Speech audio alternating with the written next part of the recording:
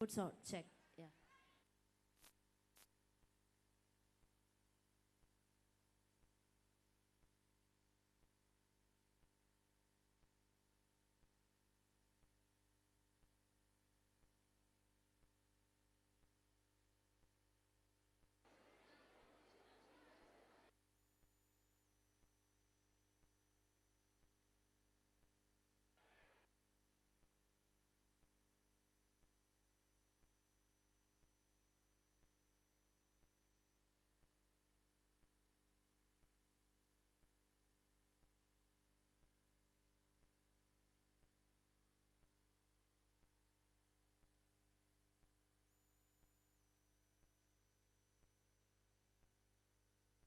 Check. Okay.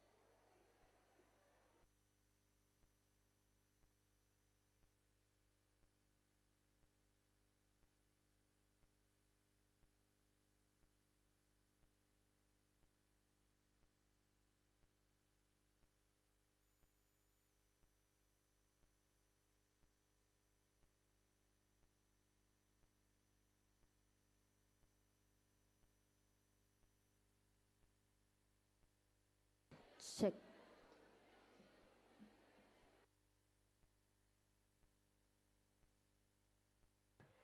Check.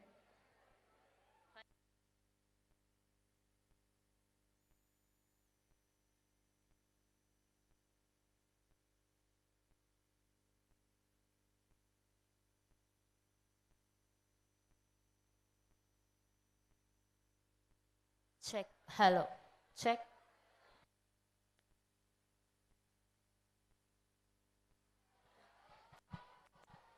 Check.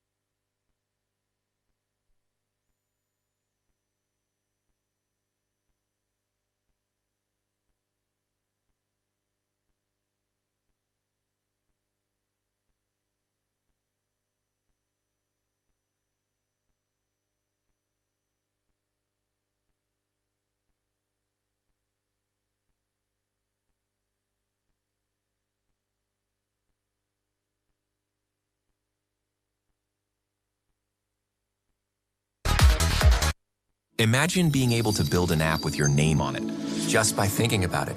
Meet Base 44, a complete AI creation.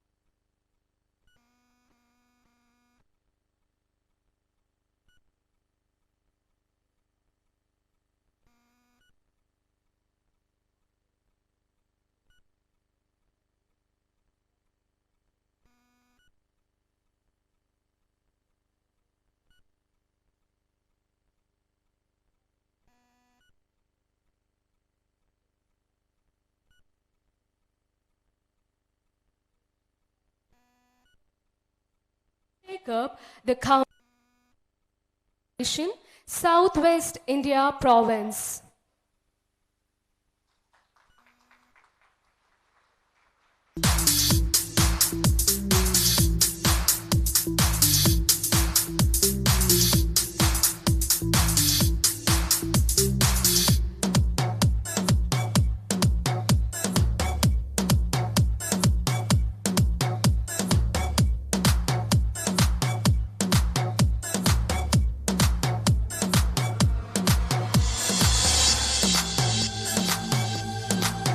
From the depths of our heart, we would like to welcome Reverend Father Santosh Kumar, the Provincial Councillor in charge of Formation, Southwest India Province and Manager of SFS College in absentia. A cheerful welcome to Reverend Father Joshi Philip, the Manager of the SFS Group of Institutions in absentia. A delightful welcome to Reverend Father Binu, the Principal of SFS College.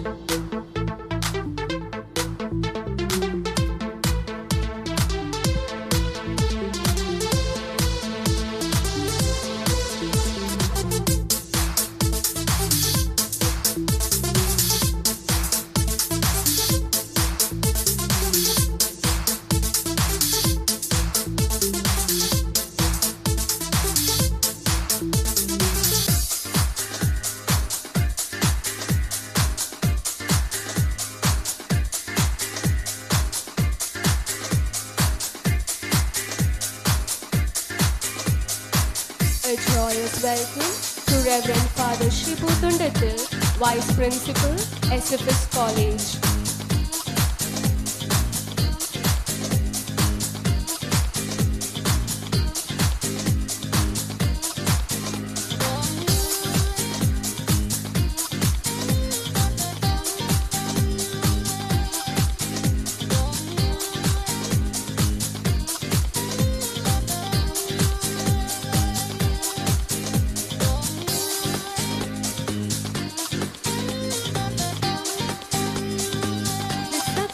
Of any competition depends greatly on skilled facilitators, and we are fortunate to have individuals of great caliber guiding our proceedings today. I would like to extend a special welcome to our esteemed quiz masters, Mr. Gautam Bose and Mr. Preetham Upadhyay. Mr. Gautam Bose is an internationally renowned quiz master and the founder of Graces, an award-winning knowledge solutions and events company. He has conducted thousands of quiz events in the last 24 years in over 100 destinations of the world. Mr. Upadhyay has been acting as a quiz master since 2016, hosting multiple quizzes for schools like Kumarins and colleges such as IIT Bombay, IIT Madras and SPJIMR and NLS. Hearty welcome to you both.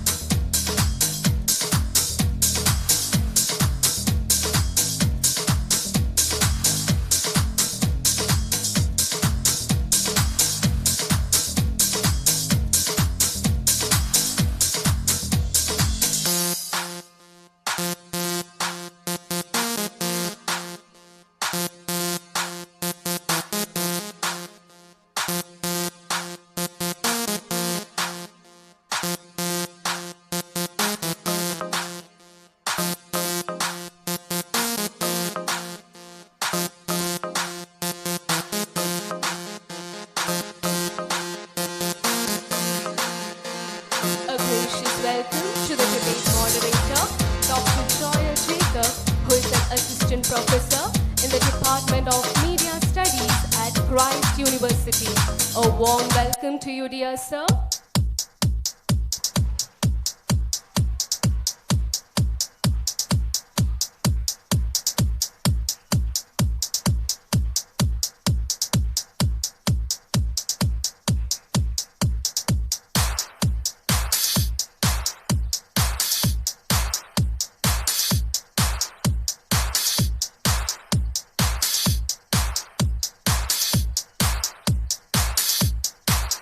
cheerful welcome to our honorable judges who have graciously agreed to officiate today's competition. Dr. Tenambora, Ms. Twinkle Sarah Joseph, and Dr. Edukrishnan PT. Dear judges, your expertise, fairness, and engaging presence will ensure that our participants have an enriching and memorable experience. Welcome, dear judges.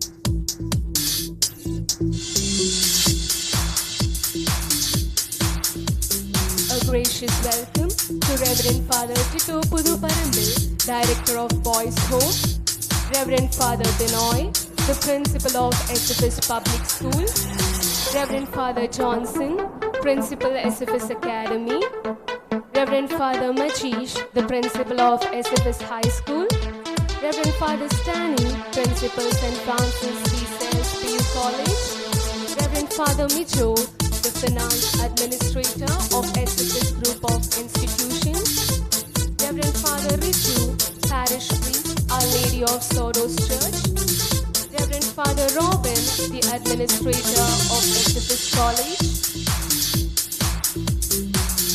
Reverend Father Witten, the Warden of SFS Boys Hostel, Reverend Father Anil Kiran C, the Assistant Parish Priest, SFS Church, Dr. N. Jodi, former Principal and Executive Director of Rajagiri Group of Institution,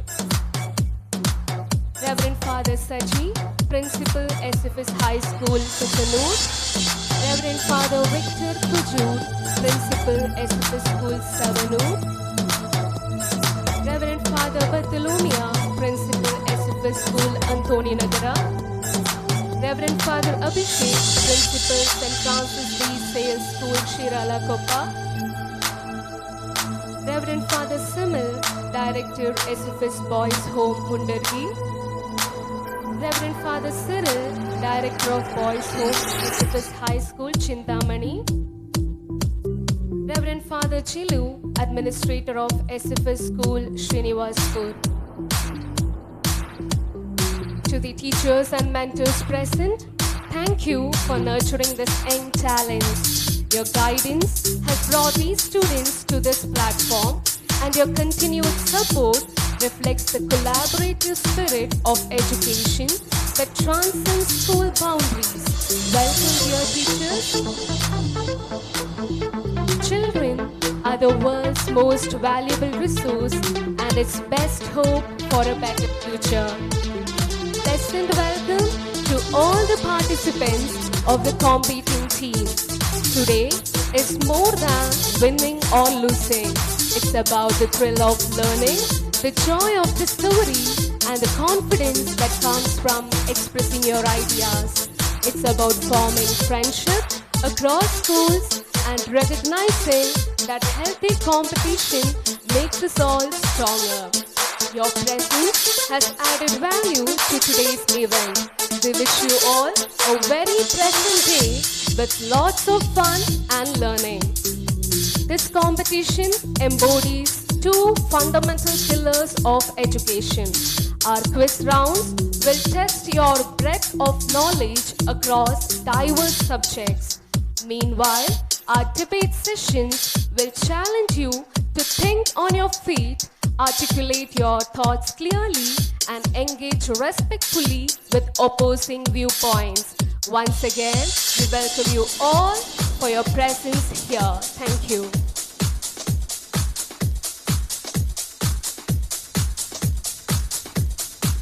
Thank you, ma'am, for a heartfelt welcome. May I now take the honor of inviting our esteemed dignitaries to kindly come forward and light the lamp.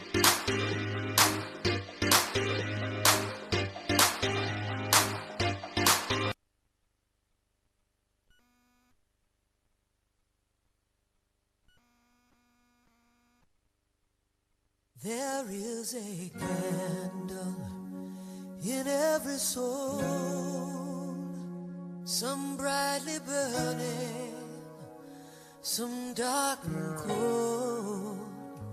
There is a spirit who brings a fire, ignites a candle, and makes his home.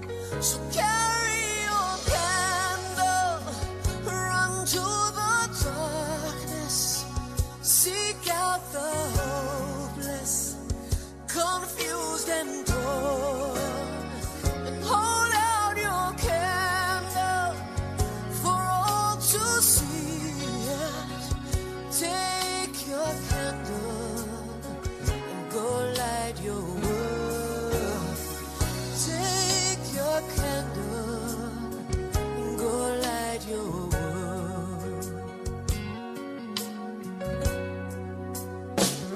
Frustrated brother, see how he's trying to light his own candle some other way. See now your sister, she's been robbed and lied to, still holds a candle without a flame. So carry your candle, run to the darkness, seek out the Lord. Thank you, dignitaries, for lighting the lamp and marking the beginning of this event with such grace.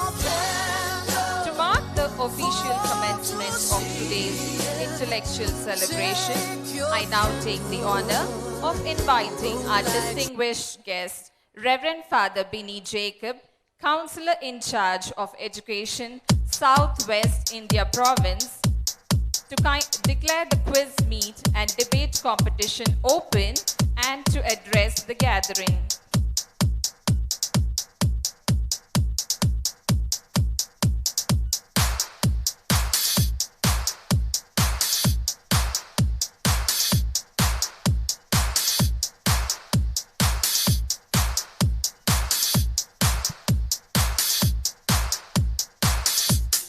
Dear Reverend Fathers, respected teachers, the officials of this event, and you, my dear students.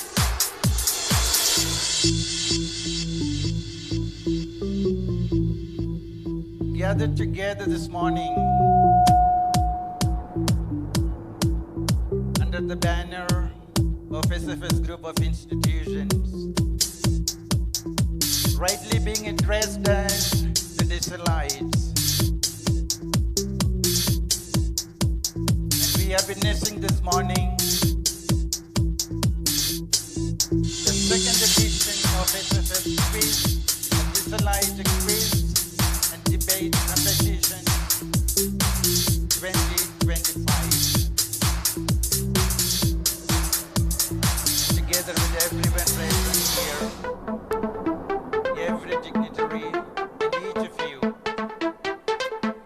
let me take this opportunity to welcome you all.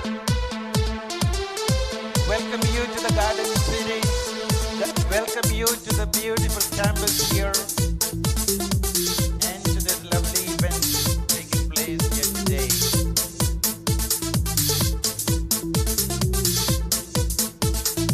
You know, it is said, ideas rule the world, and the extent of knowledge makes one really powerful. And power enables you to command. A well-known debater by name, Margaret Heffernan, she says, for good ideas and innovation, you need human interaction, argument, and debate. And my dear students, that forms the rationale behind these events taking place. And over to the very activity, these two competitions themselves. Looking at it, I would say, you find possibilities to succeed beyond the classroom. It helps you to go beyond the textual comprehension and relate to the world of application. Helps you to think outside the box and really know the why and the what of anything that comes on your way. And that's the most important thing in anyone's life, to know the why and the what of anything. And rightly do we call it the presence of mind. You attend any leadership programs, any trainings, you are being trained this particular terminology, particular virtue, capacity. That is to have the presence of mind in anything what you do, wherever you are. And I would say rightly, events such as quiz, debate, etc., are enabling you to possess such quality in life.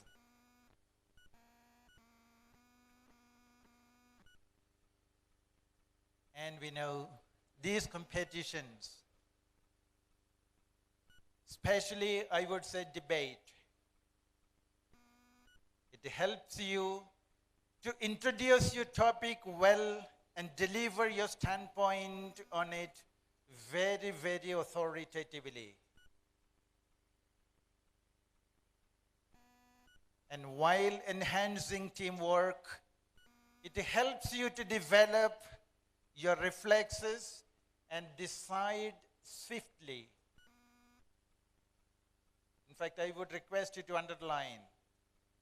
It would help you to deal with your own reflexes and act on such reflexes swiftly in decision making. And that adds a lot to each individual's life.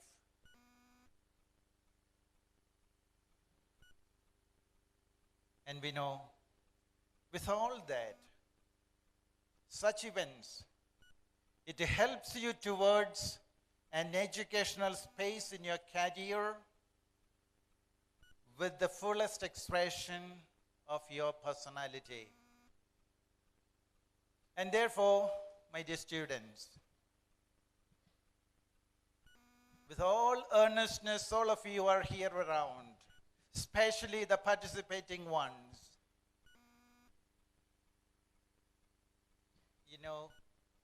Your principal, your teachers, your colleagues, your companions, every one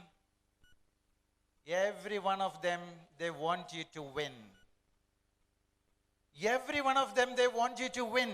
They are just behind you, offering all the moral support required for you. And you know the reason why? Because the world order is such. The world order is such that success remains only as the yardsticks of recognition. If you want to be recognized, you need to succeed in life and show yourself as someone distinct. And therefore, having said that, keep in mind, remind yourselves, you are representing your particular institution. You are representing the whole weight, the whole load, the whole name of your institution is on your head, on your shoulders.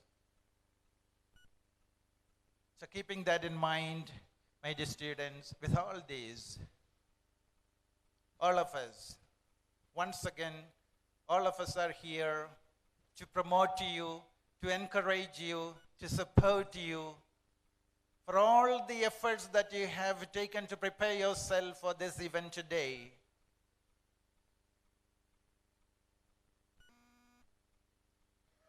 And with all of us present here, wish you the best of best in all what happens today.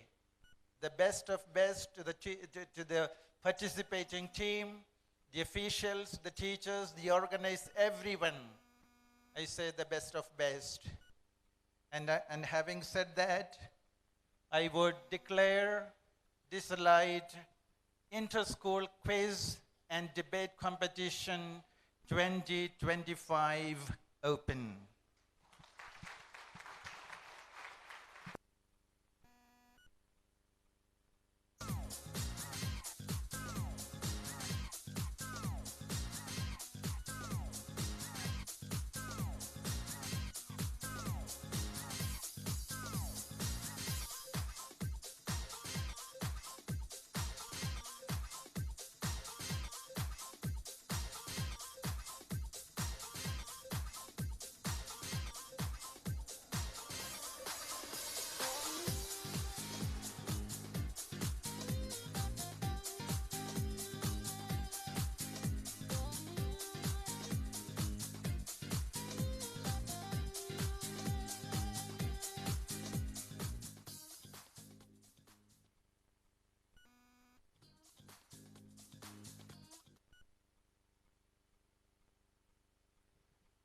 On behalf of everyone gathered here, I thank Reverend Father Benny Jacob for declaring the quiz meet and debate competitions open and for your meaningful address.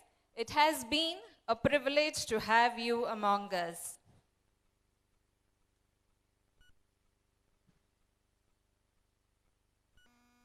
Now it's time.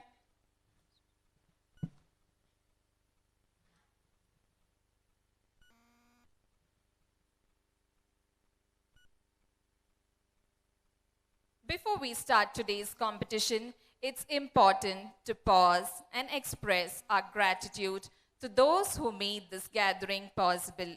May I invite Ms. Dilna to deliver the vote of thanks.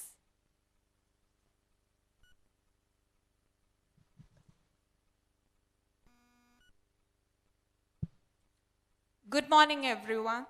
It's my honor and privilege to propose the vote of thanks on this special occasion, the inauguration of the Desalite Inter-School Quiz and Debate Competition. First and foremost, our heartfelt thanks to our quiz masters, Mr. Gautam Bose, Mr. Preetham Upadhyaya, and our debate moderator, Dr. Joel Jacob. Your presence has truly added prestige and inspiration to this event. A sincere note of gratitude to our judges, Dr. Tinam Bora, Ms. Twinkle Sarah Joseph, and Mr. Yadu Krishnan PT.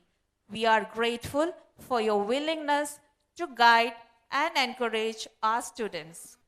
We are especially thankful to Reverend Father Benny Jacob, Reverend Father Santosh Kumar, Reverend Father Joshi Philip, Reverend Father Binu, and Reverend Father Shibu for their gracious presence and blessings. We also extend a warm word of gratitude to all the principals, vice principals, administrators, parish priests, assistant parish priests, and directors of various institutions who are with us today. Your leadership and encouragement mean a great deal to this event. To all the teachers, thank you for preparing and motivating the students to shine on this platform. And of course, to our participants, Desalites, your enthusiasm and energy bring life to this event, and we look forward to seeing you showcase your talents. We extend our sincere thanks to Reverend Father Binu and his team for availing us the college facilities and premises to host this wonderful event.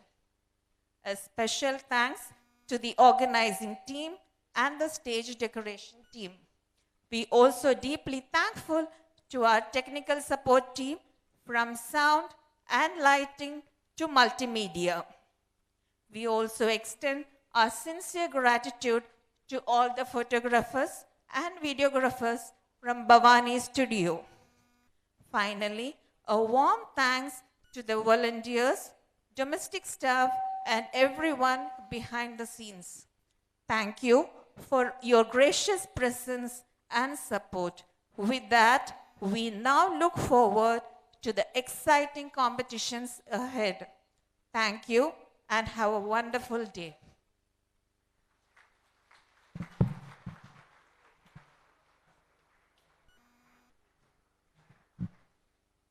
Thank you, ma'am, for the vote of thanks. Before we move on to our respective venues, I request all the teams to gather near the stage for a photo session. We shall begin with the quiz teams. I request all the participating quiz teams to come on to the stage for a group photo with our dignitaries.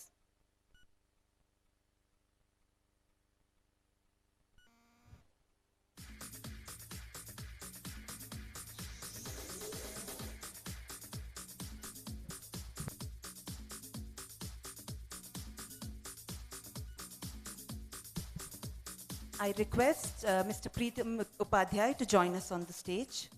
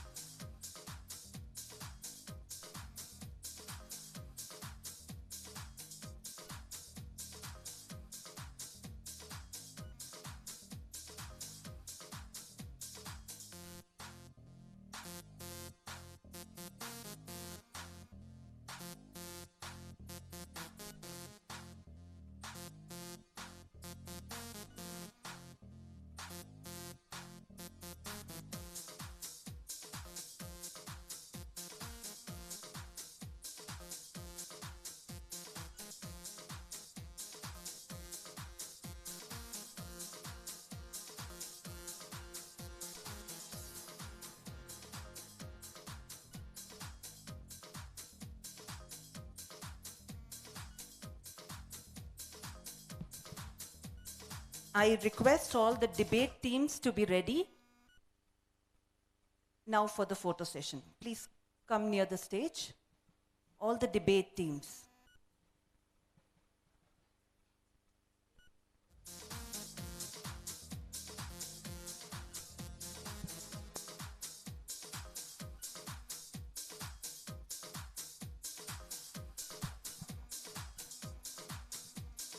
I request all the judges for the debate competition to kindly join us on the stage for the photo.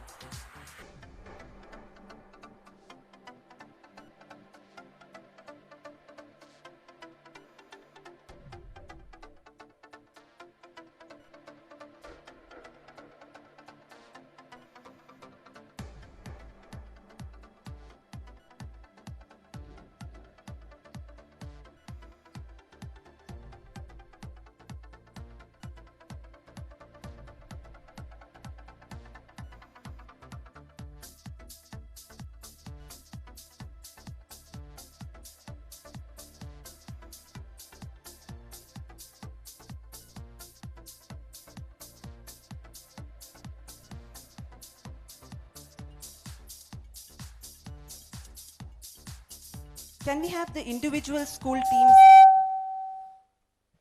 Can we have the individual school teams up next for the photo?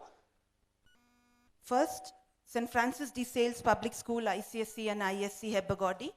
I request the accompanying teachers to join the team for the photo. Debate team, stay up. ICSE.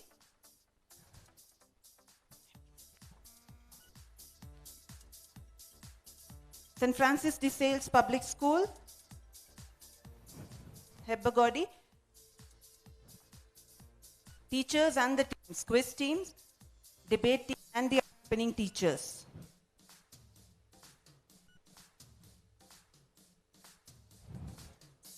Next step is SFS High School, Hebbagodi. School team accompanied by the teachers. Quiz team. I request the principal also to join us for the group photo.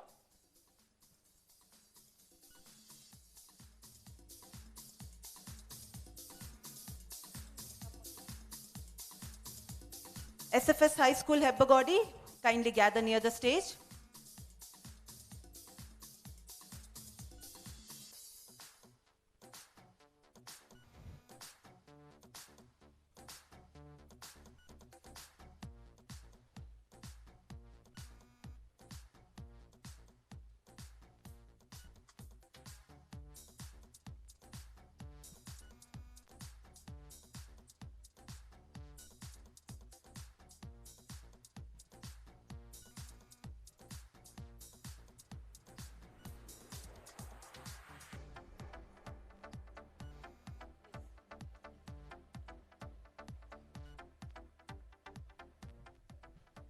After SFS High School, Hebbagodi, SFS Public School and Junior College, Etmanur.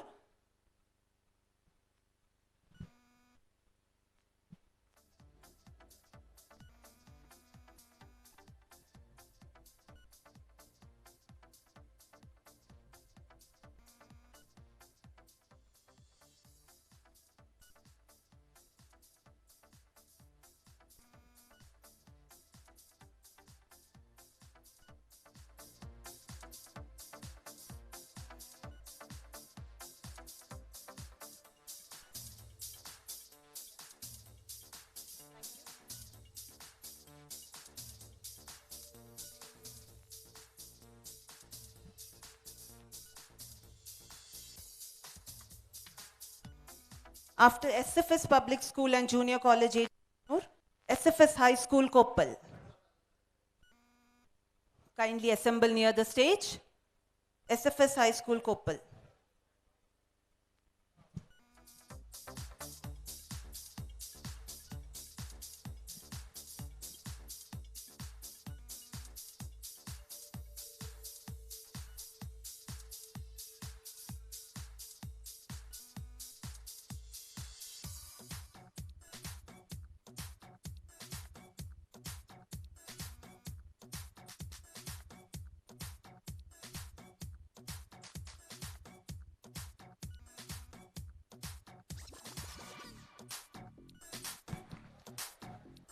Can we have the team from SFS High School, Koppal?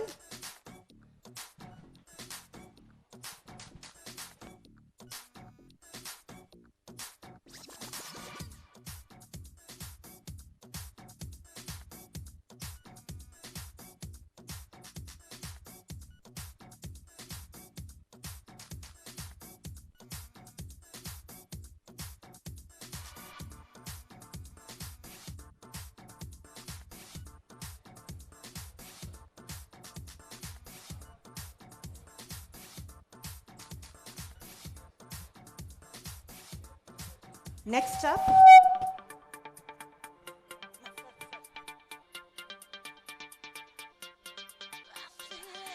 up, we have St. Francis de Sales Public School, Kengeri. Can we have the school team and the teachers near the stage?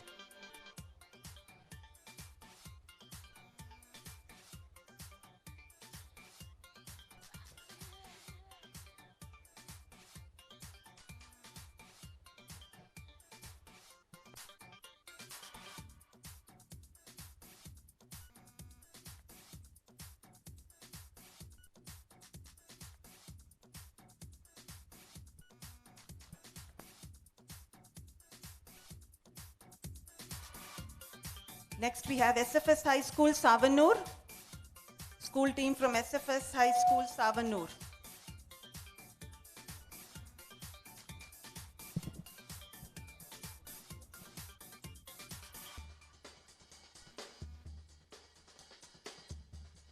SFS High School, Savanur. After that, SFS High School, Chintamani. SFS High School, Chintamani is next.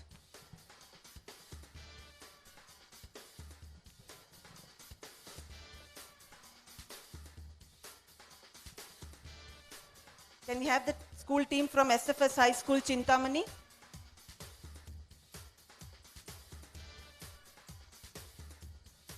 Next, we have SFS High School, Anthony Nagara. SFS High School, Anthony Nagara. School team from SFS High School, Anthony Nagara. Can we have you near the stage? SFS High School, Malur. SFS High School, Malur.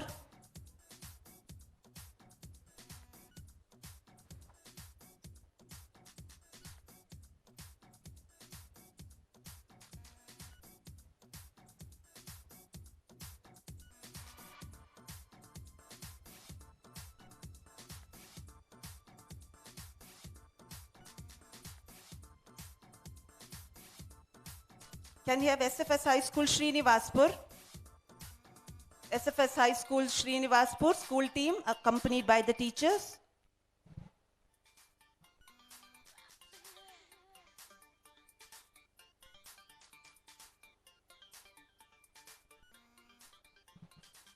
After that, we have SFS High School, Kukunur.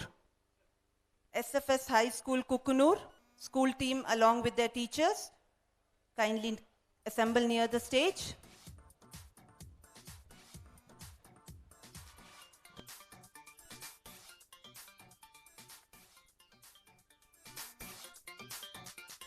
SFS High School, Kukunur.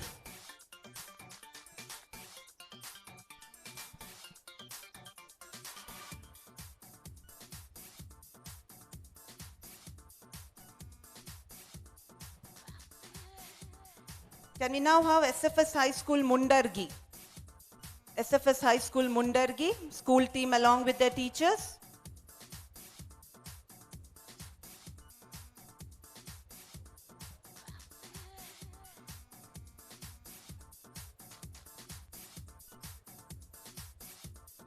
School team from St. Francis de Sales School, Shirilakoppa. St. Francis de Sales School, Shirilakoppa, school team along with the teachers. Kindly assemble near the stage.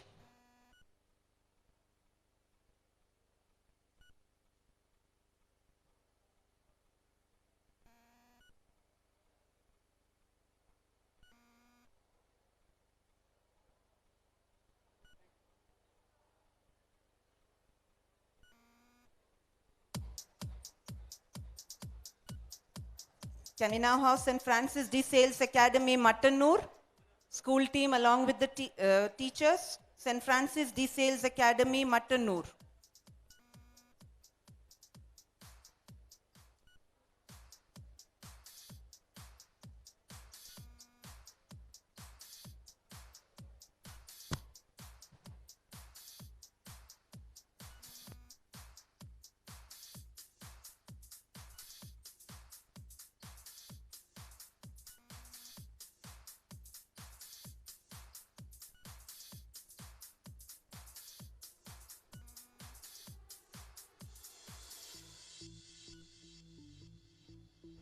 Can we have SFS Academy, Hebagodi, school team along with the teachers.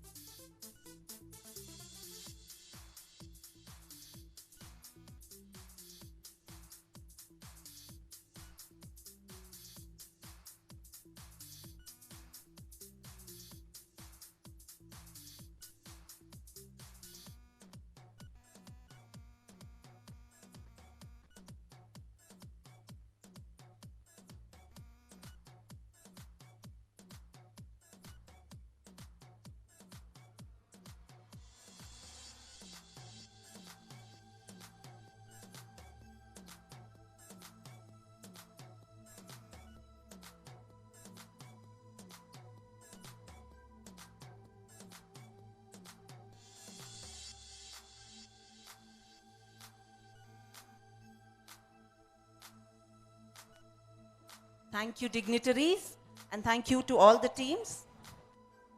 I request all the participants to move on to the respective venues.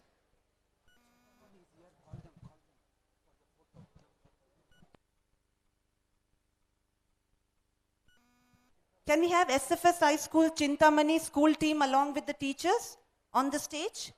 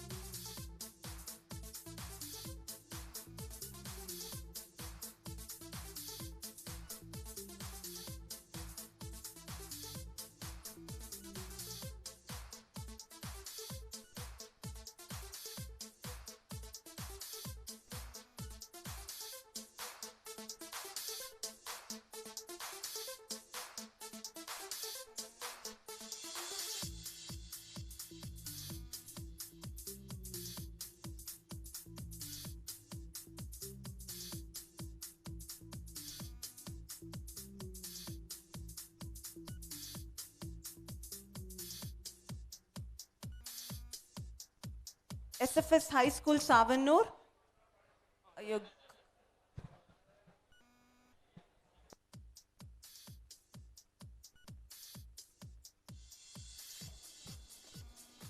Any school who has missed out the opportunity to take the group photo are requested to assemble near the stage. Any school teams who missed out the opportunity?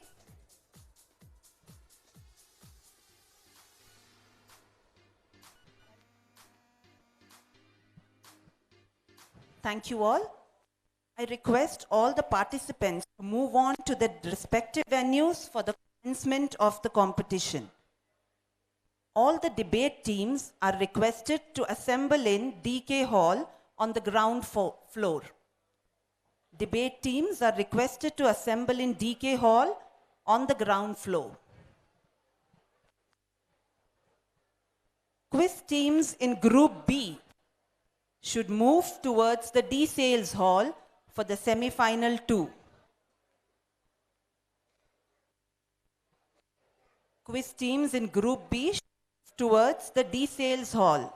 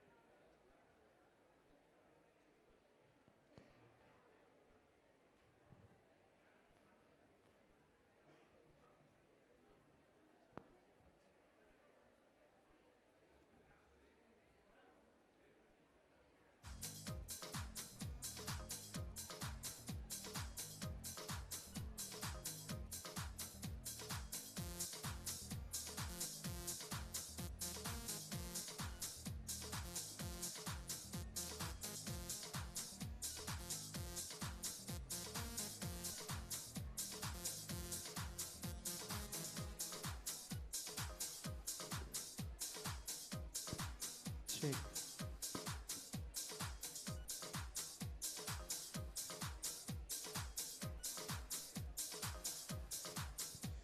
Check.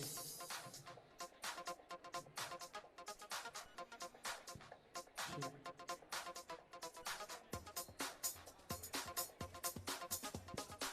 Check. Check.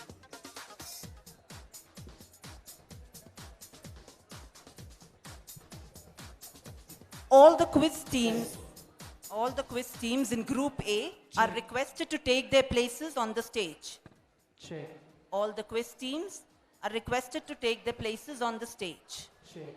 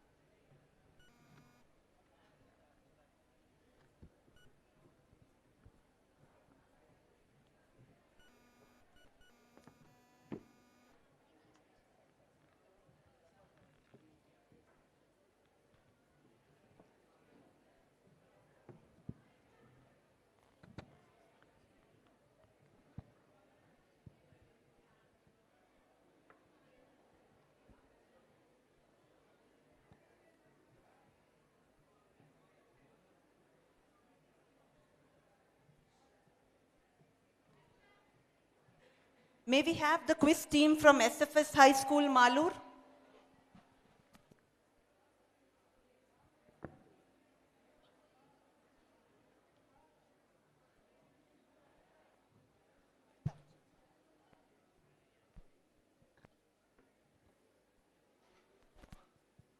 Now it's time to meet the brilliant minds who will guide and evaluate today's proceeding. May I invite Ms. Seena Valsraj to come forward and introduce the quiz master.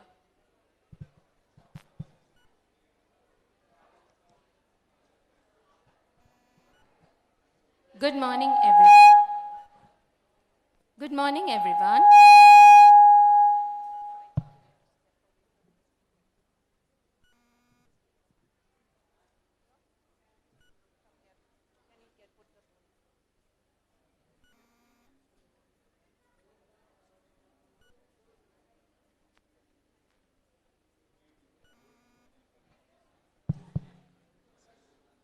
Good morning, everyone. On behalf of the SFS Group of Institutions Electronic City, it is my proud privilege to extend a warm and heartfelt welcome to all gathered here for this exciting Desalite Inter-School Quiz Competition 2025. Today, we are truly honored to have with us our distinguished quiz master, Mr. Gautam Bose, whose name is synonymous with quizzing excellence across the world. Apart from being an internationally renowned quiz master, he is the founder of Grey Cells, an award-winning knowledge solutions and events company.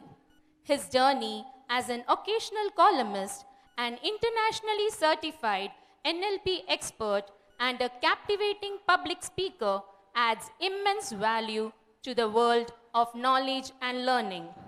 With over 2 decades of experience, having conducted thousands of quiz events across more than 100 global destinations, and with his programs featured on national television and radio, his presence here is indeed an inspiration to our students. It is a matter of great pride for us that eminent personalities such as Dr. APJ Abdul Kalam, Dr. Raghuram Rajan, Srimati Sheila Dikshit, and Sri Mukesh Ambani have admired and appreciated his work. We are delighted to welcome you, sir, and we look forward to an enriching and entertaining experience under your guidance today. Let us put our hands together to welcome Mr. Gautam Bose with a big round of applause.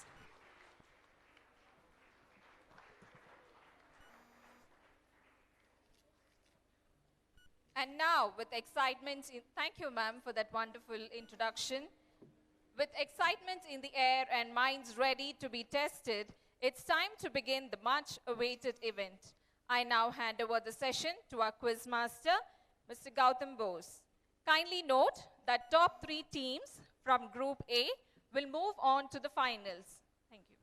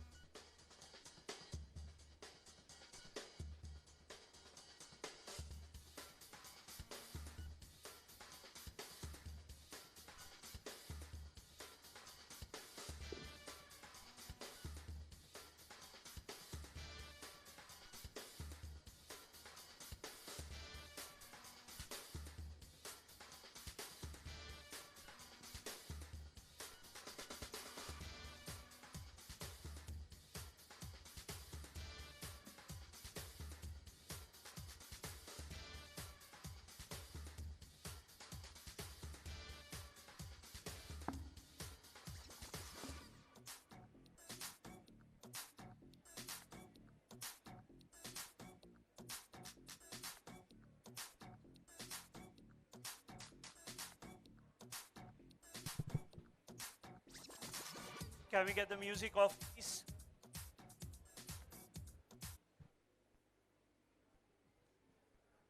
So, good ladies and gentlemen, on behalf of the host school, it's my proud pleasure and privilege to welcome one and all to the quiz and debate competition. As it has been told to all of you, we are going to start with what we are calling as semi-final. So this is the first semi-final that we'll be doing right now. But before we start with the formal proceedings, may I kindly request you to do something. I'm given to understand there are teams who have come from far and wide, and I've been doing this for a while. When I say for a while, it's close to 3 decades, and I've never seen this pomp and show. What a wonderful way to begin the quiz. So for all of you who have come from outside the city, may I request all of you to please clap for the host school for putting up this wonderful, wonderful show. Thank you indeed. Right. So we are going to start with the formal proceedings in about 5 to 10 minutes.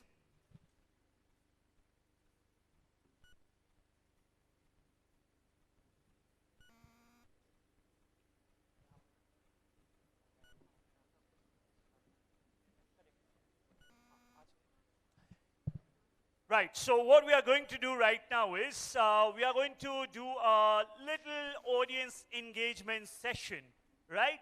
So I'm going to ask some random questions. Whoever wants to answer, just be a little polite about it. Raise your hand. Do not use your vocal cords to answer. Raise your hand. I'll try and give an opportunity to as many people as I possibly can. And the coordinators have told me there are some audience prizes as well, so we are going to try and arrange for some audience prizes, right? All of you up for it? Yes? Fantastic. People who are manning the sound dock, can you bump up the volume, please? Volume badhaiega iska, please. Increase the volume. Thank you. Okay, so to all of you here, how many of you are cricket fans? Raise your hand. Cricket fans. Oh, fantastic. Good. Okay, let me find out somebody. How about you? Stan, what's your name? The one before you? Yeah. What's your name? Manoj. You are from which? You are from the host school? SFS High School. Okay, Manoj. Let's check your cricket quotient. All right? Don't be shy. It's going to be an easy one. I haven't thought of a question yet, but let me put something easy to you. Give me the name of the Indian cricket captain. So those words are important. Indian cricket captain who has scored the most runs in one single test series. Come on, Manoj, go for it. There's all of you quiet, quiet, quiet. It's for Manoj. Others, if you want to answer, raise your hand. Don't exercise your vocal cords. Manoj, don't ask anybody. Take a guess, take a guess. Virat Kohli, that's your answer. First of all of you, give a round of cheer for Manoj. Clap for him. Okay, now Manoj. Manoj, 2 pieces of news, one good, one bad. The good news, thanks for trying. Virat Kohli happens to be one of my favorite cricketers. Now the bad news, yeah, we can give a prize for a wrong answer. It's not always that we do that. But Manoj, since you answered the first one, a wrong one nevertheless, we'll give you a prize. But Virat Kohli is the wrong answer. So the question is still alive. Who wants to answer? Raise your hand. Okay, let's see. How about you? What's your name? Ritesh. Ritesh, you can put your hands down, not on your hips. Yeah. So Ritesh, do you need an option or you know the answer? You know the answer. You sound confident. Okay, what's your answer? Is it? I don't know. You need to tell me. You think it's Rahul Dravid, a Bangalore boy. Again, good try, but not the correct answer. It's still on. Let's go to this side now. I've given 2 tries to this side. How about to the left-hand side? Any of the girls who wants to answer this? Okay, let's go to you. All of you, quiet, quiet. You need to quiet. That's your name, Sachin? Okay, your answer is Sachin Tendulkar. All good guesses. I haven't yet got the right answer. I'll give you a clue now. This is fairly recent. Last try. Yes, okay. Muhammad Tahir, what's your answer? Shubman Gill says Muhammad Tahir. So there are like what? 200 people inside this auditorium, roughly. I request all of you to clap together for Muhammad Tahir. What a good answer that is. Well done. Where are the prizes? Come on, let's give some prizes. Well done to you. Take only one, Muhammad Tahir. All right, another one. Let's do another one. This is easy. I'm sure you want to start with this child, right? Yesterday, how many of you are aware that yesterday Apple had its annual launch of products? Many of you are aware. You are aware? Okay, good for you. For the first time ever, all of you listen up on the question, right? Let me first ask the question, hands down. So Apple, for the first time, has introduced a new variant of the iPhone. What is the name given to this new variant? Come on, go for it. No, not out of 10. Take a guess. It's called iPhone what? That's not new in that sense. I'm saying in the product lineup, it's for the first time they have introduced something new. Are you going to take another try? No? Okay, let's pass it across. You want to take a try? Go for it. Air. Your answer is iPhone Air. What's your name? Fair enough. What's your name? Chauhan. That's a short and sweet name, Chauhan. All of you clap for him. Good answer. Yes, that's Air. Why still standing, Chauhan? Prize? Give you a prize. Ma'am, where are the prizes? I'll help you out. Chauhan, tell me something. What is your favorite number between 1 to 5? 3. I'll give you 3 prizes. Come on, clap for him once again. 1, 2, 3. You're good at cricket? Here you go. 1, 2, 3. Well done. Okay, let's do some more questions. How about now, right at the back? They haven't got an opportunity yet. Yeah, all those curious-looking people, all right? You. Right there in the middle. Stand. What's your name? Sorry? Okay, can you come up here, if you don't mind? Welcome, my friend. Thank you for coming to today's quiz. And what's your favorite subject? Maths. Maths. Fantastic, fantastic. Okay, and beyond studies, what are your hobbies? I like playing football and I like reading like mystery novels. Mystery novels and playing football. Fantastic, both good hobbies. So what we are going to do is, probably, we are going to ask a question from the world of sports, because you said football is your favorite pastime, right? So here goes the question on sports. First to him, and then we'll open it up, right? So here's the question. In a particular sport, I'll be even nicer to you. I'll give you the sport as well. In the sport of tennis, lawn tennis, you know what a Grand Slam is? When somebody wins all the 4 major tournaments, right? Which is Wimbledon, US Open, Australian Open, and the French Open, right? But if somebody were to tell you what is a Golden Slam, then what are you going to add to the Grand Slam? Golden Slam. Think about it. It's not that difficult. Come on. Probably winning all the 4 twice. All the 4 twice. What, in a single year or throughout the career? Probably throughout the career.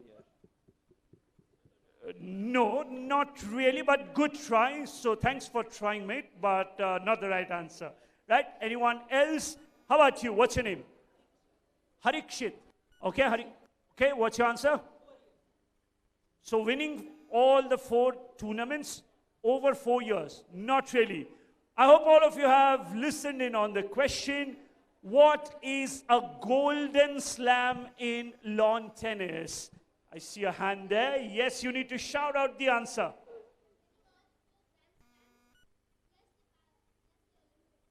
Did any of the teachers help you? No? And you are in which grade? You are in which grade? Starting in which grade? 7? You forgot? 7. Okay. What a good answer. Clap for him. What a good answer that is. Fantastic, my friend. Let's give him some prizes. I'm so sorry, ma'am. You have to do all the hard work today, right? Okay. Now, let's do it this way. Come here. You are in the limelight now. Okay.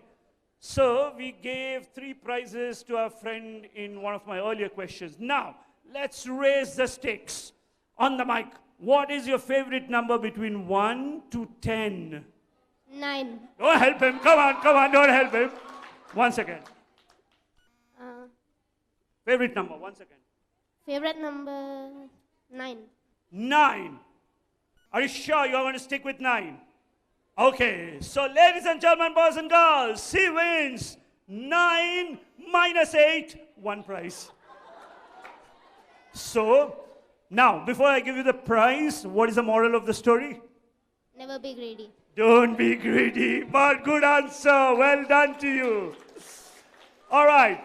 So then, ladies and gentlemen, let me tell you a few things. Now what we are going to do is, other semi-final is happening in a different venue, wherein we have 7 splendid teams fighting for a place at the finale round.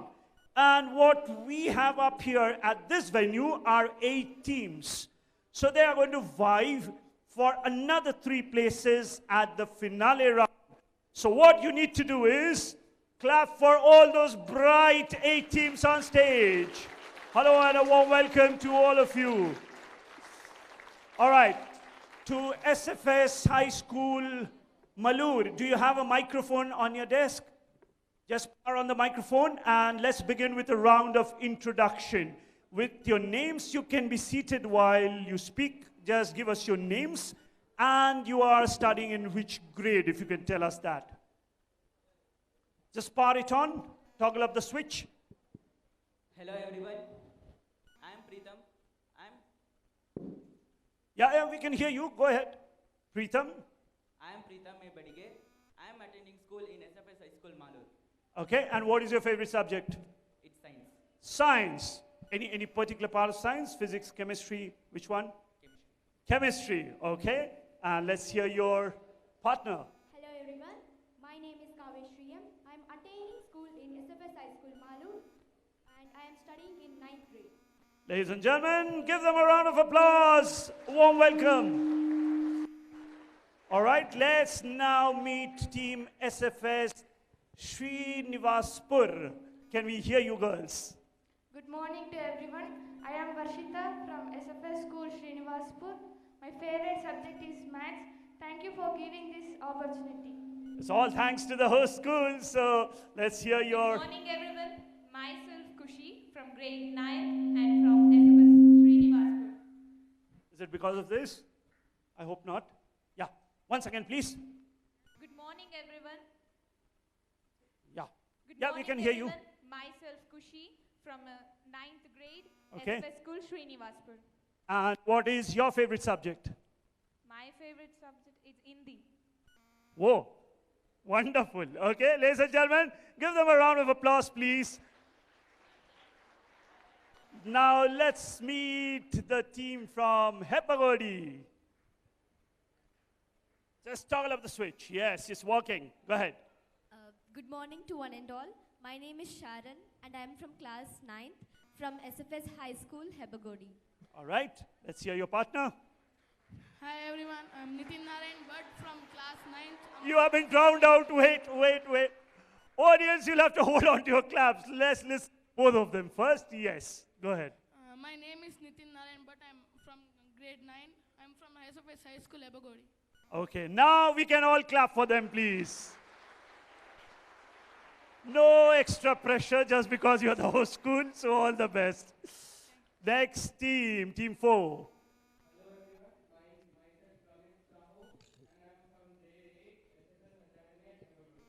Warm welcome. Let's hear your partner.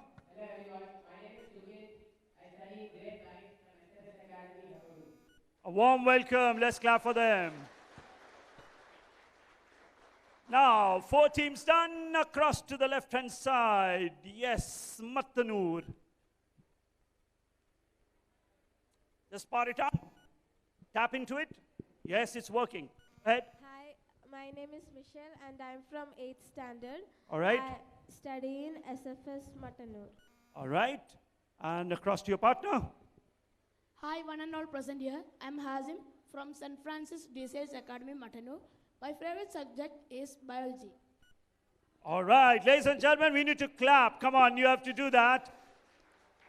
Warm welcome, team number 5. Across to team 6, who seemingly are the youngest. Let's find out. Yes, team 6. Hi everyone, my name is Utsav. I am studying 7th standard A section. I am in SFS school from Chattadalli. Are you a little nervous? Butterflies in your stomach? Yes? Don't be. I'm going to help you out. It's going to be a conversational quiz, right? Let's hear your partner. Hi everyone, I am Nikhil SK from SFS school Chattadalli. I am in 7th B. My favorite subject is science And what else? thank you one and all. It's a golden opportunity to me and my partner. You know, ladies and gentlemen, I'm going to tell you something. When I was in grade 7, I could barely speak out my name and my favorite subject. The confidence that these kids have. Come on, let's hear it for them. Well done, Nikhil. We are going to need all your confidence for the later part of the show, right? Let's hear team... I'm going to call you team 7, right? Because I can't read your name from here. Yes, now I can. Go ahead. Good morning to one and all. Myself, Sridhar. I'm from SFS High School, Mundargi. I'm studying in 9th grade. 9th grade, all right. Hello everyone, I am Rakesh. I am from class 9th. I am from SFS High School, Mundargi. All right, and what are your guys' favorite subjects? My favorite subject is physics. Physics. How about you? I don't have a favorite subject. You don't have a favorite subject. Okay. And do you generally speak monosyllabic tones? Only yes, no. You can smile, right?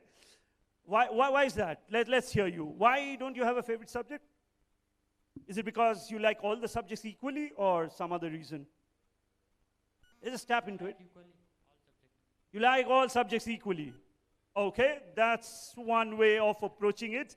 So all the best, my friend, for today's quiz, and hope you are amongst the top 3 to make it to the next round. Now, before we hear them, I'm given to understand that the seating positions have been randomly chosen. So don't make too much out of which team is team 1, which team is team 2. Team 8 might be the best team, right? So they are not last in the series as such. Team 8, let's hear you now. Good morning everyone present over here.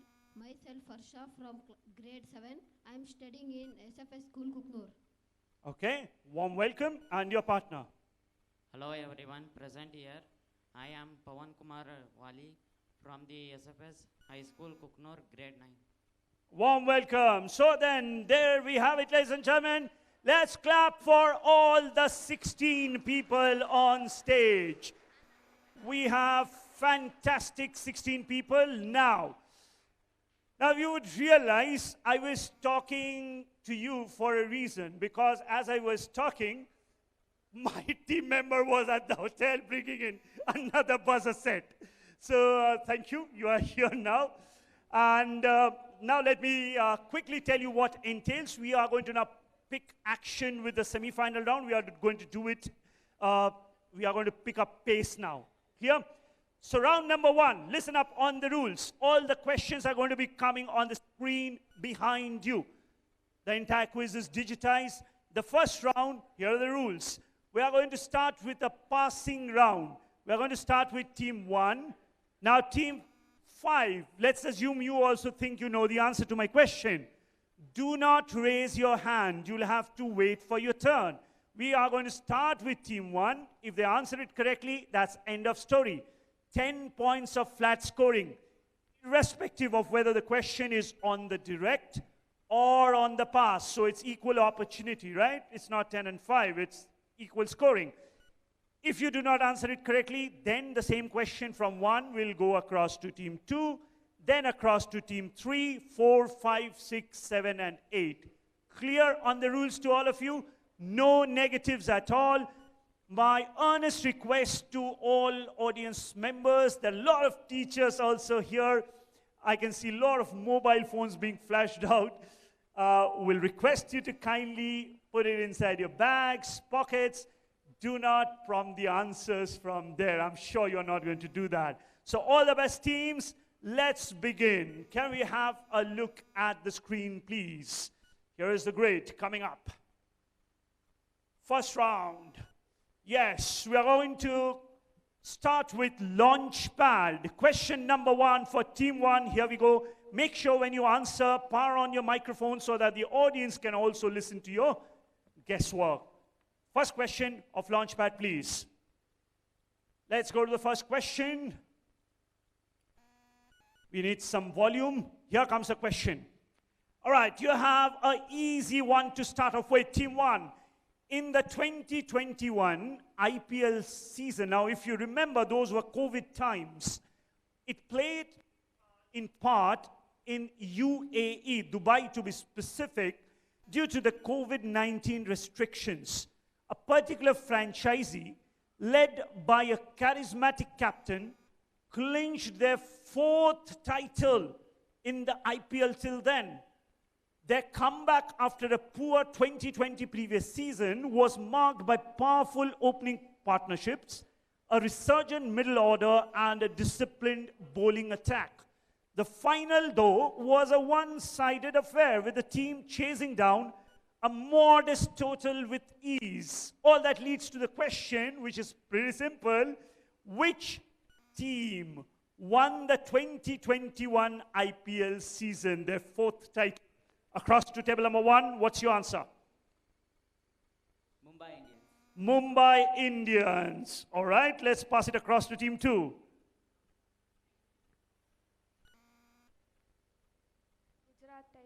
Gujarat Titans 2021.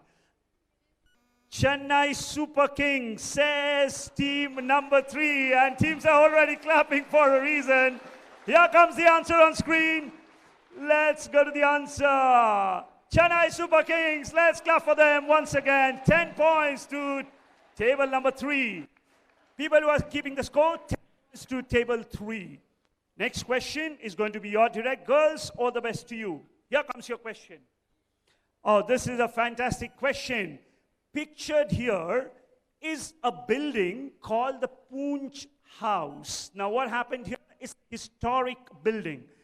This is the Poonch House located in Lahore, which is currently the seat of Pakistan's Directorate of Industries. However, almost a century ago, more than 100 years ago, can I get a better microphone, please? People who are at the sound deck, I need a better microphone, please. Almost a century ago, it was the venue of a historic trial, and in December last year, the government of Pakistan opened a gallery there to honor this particular individual. Simple question. Who was accused, who was the main accused in this particular historic trial? Think about historic people, trial almost a century ago.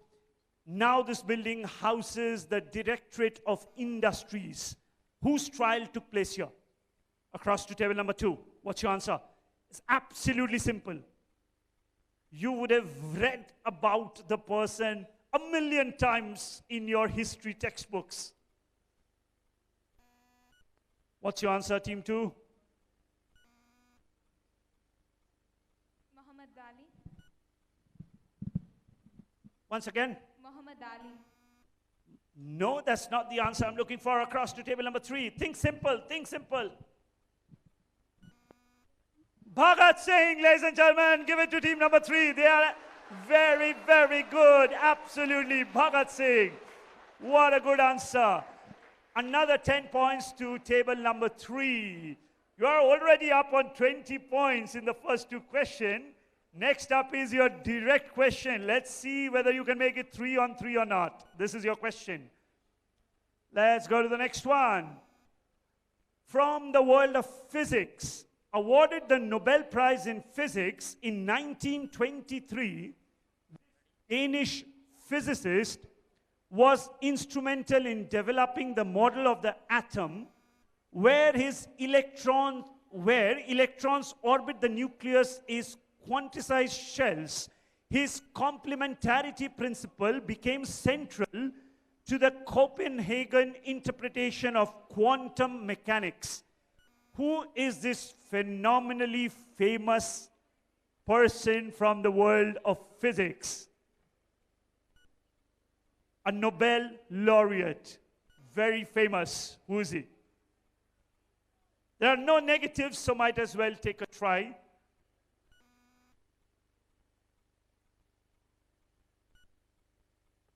Danish physicist. Only James? That could be my next door neighbor. James something more? James what?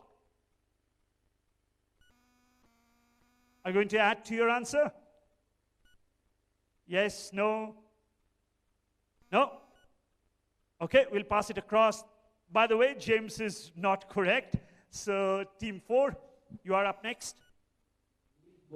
Well done, 10 points. That's Niels Bohr, absolutely. Wonderful, wonderful answer, Niels Bohr.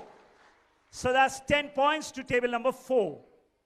Table 4, next up is your direct question. Here it comes. I have given you the description about a specific animal species. Team 4, first up to you. You'll have to tell us what animal species are we talking about.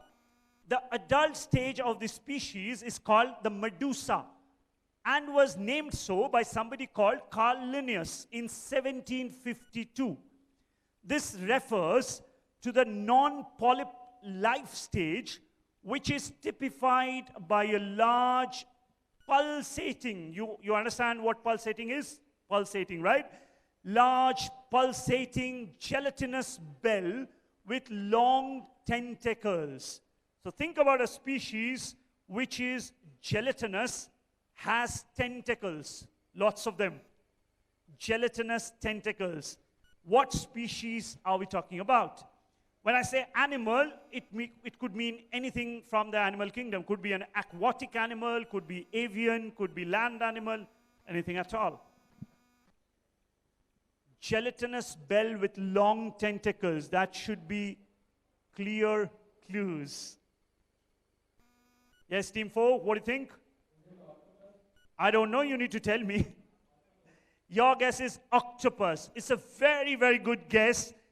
Slightly off track, so can't give you points. Let's pass it across to team 5. Jellyfish. Jellyfish, says team number 5. Ladies and gentlemen, we need to clap for them. Yes, this is the jellyfish. Absolutely. Fantastic answer. Good one. Points to table number 5. Table 5, next up is your direct question. Here we go. Oh, this is straight from your science textbook. Get your 10 points. What term was introduced by Carl Nageli in 1858, and it refers to the vascular tissue in plants which conducts water and dissolved nutrients upwards from the roots to the other parts of the plants. What is this called? Audience, you need to be quiet. I'll tell you when the audience question comes, so please be patient. Team 5, this is up for you. What do you think? Xylem. Xylem. Another 10 points. Another 10 points. Well done. Xylem it is. And great to see all the teachers pumping them up from there. So well done, teachers. This is xylem indeed. So you move up to how many points? 20, is it? Now you're on 20 points. Well done. Next question to table number 6. Here comes your question. I'm going to play out a video for you. Now this is, I've been extra nice on this video, right? Take a careful look and give us the name of the seabird. Now, team 6, listen up, listen up. Even if you are unable to identify the bird directly from the video itself, I've given in an extra clue. What is that clue? A saying in English, a metaphor, right? The name of the bird also forms a often used metaphor in English. which essentially means to, I'm not going to tell you right now because that will make it very easy. So let's watch the video. I'm sure you are going to get the 10 points. Can we play the video, please? Right, just bump up the volume a little. So when a couple gets together, they really have to make sure they're the one.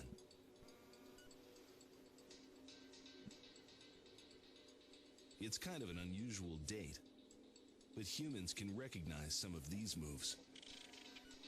Like ballroom dancers, the birds synchronize their movements.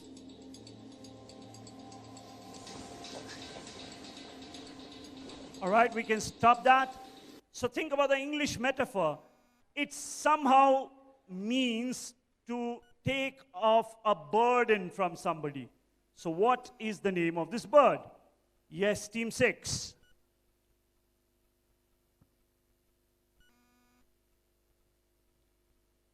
Just to remind you, no negatives at all, so don't pass. If you don't have an answer, might as well say crow, peacock, whatever you want. Yes? Passing? Come on.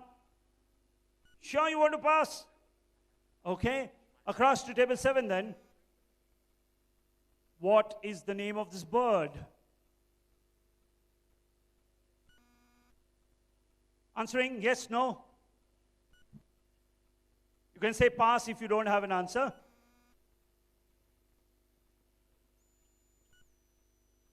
Maybe seagull. Seagull. That's a good guess, but incorrect. Table 8. Giant albatross. Giant? Albatross. Albatross. Albatross is what you mean. Good enough. 10 points. Yes. Albatross. Absolutely. So what is the metaphor? Anybody in the audience? What is the metaphor, English metaphor that I was talking about? Anyone? Audience prize. Come on, raise your hand. You need to raise your hand, otherwise I can't give you audience prizes. Albatross around the neck, right? The metaphor is albatross around the neck. Next question, the penultimate question of this round is for table 7. This is your question. What was officially inaugurated by King George V on November 12, 1930 in the Royal Gallery House of Lords at London and chaired by the Prime Minister?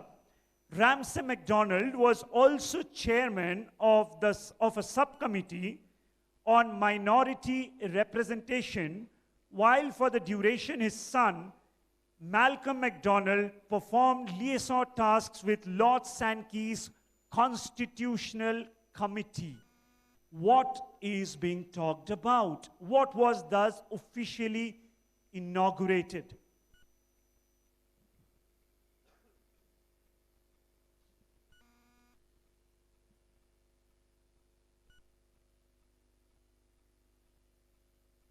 Something that has some connection with Indian colonial history as well. Think about Indian colonial history.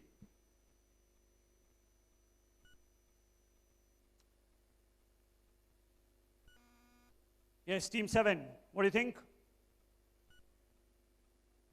Don't pass unilaterally, you need to discuss with your team member.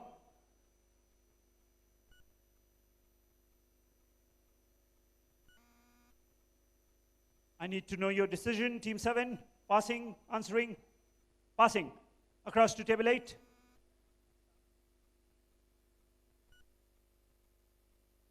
Any guesses? No? We'll pass it across to team 1. Use the mic though. No? Table 2.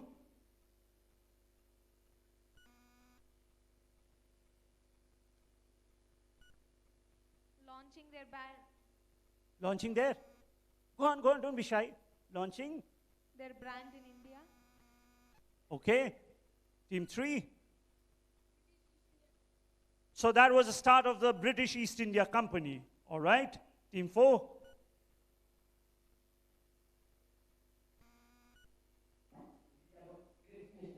The Cripps mission is a good guess.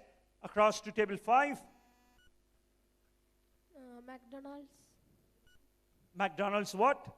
McDonald's burger? Inauguration. McDonald's inauguration. All right. How about Team 6? You are the last in line.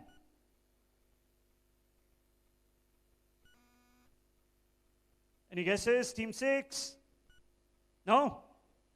All right. So bounces back to the audience. Anyone in the audience for an audience prize? I see a hand there. You have already won a prize, but I'll give you a try. Go ahead.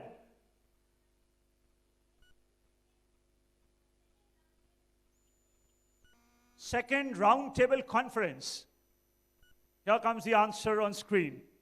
Let's go to the answer. It is not the second one, but the first one, but do clap for him. Well done, well done.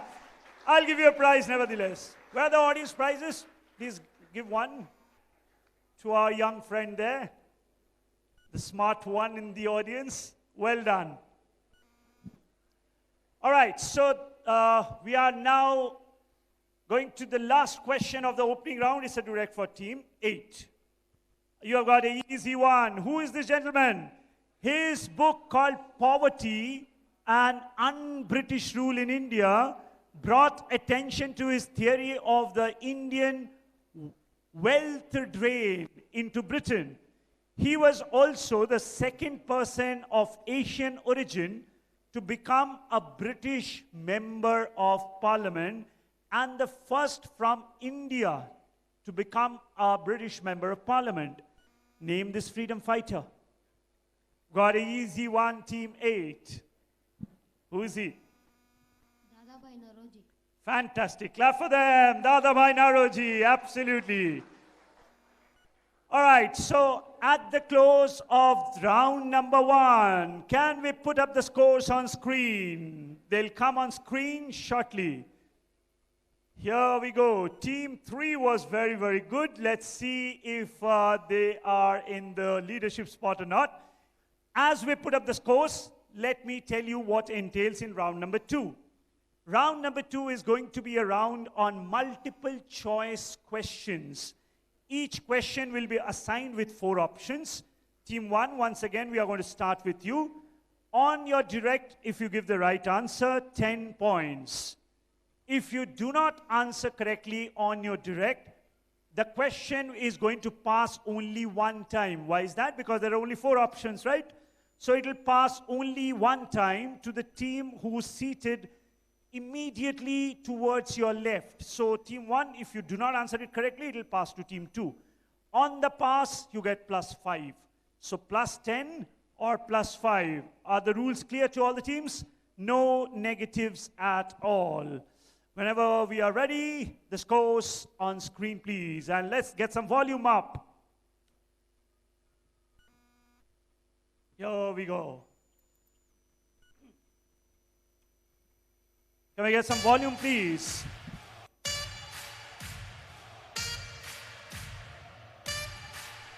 Audience, what happened to the clapping? Come on, let's clap.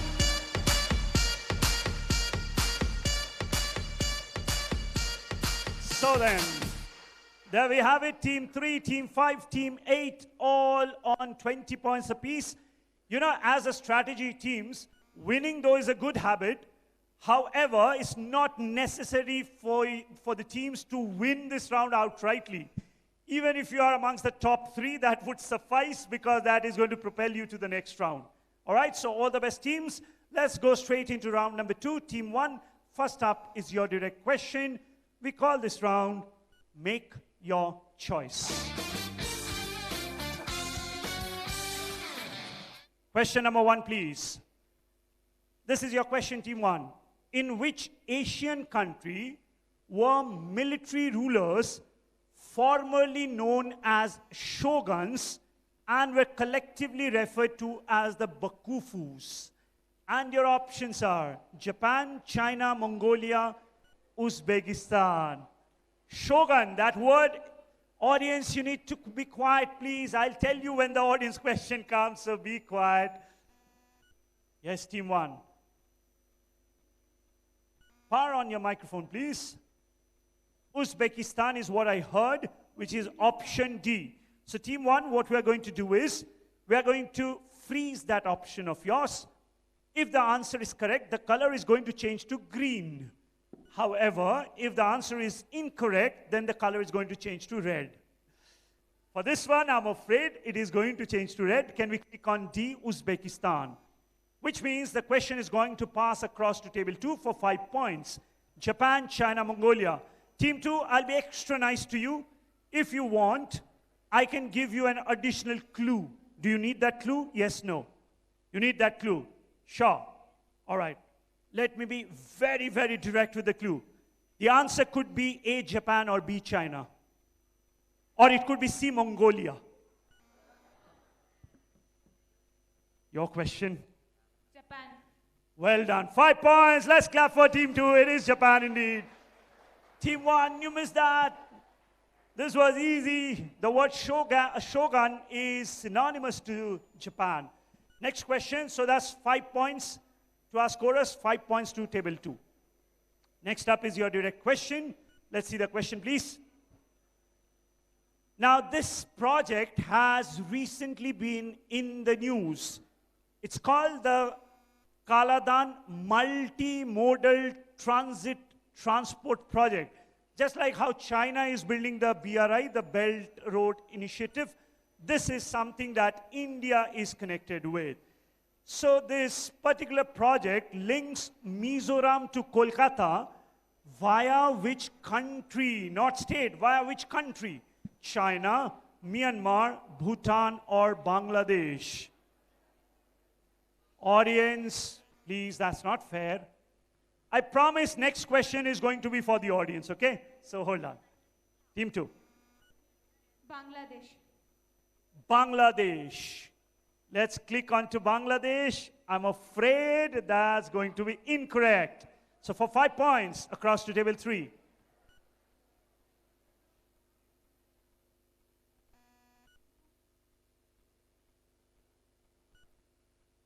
I'll relay that answer, don't worry. Bhutan, I'm afraid, is also incorrect. Let's click Bhutan. So audience, 50-50 chance. Raise your hand. Who wants to answer? You have to have strong vocal cords. How about the gentleman there? Yes. Just beyond. And what's your name? Fantastic. That's the right answer. Clap for him, please. Myanmar. Okay, and as I promised, one audience question this side. Listen up on the question. KP Sharma Oli was the prime minister of a certain country until 10 hours ago. Prime minister of which country? Raise your hand, raise your hand. Father, you want to answer? Go ahead. Nepal. So God bless the people of Nepal. Let's clap for Father here. Well done. And can we give a prize to Father, please? Bring up the audience prizes, please. That's the protocol. Whoever answers it correctly gets a prize. Let's clap for Father, please, once again. Well done, Father. That's Nepal. Absolutely. All right, next question is for Team 3. The Persian Gulf is connected to the Arabian Sea through which of the following straits? Strait of Hormuz, Strait of Malacca, Strait of Georgia, or the Strait of Gibraltar? Quickly.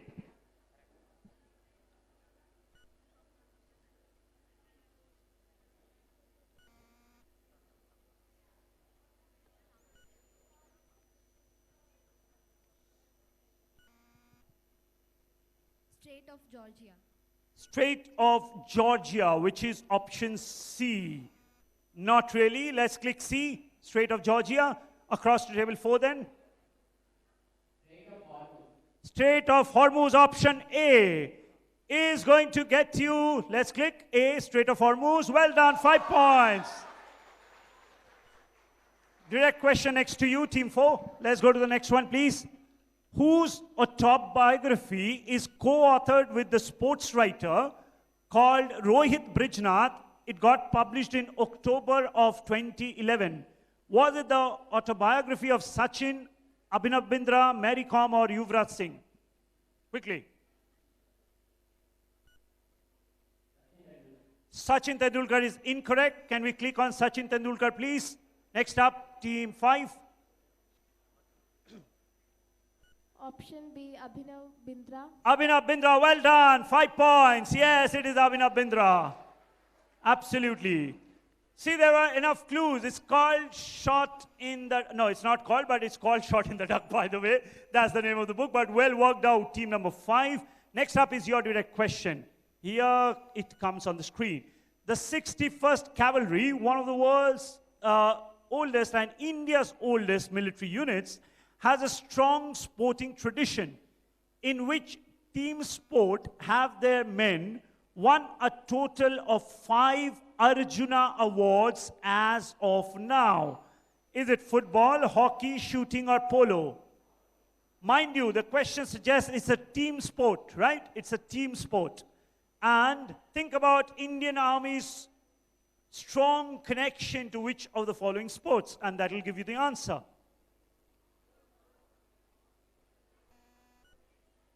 As of now, 5 Arjuna Awards.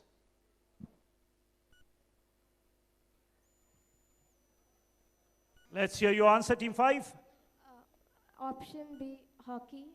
Option B, hockey. That would have been obvious guess, but that's incorrect, I'm afraid. It's not hockey. For 5 points to table number 6. Option C, shooting. Shooting. Shooting generally is an individual sport, though there are certain team formats, but generally it's not a team sport, so that's incorrect. The correct answer is... Yes, polo is the right answer. Let's go to polo. Next question for table number 6. Can we go to the next one, please? Which European river flowing through 10 countries and 4 capital cities is one of the continent's longest rivers, which eventually drains into the Black Sea? Is it the river Rhine, the river Volga, the river Seine, or the river Danube? Flows through 10 countries and 4 capital cities, mind you. Which river is this?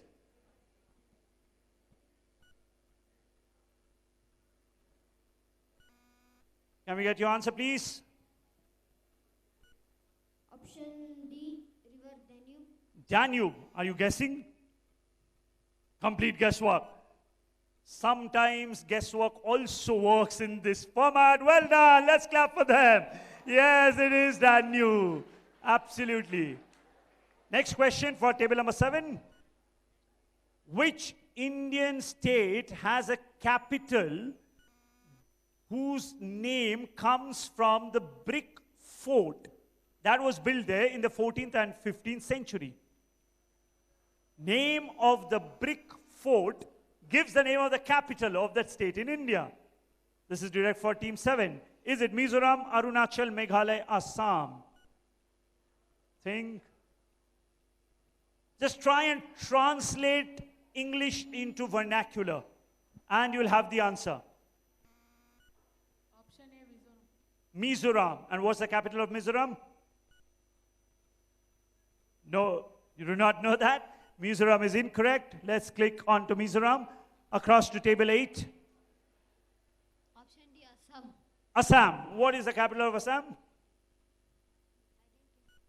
What is the capital of Assam? You don't know? That is also incorrect, by the way. It's not Assam. Yes, that is the capital. However, that's incorrect. Let's click Assam. So what did the question say? The question said that it gets its name from a brick fort. So what is the vernacular for a brick fort or brick? Ita or Ita Nagar. Hence the answer is, let's click onto the other screen on option B, please. Option B, Arunachal Pradesh, right? Ita Nagar, the word Ita. Ita lends its name to Ita Nagar. Last question of this round to team 8. Here we go. Who was the first Indian woman to preside over the United Nations General Assembly? Vijay Lakshmi Pandit, Lakshmi Sehgal, Aruna Asaf Ali, Sarojini Naidu. Option A, Vijay Lakshmi Pandit. You sound very, very confident. Option A, you say Vijay Lakshmi Pandit. Can we click onto that one? Well done. Yes, well done.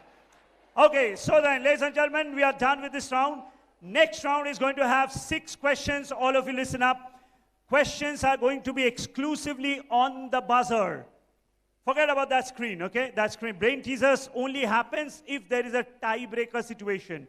As of now, and if I have any volunteers, ma'am, please let me know if the other semi-final is over or still underway.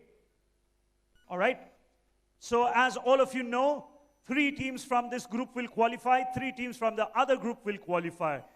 This is the semi-final, so all the best to all of you. Here comes the rules of the last round on the buzzer. It is going to be on the buzzer, clear? Don't worry about the buzzers right now. Listen to the rules first. You'll have to be the fastest amongst the 8 teams to be allowed to answer. If you think you know the answer, don't just right away give the answer, right? You have to earn that right. If you are indeed the fastest, give us a right answer, you are going to get plus 10 points. If you are the fastest and give us a wrong answer, you are going to get a minus 5. Rule number 2, very, very important. The moment I see the buzzers flash, I'm going to stop reading the question and you will have to give an immediate answer. Is that rule clear to all of you? So, as a strategy, you cannot first press the buzzer and then start reading the question. That won't suffice. Because the moment I see the buzzers go off, I'll ask or I'll seek an immediate answer. Clear to all of you? We are going to arm the buzzers now. In a while, yes, that's powered on. Don't worry about it yet. Can we start?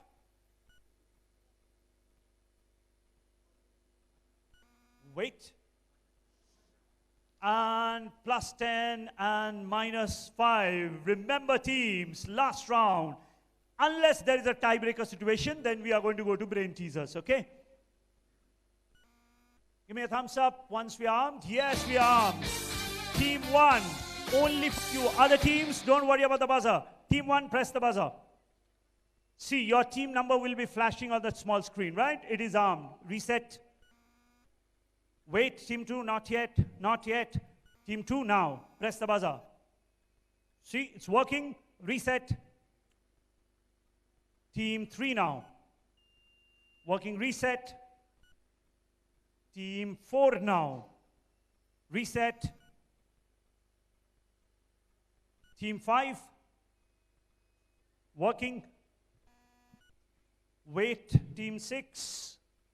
Now. Yes. No.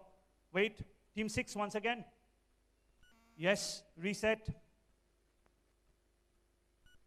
When all the lights come on, that is when you press the buzzer. Now, team 7. Working, reset. Wait, team 8. Now. And team 7, press the buzzer again. See, your number wouldn't flash there. Why? Because team 8 has already beaten you for speed. So, if your buzzers do not work, it essentially means only one thing, that some other team has beaten you for speed. Clear on the rules? All the best, my young friends. Your fingers should be right now on your buzzer buttons. All the best. Let's go to the round. Let's rock and roll. Question number 1 on the screen now. When Germany invaded Denmark in the Second World War, Hungarian chemist George D. Havse dissolved the gold Nobel Prize of German physicists Max von Lohe and James Frank in what specific chemical for preventing the Nazis to, no team yet, from preventing the Nazis from confiscating the Nobel Prize? It was dissolved in what powerful chemical? Go for it. Straight from some of the teams said their favorite subject is chemistry. What is the name of this compound? Anyone? Last couple of seconds. Yes, some team has gone for it. Team 4, I'm going to allow that. What's your answer? Aqua regia. And what is aqua regia? It's like a mixture of sulfuric acid and hydrochloric acid in the ratio of 3 to 1. Plus 10 points. Plus 10 points. What a good answer. SFS Academy, why were you waiting that long? Well done. 10 points to you. Question number 2, coming up on the screen now.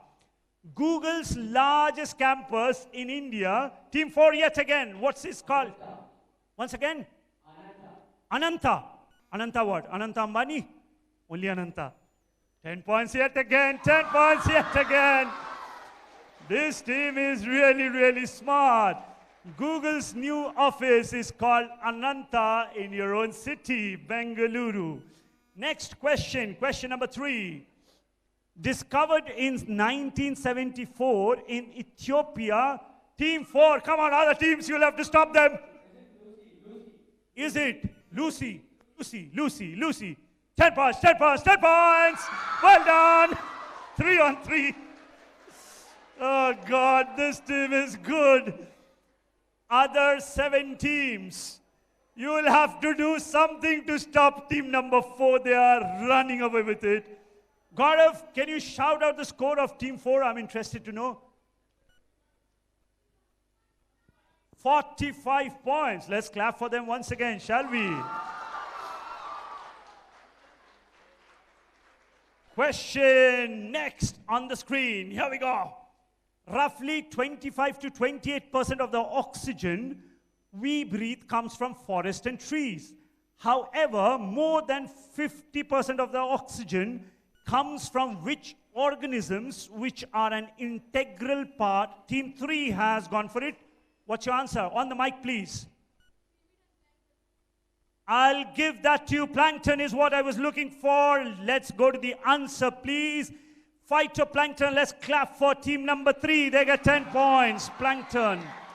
Well done. Next question, question number 5. Here we go.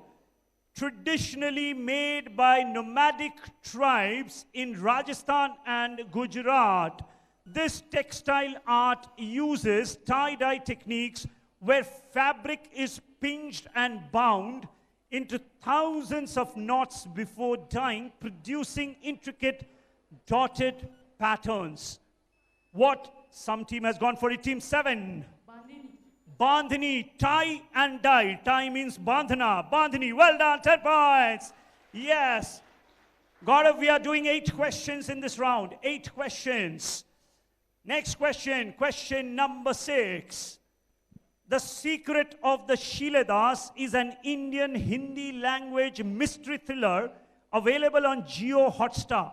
Now the term Shiladar itself was used for a soldier's position in whose army? Historically, whose army had a position called the Shiladar? Think Indian history. Whose army? By whose, I mean the name of the king or the emperor. Whose army had this position called the Shiladar? Anyone? Team 1, yes. What's your answer? Use the mic, please. Use the mic. Well done, 10 points. It is Chhatrapati Shivaji Maharaj. You can breathe easy now. So then, we are done with 6 questions. Before we go to the next question, can a microphone be given to my back-end team so that we can know the scores? 2 more questions to complete the semi-final round. We have a very exhaustive finale round that is going to start in the next 15-20 minutes. So let's see who the teams are that are best positioned as of now to make it to the finale round. Starting with team 1, please. Can we know their scores? On the mic. Use a mic, please. On the screen? Okay, on the screen. Here we go. 2 more questions to go, by the way.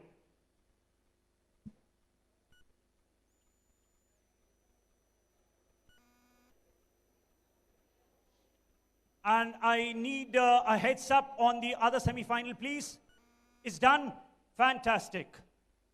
So, 3 teams have already been selected from semi-final 1. Let's see how the teams are positioned here.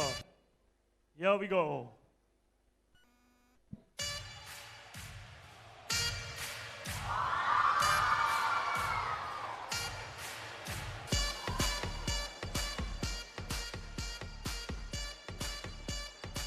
So let's go to the remaining two questions. Let's see. Microphones in hand, teams, and the other hand may be placed on your buzzer sets. Next question coming up. Built in the 11th century. Audience, quiet. Team 4, answer. They are definitely going to the finale round. Clap for them. Well done. 55 points. Brihadeshwara Temple. Last question. One question to go. Other teams, team 4, I'll give you a strategy. You are already through to the finals, so take a deep breath. Think about Baba Ramdev. Relax. Let the others play, right? All right, other teams, all the best. Last question coming up. Its unusual orientation causes extreme seasonal variations, with each pole experiencing team 8. Answer. Uranus. Uranus, says team number 8. Can we go to the answer, please? Team 8, you'll be happy to note. Well done, 10 points. Yes, it is Uranus. So, ladies and gentlemen, if you have, all of you listen up. If you have liked the incredible performance of all the 8 teams, let's collectively clap for all of them. What a good show. Well done, teams. Let's have a look at the scorecard. Let's see if there is a tiebreaker situation or not. Here comes the scores. By the way, please remember, teams, you haven't won yourselves a prize yet. It's just a ticket to the finale round, right? It's going to be a very exhaustive finale round. Here comes the scores. All right, so team 4, team 8, and team 3. Gaurav, cut out the volume. Keep the scores on, cut out the volume. Right then, so the 3 teams who are going to make it to the finale round, first of all, let's once again clap. Outright winners, team number 4, clap for them, please. I'll see you at the finale. Ma'am, you have the scores. You need to take their names. Team 4 is going to the finale. Next up is team 8. Let's clap for team 8. They are going to the finale. Well done. And team number 3 also going to the finale. Let's clap for team 3. So thank you very much. May I request all the teams to please join us back in the audience. All of you can go back. Thank you. Join us back in the audience. I'm going to be back live with you in about 5 minutes' time. Do not go anywhere. We are going to pick action with the 6 brightest teams of the finale round in about 5 minutes' time. All the other teams, please join us back in the audience.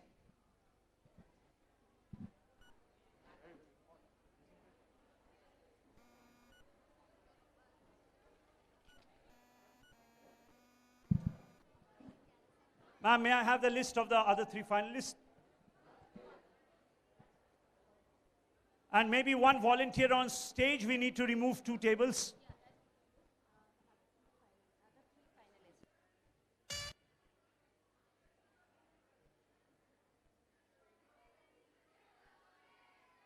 That ma'am will announce.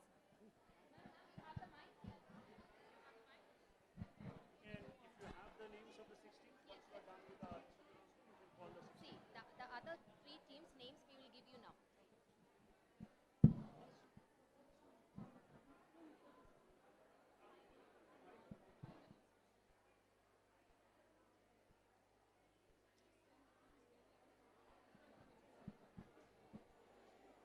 The quiz teams from SFS High School Malur, SFS High School Srinivaspur, St. Francis de Sales Academy Mattanur, St. Francis de Sales School Chatradhalli, SFS School Mundargi are requested to go to the conference room to collect their complimentary kit.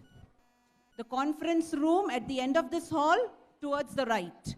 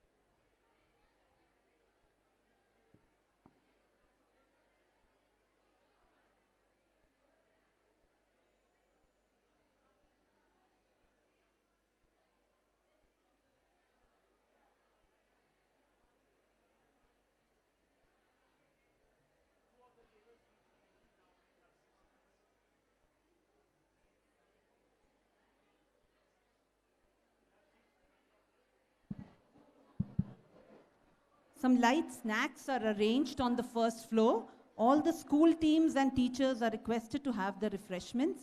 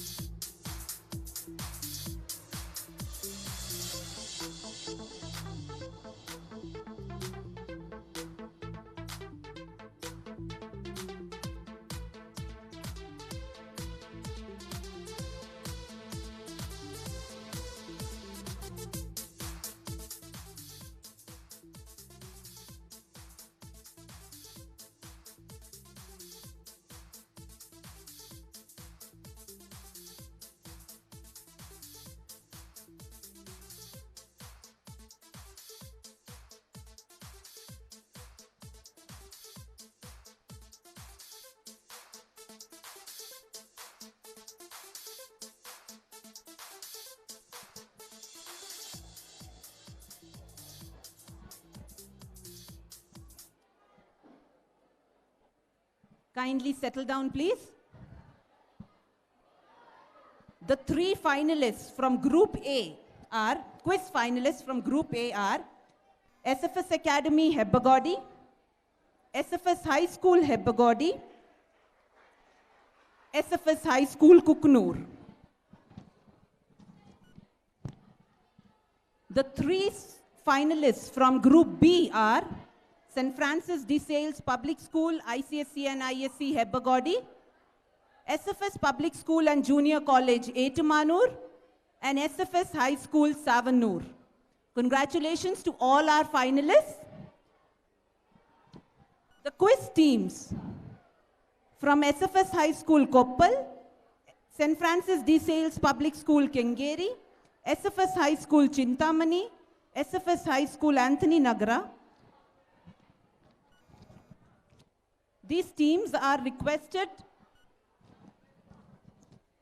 to move to the conference room to collect their complimentary kit. Conference room at the end of this hall, towards your right.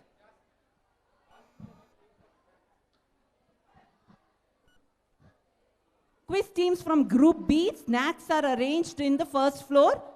Kindly have your refreshments so that we can start the final round.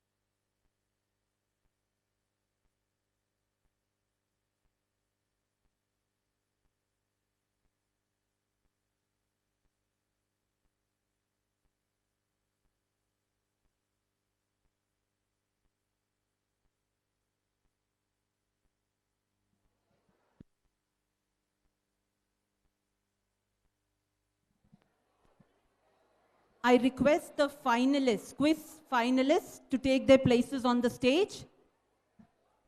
Quiz team, finalists, please take your places on the stage.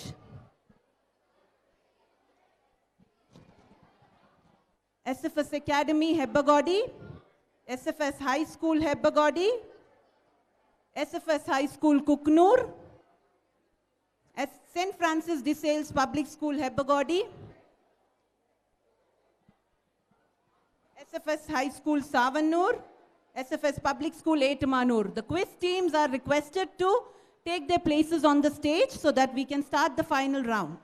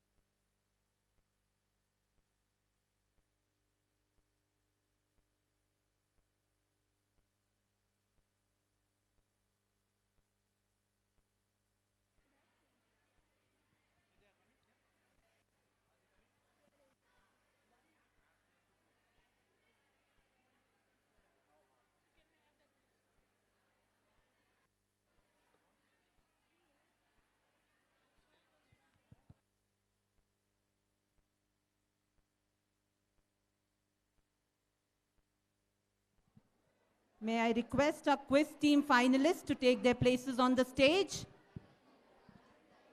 SFS Public School and Junior College, Etamanur. SFS School, Savanur. St. Francis de Sales Public School, Hebbagodi. SFS High School, Kuknoor.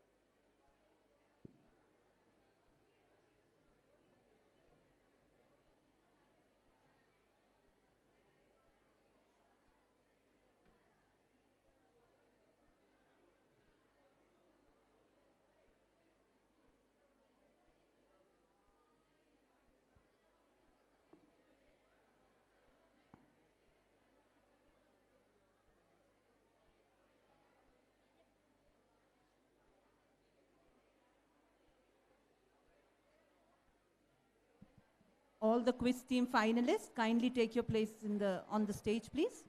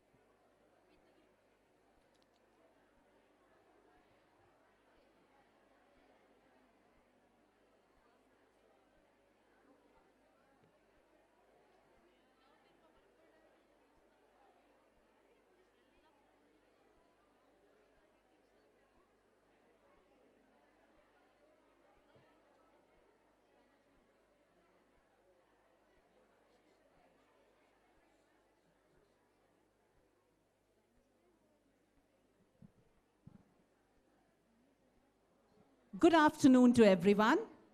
After the thrilling semifinals, a warm welcome to the grand finale of our quiz competition.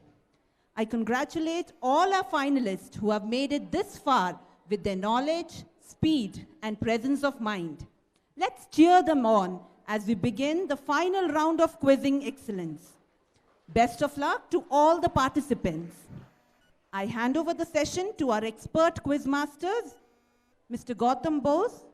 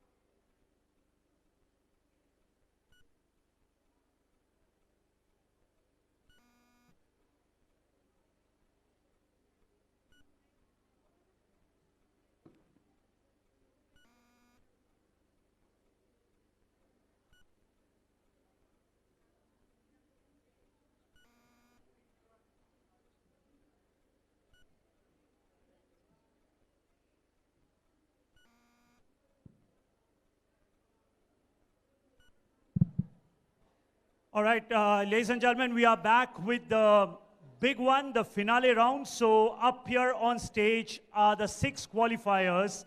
May I request all of you to once again clap loudly for all the 6 teams who have qualified. A warm welcome to all of you. Well done. Play well, play to win. This is the big one. And when I say big, it is literally big in every sense of the word. There are lots and lots of rounds. The format of the round has been preset. It has been given to us. There are 12 rounds. I'm going to explain each round as we come to it, so take a careful look. Gaurav, whenever we are ready, may I request somebody to please monitor the students who are standing there. They need to be a little quiet. If any teacher can, please help us. Thank you. All right, let's have a first look at the grid, please, as soon as we are ready. Each round is going to have some different connotation, different rules. So it's imperative for all of you to listen up on the rules first. The first round is going to be a round of 18 questions, 1-8. We are calling it Tales from Titles, which means questions are on literature, books, authors, so on and so forth, right? Here are the rules. We are going to ask 3 questions to each of the team on the direct, and questions will pass. However, it passes sequentially, so you'll have to wait your turn. From 1, it will pass to 2, then 3, 4, 5, and 6. Scoring pattern. Gaurav, can we go to Tales? The first round, Tales from Titles, please. These are the rules. 18 questions in this round. 3 to each team, 1 at a time. Questions will pass to all the teams. Passing will be in sequence, and questions will be on literature. On the direct, plus 10 points. On the pass, plus 5 points. As I said, the rules have been pre-decided by the authorities. So we have adhered to whatever rules have been preset. All the best teams, let's begin. Question number 1 coming up for team 1 on the screen, please. This is your question. Please remember, hold on, don't be in a hurry, team 1. Don't be in a hurry. Please remember, 10 points on the direct, no negatives, and plus 5 on the bonus. But I don't think it is going to pass because team 1 has already taken the microphone on hand. Call me Ishmael. This is a famous opening line of which classic American novel about a whaling voyage? Moby Dick. No further, 10 points. Well done. Let's clap for them. 10 points. This is indeed Moby Dick. Next question once again to team 1. This is your second question. This author, a key figure in the lost generation, wrote a farewell to arms based on his experiences as an ambulance driver in Italy during the First World War. The book's title is a direct quote from a 16th century poem by George Peele. Name this amazing author. Written a farewell to arms. Is it George Bernard Shaw? It's not G.B. Shaw. We'll pass it across to Team 2 for 5 points. Ernst Hemingway, clap for them. 5 points. Yes, this is Ernst Hemingway. Well answered. Where did our scorers go? Ma'am, you're there? Oh, you have changed your position? Okay. So 5 points to team number 2. And my scorer, 5 points to team 2. Question number 3 for team 1. This is your question. It is a truth universally acknowledged that a single man in possession of a good fortune must be in want of a wife. Now, team 1, before you answer, don't take inspiration from this quote. This is just a book, right? Somebody in good fortune is looking for a wife. Don't take inspiration from that. This is the opening line of which iconic 19th century novel? Pride and Prejudice. Plus 10 points. Clap for them. Well done. This is Pride and Prejudice. Let's go to the answer, please. Yes. So 3 questions of team 1 is over. You could answer 2 of them, and 1 was answered by team 2. Team 2, if you are ready, the set of next 3 questions will be for you. Here comes the first of them on the screen now. This Russian author spent 4 years in a Siberian prison camp, an experience that heavily influenced his novel, The House of the Dead, and later his more famous works like Crime and Punishment. Who's he? Wrote Crime and Punishment. Who is the author? It's a little difficult to pronounce his name, might be. We'll give points if you give his surname also. If not the full name, the surname will suffice. I'll use my discretion there. Answering or passing? Pass it across to team 3. Well done. 5 points. Let's clap for team number 3. This is Dostoevsky. Let's go to the answer. Absolutely. So question number 2 for team 2. Here it comes. This author's novel imagines a future where books are outlawed and firemen burn any book that are found. The title of the book refers to the temperature at which paper burns. What is the name of this book? Your mic is not working for some reason. Can somebody from the sound deck please check Team 2's mic? Say that again. I'll relay your answer. No issues. Say that again. Fahrenheit 451 is what they say. Clap for them. 10 points. That's the right answer. Yes. Next question. Yeah, it's better. Just tap into the new microphone. See if it works. Tap into it. Don't power it off. Yes, it's working. So next question is going to be your third question. Here it comes. Which English romantic poet wrote the poem Ode to a Nightingale and is known for his association with lake poets such as Wordsworth and Coleridge? Who is this poet? This is your final direct question of this round. Might have well studied one of his poems in your class textbook. I need your answer.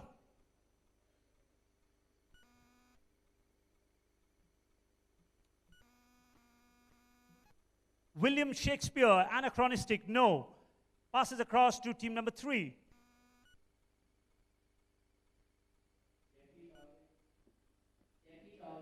Chaucer, no. Team 5.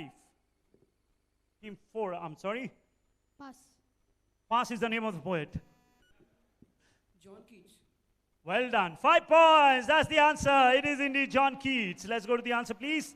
Yes. So 5 points to table number 5. So the next set of 3 questions will be for table number 3. All the best to you, men.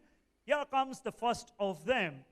Identify the English novelist and journalist who was best known for thrillers such as The Day of the Jackal, The Fourth Protocol, The Dogs of War. His works frequently appeared on bestsellers list, and more than a dozen of his titles have been adapted into movies.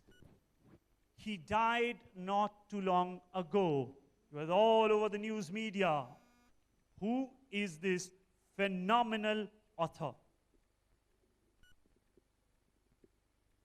He died recently. Who is he?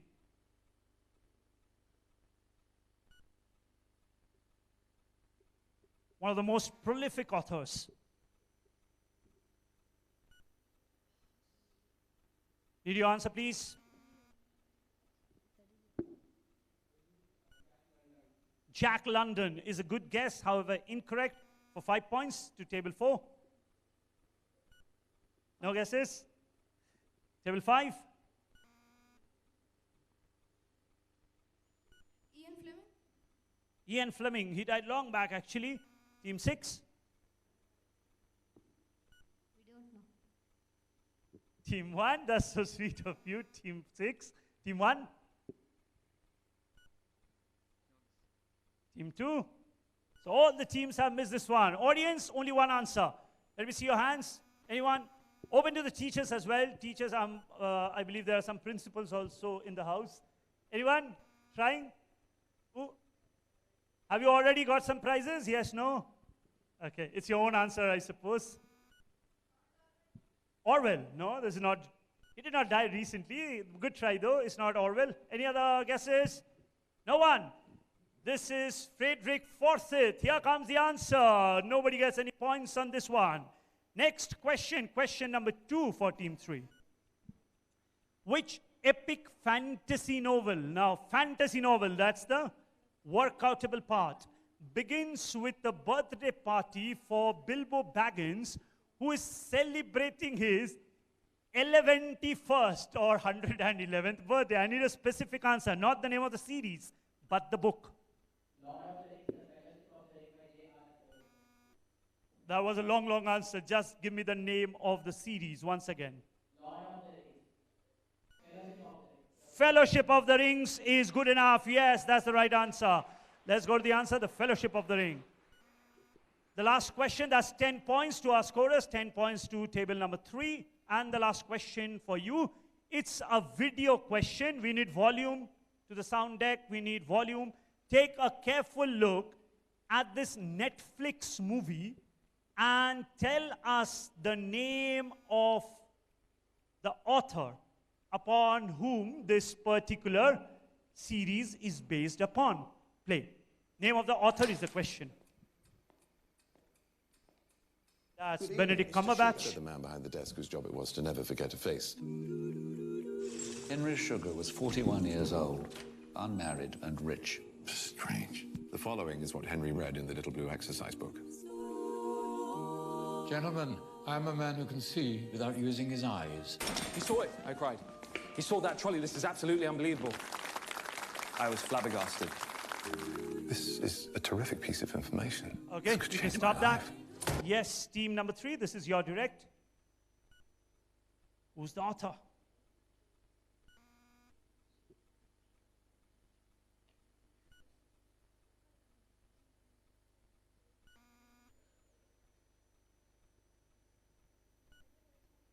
Answering?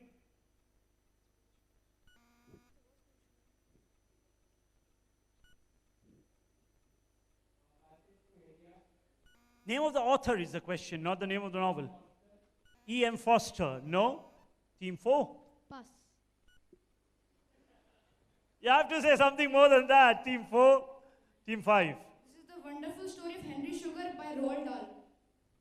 They know everything about it. Well done. 5 points to table number 5. Roald Dahl. Yes. However, teams, I'll tell you about a strategy. Team 5 and Team 3 also, who did this similar thing in one of the previous questions on Lord of the Rings. Answer the question. You don't have to give the entire story. If the question is name of the author, just say name of the author, right? You don't have to give the entire story. So, next set of questions will be for Team 4. Team 4, let me give out a strategy to you. Read the question carefully and don't say pass. All the best, men. Here comes question number 1. Which book, first published in French in 1872, tells the story of Phileas Fogg of London and his newly employed French valet? Easy one, easy one. What is the name of this book? First published in French. Team 5 is wait. No, you have to wait. It's for Team 4. They haven't passed it yet, my friend. Team 4, what's your answer? I can overhear them. The only thing that they are discussing amongst themselves is, should we pass? Two ball pass, two ball pass. Team 4. Passing? Okay. Please use the mic to convey whatever you have to across to Team 5. Well done. That's 5 points to table number 5. This was easy, Team 4. Audience, let me not tell you each time to clap. Do clap whenever we get a right answer. This is Around the World in 80 Days, of course, by Jules Verne. Next, direct question to Team 4. The character of Big Brother and the concept of thought crime originate from which influential dystopian novel published in 1949?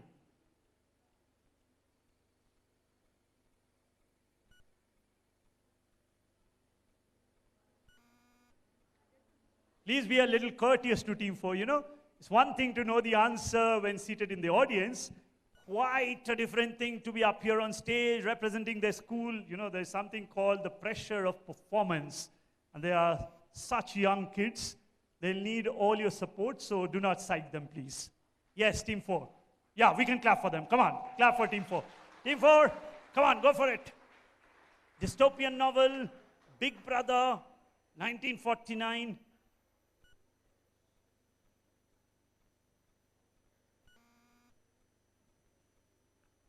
No guesses? You have to say pass if you don't want to answer. Passing? 1984. By George Orwell. Well done. 5 points yet again. Let's clap for team number 5. That is indeed the answer. 1984 by George Orwell. And your last direct question. Let's go to the next one. Who wrote a series of crime novels featuring the fictional detective called Cormoran Strike using the pseudonym Robert Galbraith? In other words, let me simplify the question. How do we better know Robert Galbraith? What is the better name of this author?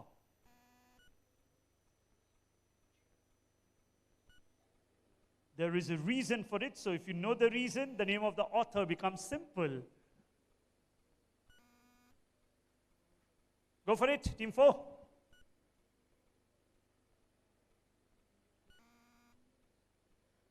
Answering? No? Okay, we'll pass it across to Team 5. Is it Jeffrey Archer? It's not Jeffrey Archer. Across to Team 6. Crime Teller. Sorry? Crime Teller. No. Team 1. The Brutalist. A little louder, please. The Brutalist. No. Team 2. No idea. Team 3.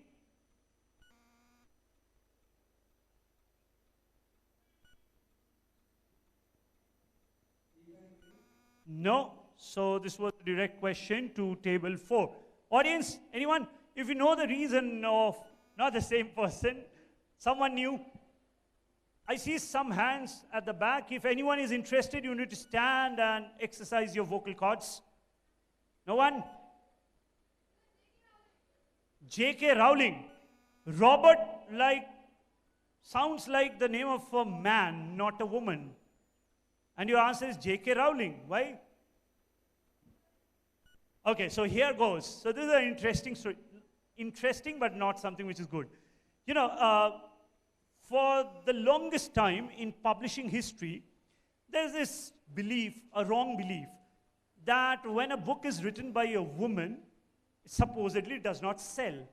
So before J.K. Rowling became famous writing Harry Potter, J.K. Rowling also, and influenced by various market forces, thought if I use my full name, people will know that I am a lady.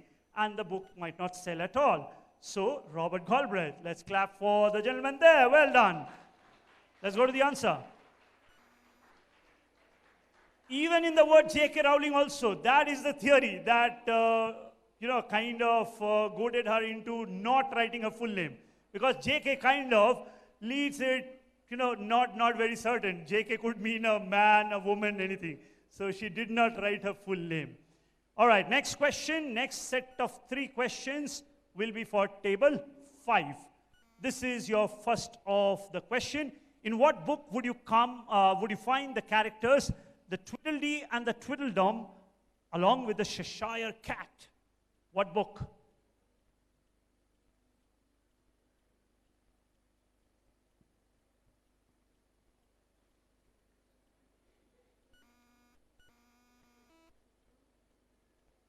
Guesses? No? Across to table 6. A Tale of Two Cities. No?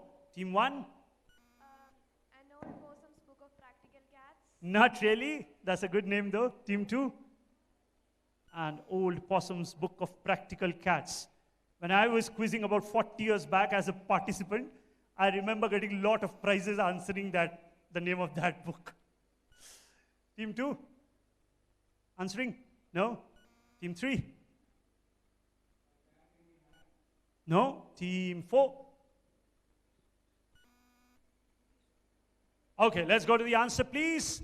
This was rather simple. Alice's Adventure in Wonderland. Alice in Wonderland would have fetched you points. Next question, question number 2.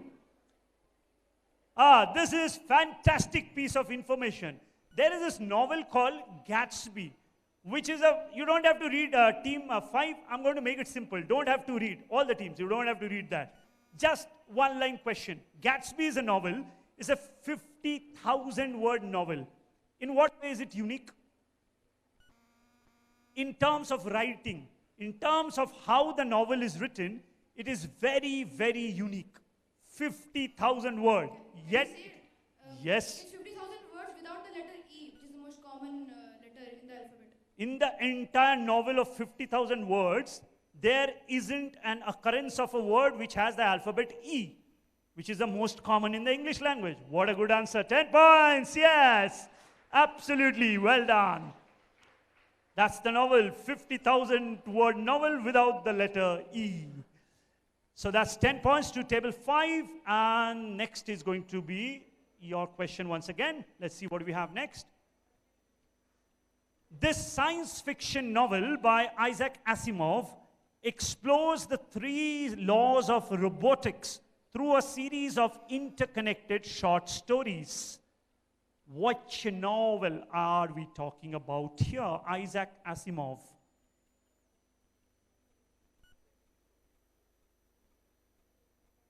It's considered to be one of the stalwarts of science fiction writing.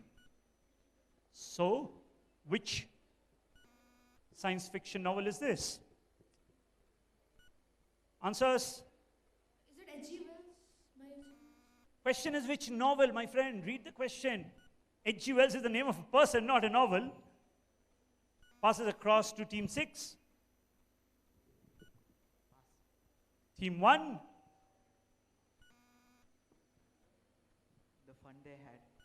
Sorry? The fun they had. No. Team 1, I urge you to be a little loud because I can't hear you from here. Team 2.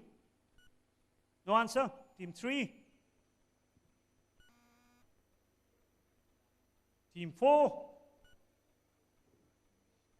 Answering? Audience, one try. Come on, let me see some hands. How about this side of the audience? All the prizes have been taken by that side. No one from this side? No one? Okay, here goes the answer. This is iRobot. iRobot.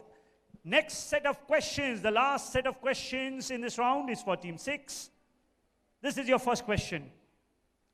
Pictured here is Jan Martel. He's a Canadian author. He has won a number of literary prizes, including the Financial Times 2010 Fiction of the Year Award and the New York Times bestseller in 2010 for his novel Beatrix and Virgil. He famously won the Man Booker Prize for Fiction in 2002 for which book? I'll be extra nice to you. And the book that we are talking about has also been made into an award-winning movie. Award-winning movie. Which novel are we talking about?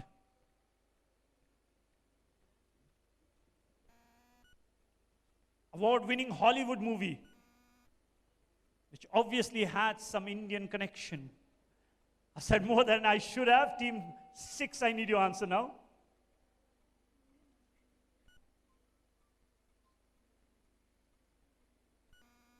Guesses?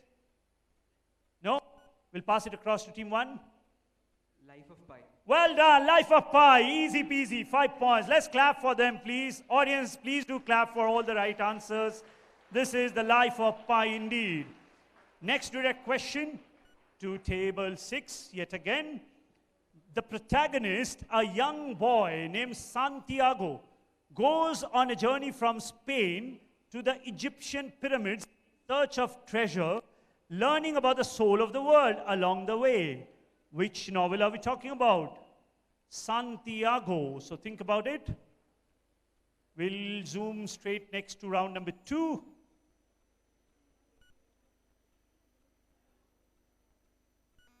Yes, by the way, this is for Team 6. Can we have your answer, please?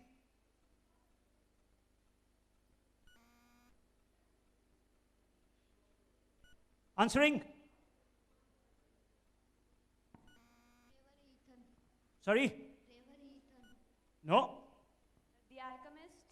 5 points yet again. The Alchemist by Paulo Coelho. These are easy questions. Teams, you should have come prepared. And the last question of this round, here it comes. Okay, look at this character. So we have to somehow connect literature with all sorts of interesting things. So this is called the dash kiplingi, which is a species of jumping spider found in Central America, notable for its peculiar diet, which is mostly herbivorous. It is named upon which character from the Jungle Book? That is its connection to literature. What is it called? It's called the dash kiplingi, where the dash is the name of a character from the Jungle Book.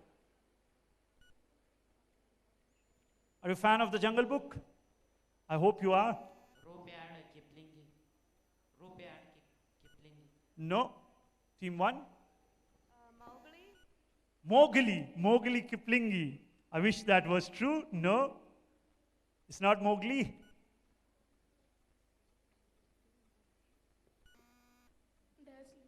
Huh?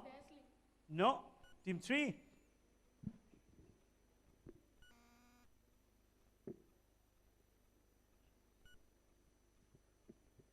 I think I'm going to come to the audience. So audience members, keep your answers ready with all Jungle Book characters. Yes, Team 3. Answering? Yes, no? Let's pass it across to table number 5. Table 6? Sorry, table 5 now. Balu Kiplingi. No. Audience? Anyone?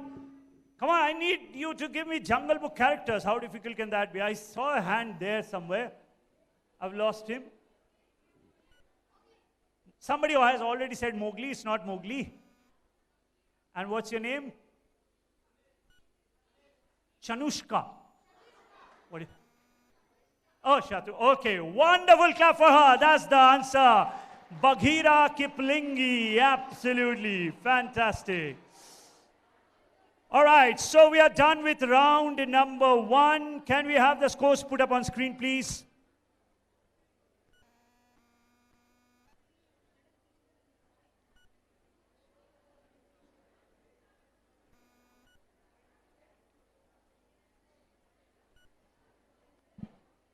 Scores at the close of round number 1. Let's see.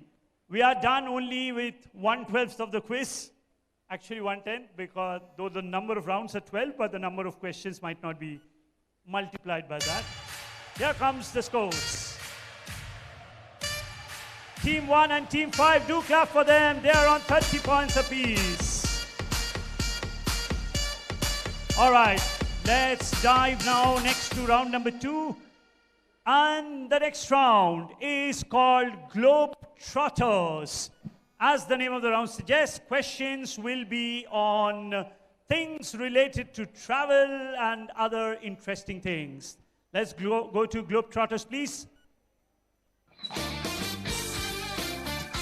Now, here also, there is a slight change in how the round moves from the last round, so listen up. Once again, each team is going to get 3 questions, as was the format. However, on the pass, it's not a pass to all of you, it's on the buzzer, right? You can buzz at any point in time. Now listen up very, very carefully. Even when I ask a question to the team, let's say it's a direct for team 1, and team, let's say 5, thinks they know the answer. So you don't have to wait for me to finish reading the question. You can press the buzzer. However, you cannot answer right away. Only if they miss, then it comes to you. Yeah? If they answer it correctly, then of course it ends with them. On the pass, whichever team is fastest on the buzzer, they will be allowed to answer. Scoring pattern, +10 on the direct. No, on the direct, you don't have to press the buzzer because you get your first chance anyways. Buzzer is open to the rest of the 5 teams. If the question is your direct, then you don't have to use the buzzer. Clear to all of you? Any confusion? Feel free to ask me.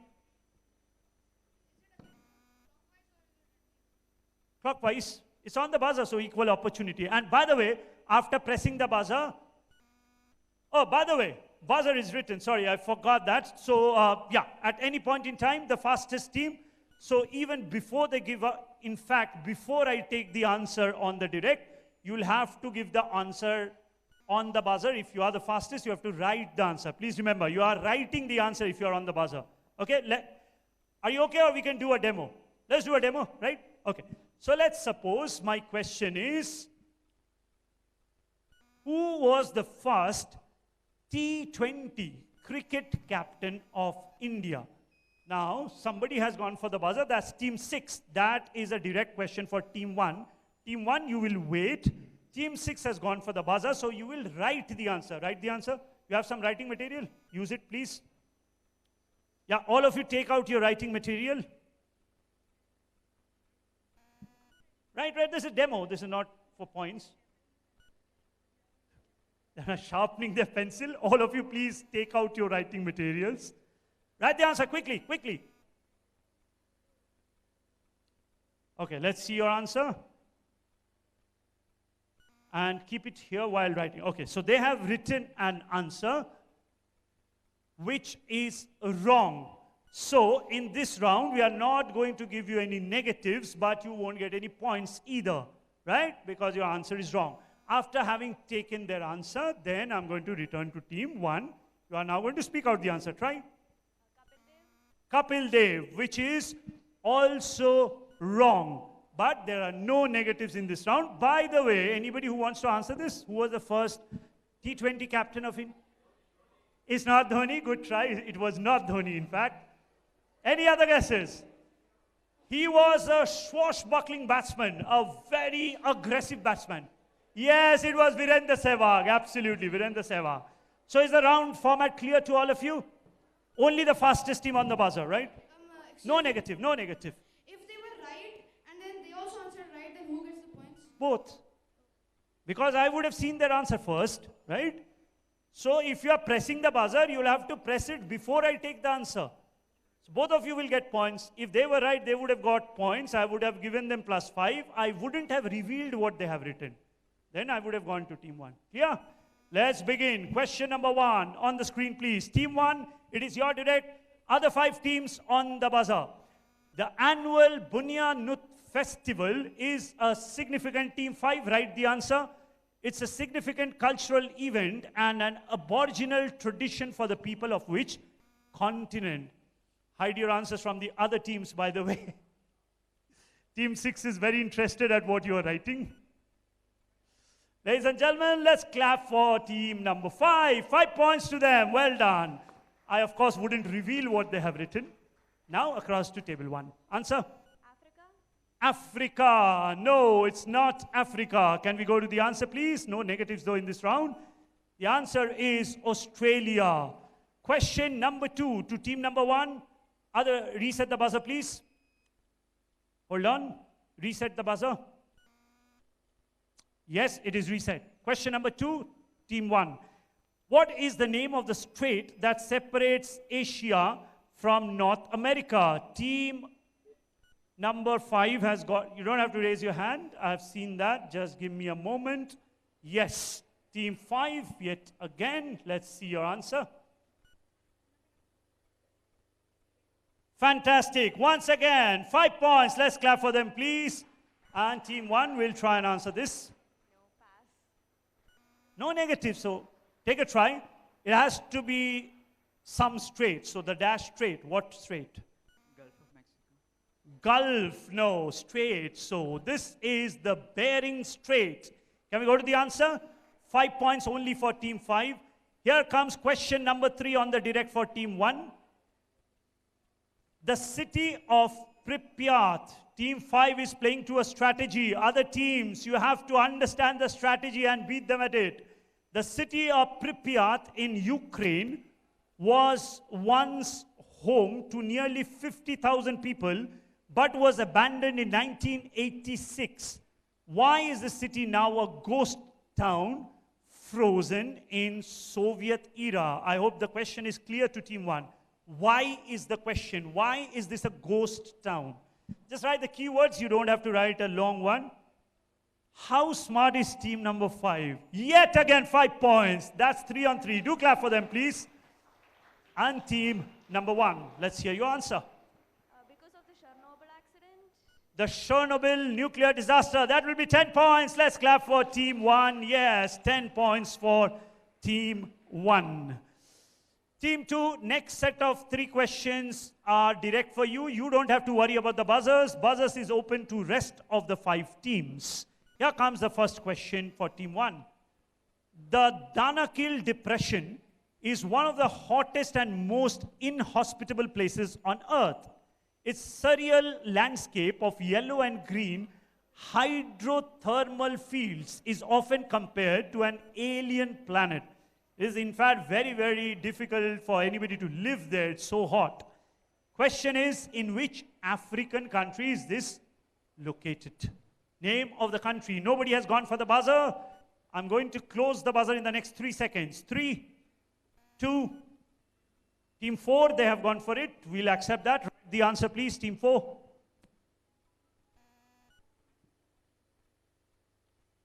No, that's not the answer. Team 2 will try and answer this now. Buzzer is over, only the fastest team. Reset the buzzer, please. Team 2, answer. You're direct. Algeria is incorrect. This is Ethiopia. Question number 2 for team 2. Here we go. Team 1, write the answer, please. This country, but not I hope. I hope, team 1, I haven't seen your answer, but I'm going to give this disclaimer. You have to write the answer. Don't speak out anything. Otherwise, minus. You don't speak out anything. Otherwise, minus 1 million points. You are making me nervous. Keep the microphone down. Yes, team 1. What I was going to say is, don't go for the obvious one. I hope you know what you have buzzed for, is all that I'm going to say. So the question suggests it's a country, yet not a sovereign nation. Flag of which such country? You are good. Well done. 5 points for team number 1, and it's a direct for team number 2. Wales. Well done. 10 points. This is Wales. Yes. So to the scorers, 5 points to team 1 and 10 points to team 2. Your next and the last direct question is on screen now. The 38th parallel is the popular name for latitude 38 degrees north, which divides which country into 2 separate team 5. You need to write the answer. Which country into 2 separate countries? You have to wait, team 2. I'll come to you in a while. Which country is this? No, it's incorrect. Team 2, let's hear your answer. On the mic, please. 38th parallel divides which country into two parts? Can we hear your answer, Team 2? Russia. Putin won't be happy with that answer. No, not really. Anyone in the audience? Why are all the answers given by the same set of people? Someone new? Such a large audience. Can somebody from the back please try this? No one? Okay, for one of the countries, the premier is called Kim Jong-un. Yes, now all of you know. Let's go to the answer. This is Korea. Let's go to the next set of questions. This is now for table number 3. This is your question. The Archaeological Survey of India, or the ASI, under the Ministry of Culture, is the premier organization for the archaeological researches and protection of cultural heritage of our country. However, very interestingly, the ASI, which operates out of India, has taken care of a monument which is not in the country, but outside of the country, the only such monument. Question is, give us the name of this popular religious site. Team 5 has already gone for the buzzer. Question is, what is this, the name of this archaeological site? Absolutely correct. Plus 5 points to table number 5. And table number 3 will try and answer this on the mic.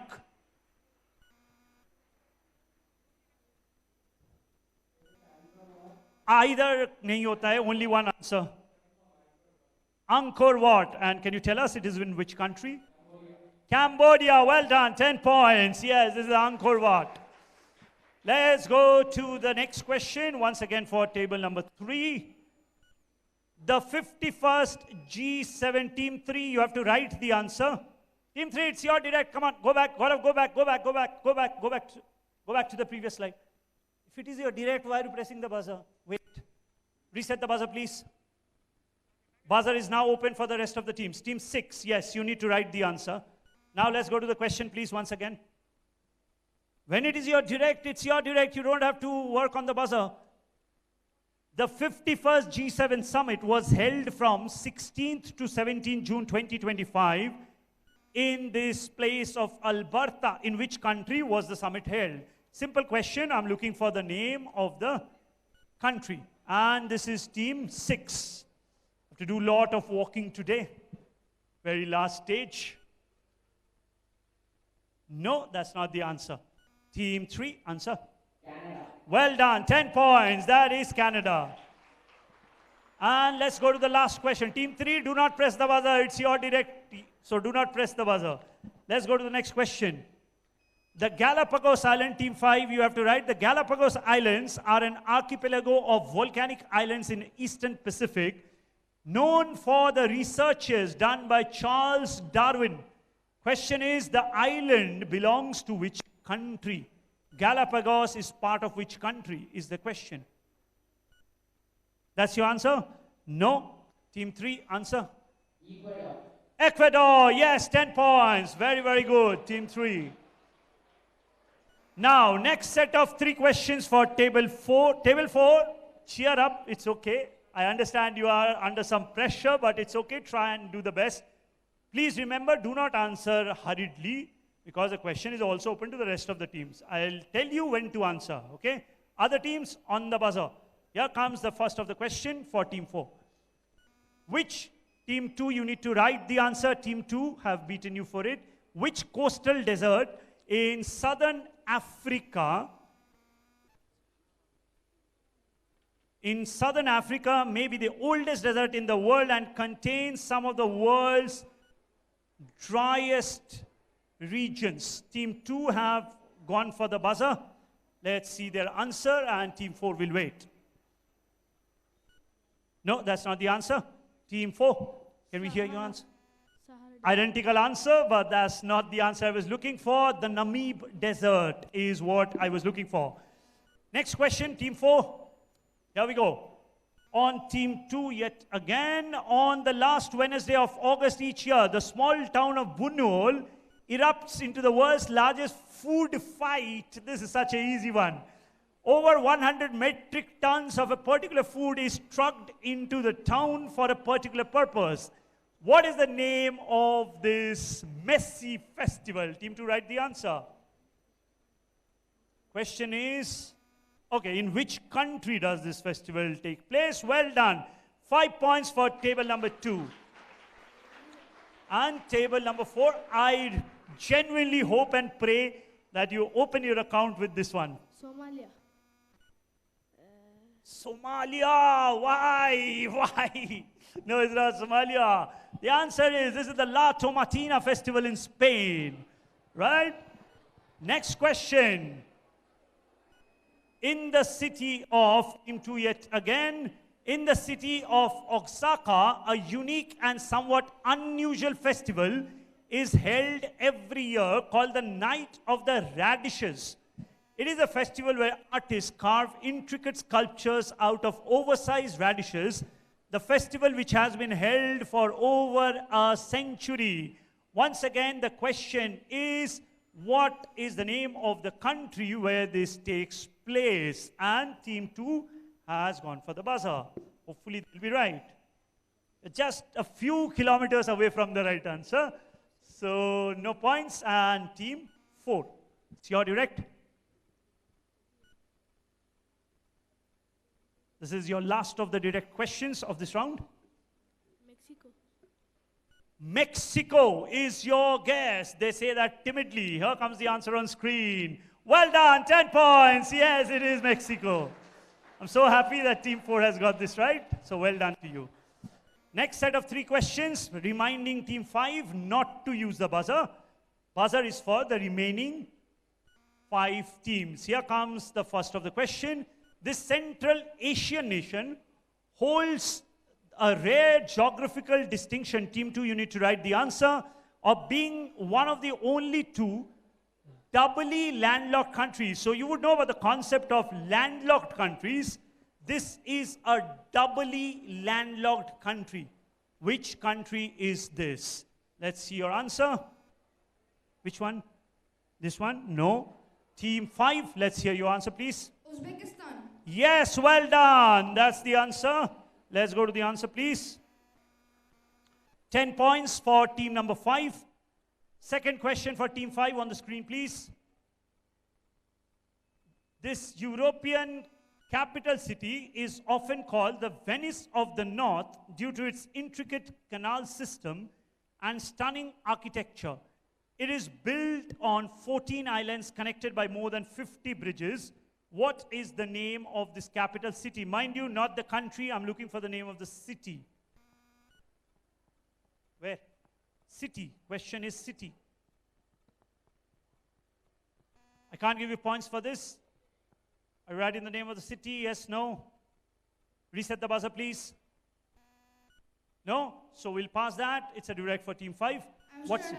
It's not Amsterdam. This is Stockholm in Sweden. Let's go to the answer, please. And now the last question for table number 5.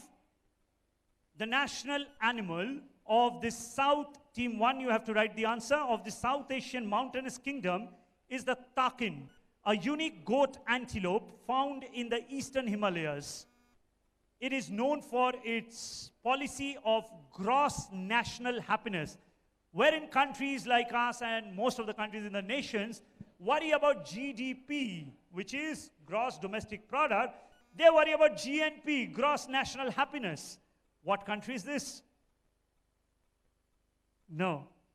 Team 5 answer. Bhutan. Yes, Bhutan is the answer. It's not Nepal, I'm afraid, team 1.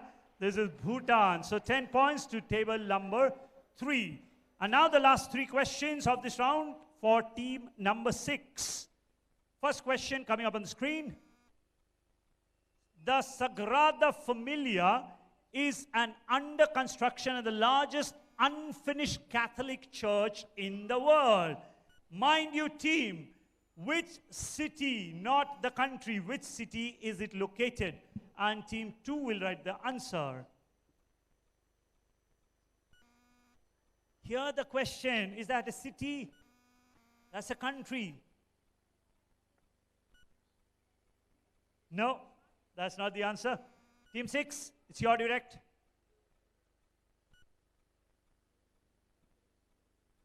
Can we have your answer, please? Come on, take a guess. It's not that difficult. It's one of the most famous tourist locations of Europe.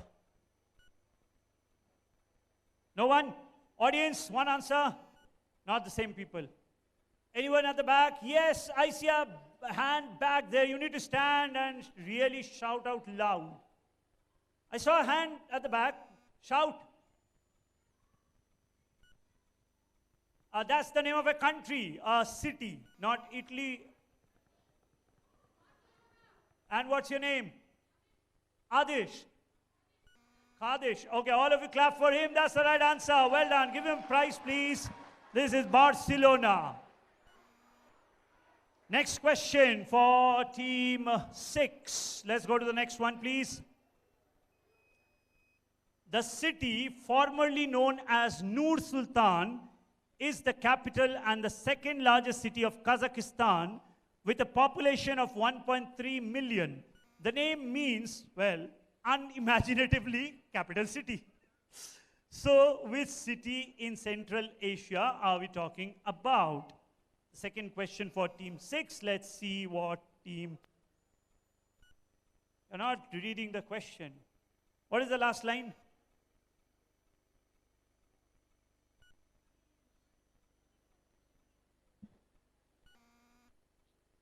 Quickly. No? Team 6, let's hear your answer.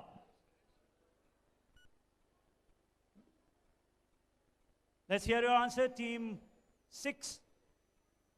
Please reset the buzzer. Buzzing is over. Reset the buzzer, please. Thank you. Team 6, what's your answer? Kabul. No, this is Astana. Let's go to the answer on screen. And the last question of this round, on screen, please.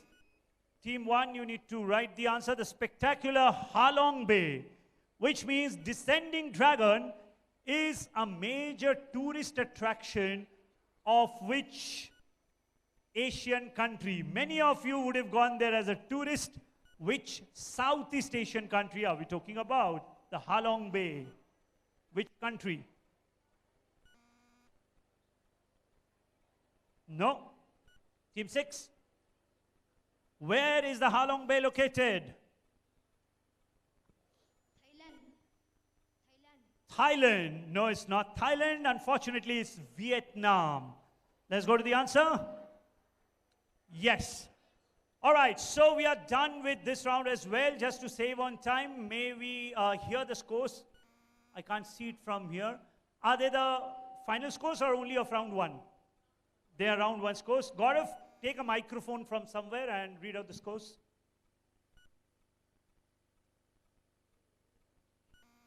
You don't have a microphone? Then shout out loud. On the screen? Okay, let's do it on the screen.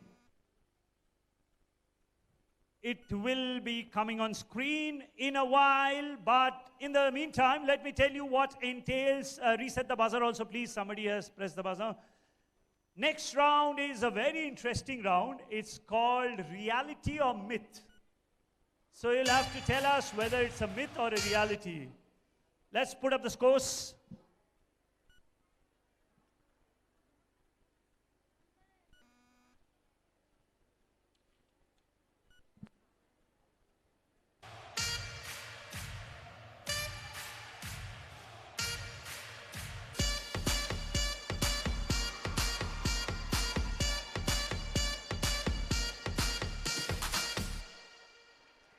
All right, let's dive into round number 3, myth or reality. In this round, no passing. So teams, don't worry about the buzzers, don't worry about anything, wait for your turn. 2 questions per team. First, you'll have to, I need the audience to be a little quieter, please. Listen up, the next round is going to be very, very interesting. Teams, first you'll have to tell us whether it is a myth or a reality. First, that answer needs to be given. And then the explanation. on why you think it's a myth or why do you think it's a reality. On the second part, I will use my discretion. Okay? It's completely on my discretion whether I accept your explanation. Sometimes the explanation might be very, very obvious. In that case, it might not be needed at all. Right? So 2 questions per team, back to back. Questions do not pass. Let's go to round number 3, please.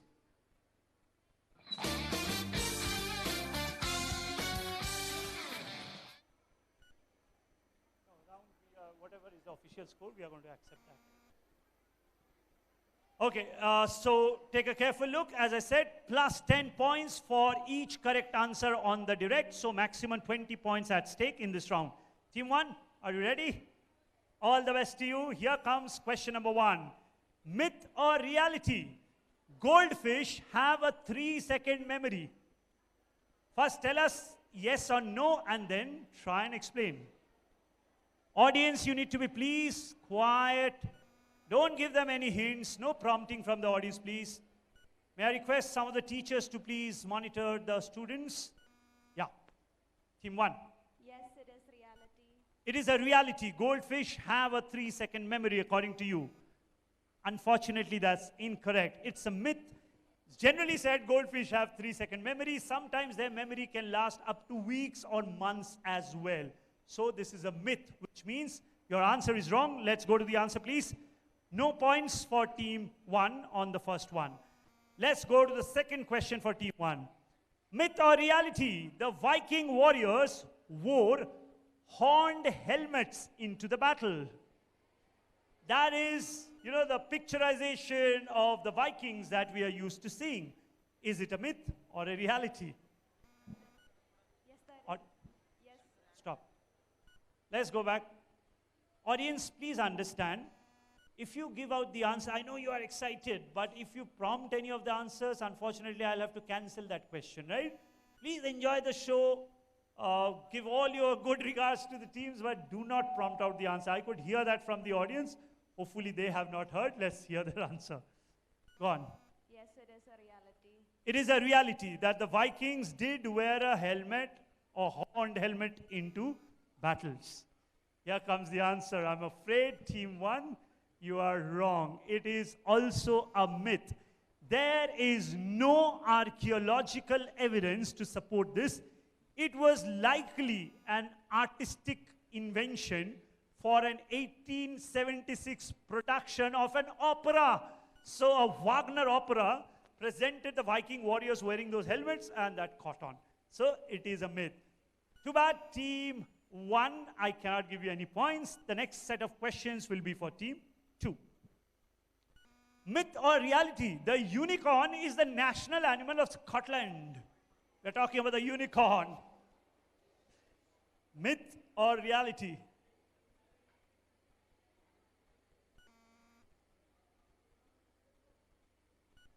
I have my guesses on the right answer, but let's hear yours. It's a reality. So, unicorn is not a real animal, by the way. According to you, Scotland's national animal is actually the unicorn. If you think that, you're right. Well done, 10 points. Yes. Yes, it is a reality, actually. And that's the explanation. The unicorn is the national animal of Scotland, chosen for its symbolism, rather, not for its actual intended purpose, right? So, next question, 10 points to team number 2. Next question for team 2. Here we go. Coffee originated in the highlands of Ethiopia. Coffee originated in Ethiopia. Yes, no. Did it originate in India? Some other place? I don't know. A myth. It's a myth. So it did not originate in Ethiopia. Where do you think it originated then? In Brazil. In Brazil. It's a good guess. Brazil is one of the largest producers of coffee. However, it did originate in Ethiopia. Then from Ethiopia, it went to Yemen. In fact, one of the varieties of coffee that you know and would have come across comes from the city of Yemen. So I cannot give you points on this one. Let's go to the answer. It is a reality. Coffee did originate in the highlands of Ethiopia. Next question for team 3. Myth or reality? A person's blood turns blue when it is deoxygenated? It's a reality. It does turn blue when deoxygenated. Let's go to the answer. You say it's reality. It's not. It's actually myth. It appears blue because how the way light reflects off the skin. So it is a myth. It does not turn blue. It actually turns even a shade darker of red, right? Let's go to your next question. Myth or reality? A shrimp's heart is located in his head. A shrimp's heart. Reality. Let's see if you're right or wrong. You say it's a reality. Well done. Yes, 10 points. A shrimp's. Next question to team number 4. Myth or reality? Botanically speaking, bananas are berries, but strawberries are not. Bananas are berries, while strawberries are not berries. Is it a myth or reality? Myth. It's a myth. So what are they? What are bananas? According to you, it's a myth. Here comes the answer. It's actually a reality. Botanically speaking, banana is actually a berry. So in botany, a berry is a fleshy fruit produced from a single ovary. Bananas fit this description, while strawberries are aggregate accessory fruits because they develop from a flower with more than one ovary. So your answer is wrong. Here comes your second question. Myth or reality? A duck's quack does not create an echo. When a duck quacks, there is no echo of that. Is it a myth or a reality? Reality. It's a reality. So, according to you, there is no echo of a duck's quack. Here comes the answer on screen. It is actually a myth, not a reality. It is a popular urban legend that has been scientifically disproven. Lot of years back, there is an echo of a duck's quack. So no points for team number 4. Next set of questions for team 5. Let's go to the question. Myth or reality? Different parts of your tongue are responsible for tasting different flavors profile. Like, listen to this first, team 5. What the question suggests is, for the different tastes, there are different parts in the tongue that taste one single profile, like sweet, sour, salty, or bitter flavors, which is also called the tongue map. Is it a myth or a reality? Reality. Reality. So there are 5 distinct zones, and each zone is made to profile a particular taste. Here comes the answer. Myth. This is long debunked misconception. Actually, every part of the tongue can taste every different kind of food items. It's a myth, so no points. Next question. Napoleon was extremely short. It's a myth. He was average height for his time. And why do you think, how did the myth come about? I don't know, propaganda against him. Absolutely. Propaganda for his strength. Well done. 10 points to table number 5. This is actually a myth. He was anywhere between 5'6" to 5'7" tall, which was kind of the average height for males during his time. So well done. 10 points to table number 5. Next 2 questions for table 6. Myth or reality? This is my favorite question. Such an easy one. Egypt has the most number of pyramids in the world. Such an easy one. Such an easy one. Reality, ladies and gentlemen, is the wrong answer. It is a myth. Can anybody tell me which country has the largest number of pyramids? Sudan. Yes, it is actually Sudan. Sudan has more pyramids than Egypt. It is indeed a myth. No points. Next question. Myth or reality? The belief that eating carrots, this again is one of my favorite questions. Eating carrots can improve your eyesight, or better put, eating carrots can help you see better in the dark. Is it myth or reality? Audience, quiet, quiet, please, quiet. Let's listen their answer. Myth. So carrot does not improve your eyesight. You have a specs on. So whether you ate carrot or not is not incumbent on whether you are wearing a specs or not. So can you explain why? Why is it a myth? Because I'm sure you would have heard your mom or dad tell you to eat carrots and it will help you to improve your eyesight. So why is the myth? Where does the myth come from?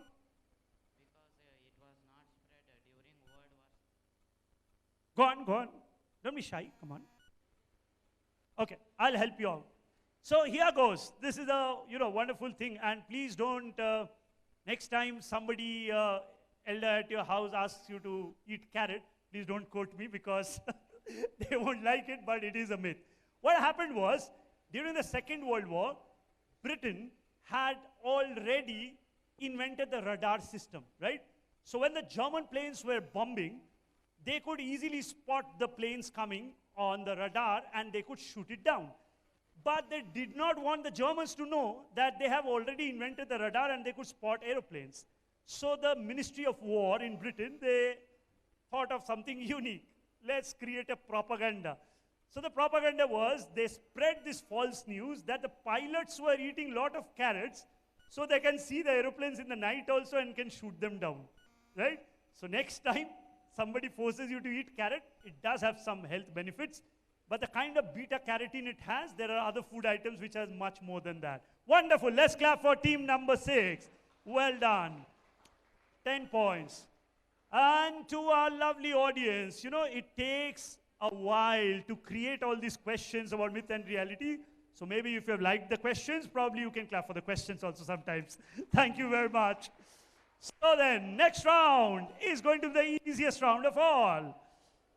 As I said, I haven't decided the rounds. It has been given to us, but it's very, very easy. You have to look at the logo and simply tell us the logo is of what. Not fair, audience. You have to decode the logos, right? Let's go to the round. Logo decode, please.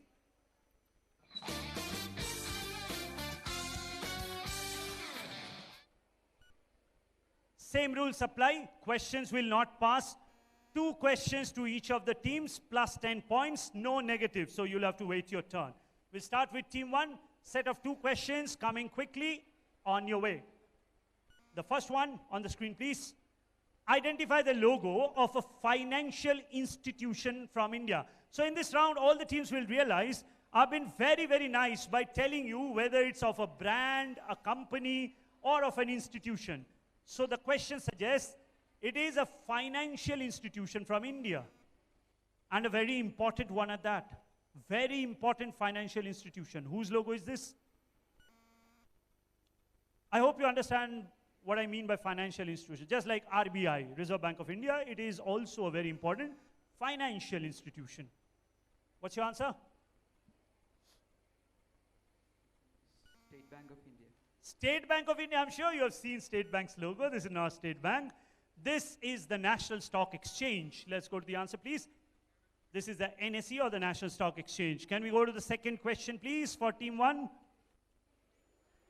Audience, quiet, quiet, quiet. Yes, this is the crown logo of which very famous. I'll give you a clue also. Not only famous, a luxurious brand. Go for it. Louder, please. Rolex. Rolex. And what do Rolex make? Tanks? No. Guns? No. Cricket bats? No, watches. Watches, Rolex. Well done, 10 points. Yes, this is Rolex watches. 10 points to team number 1. Next 2 questions for team 2. First one coming up now. Which cutting-edge technology company's logo is this? Cutting-edge technology. Those are the keywords. Okay, Gaurav, can we go back once again? Teams, please realize, I know you want to answer. Quizzing is a sport, a mind sport, but a sport nevertheless. And a sport is always played in fairness, right? So I urge all the teams The question is on the screen behind you. You don't have to look at the audience for inspiration. Only look there or look at me when you answer. Clear to all the teams? Right. Let's roll once again. Here comes the first question for Team 2. Cutting edge technology. So, which company? This has been in the news for the last many months now.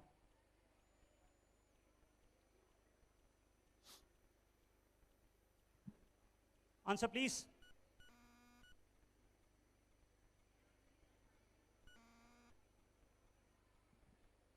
You can say pass if you don't have to answer. Pass. NVIDIA. This is NVIDIA, the makers of chips, one of the largest technology companies in the world. The next question on logo. Name this autonomous agency of government of India. Such an easy one. Okay, for this one, I'll help you out.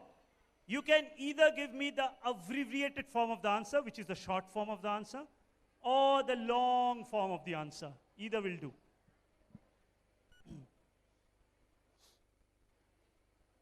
Authority of National Highways. Once again. Authority of National Highways. Authority of National Highways. You have put me in mortal difficulty now what to do. Authority of National Highways. I'll use my discretion.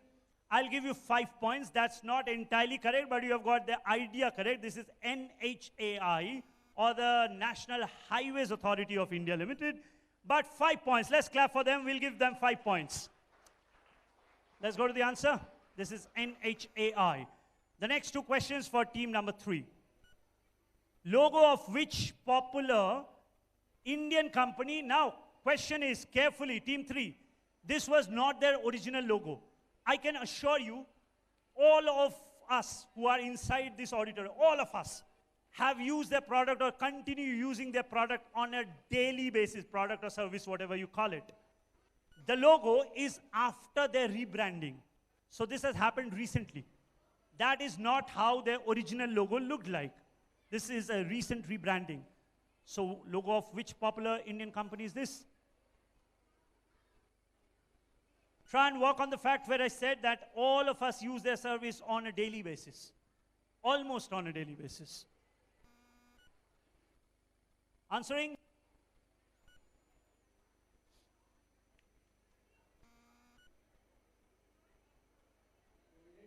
Colgate. So you did work out from the daily basis part. This is not Colgate. Believe you me, ladies and gentlemen, the service that we are talking about is Zomato. Zomato is now called Eternal, and that's their rebranding. Let's go to the answer. This is Zomato. Next question, question number 6. Such an easy one. Identify the important Indian institution. I was about to give a clue that it's important, but you cannot use it right now because you are under 18. So the answer is absolutely correct. Let's clap for them. 10 points. The Election Commission of India it is. Next set of 2 questions for team number 4. Identify the giant financial corporation. It's a company which deals with finance. And it's a giant company. Okay, for this one also, you can either give me the short answer, abbreviated answer, or the long form of the answer. Team 5 does not like that clue, but that's okay. Let's help them out. Yes, team 4. What's your answer? Muthoot Finance. Muthoot Finance. What would have been the answer? HSBC. Yes, it is HSBC, or HSBC stands for? Banking Corporation. Fantastic. Hong Kong and Shanghai Banking Corporation. Next question. No points, by the way, to our scorer. No points. Next question to team 4. This is the logo of which group of nations? Read the question carefully. Which group of nations?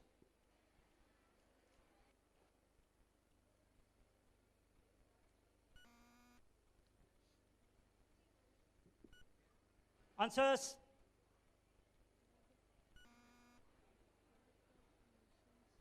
Yes, no? Passing. Anyone? Just like NATO. No, this is not BRICS. Good guess. It's not EU. This is the Commonwealth. Let's go to the answer. The Commonwealth. Let's go to the next set of questions for team number. Yeah, hold on. This is for team 5, right? Yes, team 5. This is the logo of which NGO? Easy one. Answer. Use the mic. No guesses? Whoa. This was easy. Amnesty International. Let's go to the answer. Let's go to the next question. This is the logo of which company that has been in the news for all the wrong reasons recently, and they say Boeing. Why all the wrong reasons? Because the Boeing, like Air India crashed right in. Absolutely. 10 points. Let's clap for team number 5, please. This is Boeing. Next 2 questions for team 6. Logo of...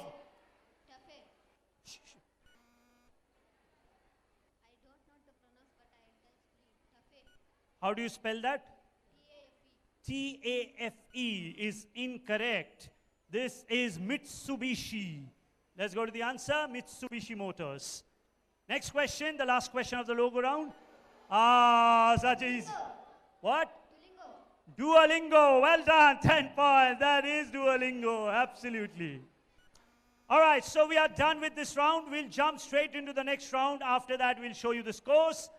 Next round is called the Timeless Marvels. Can we go to the round, please?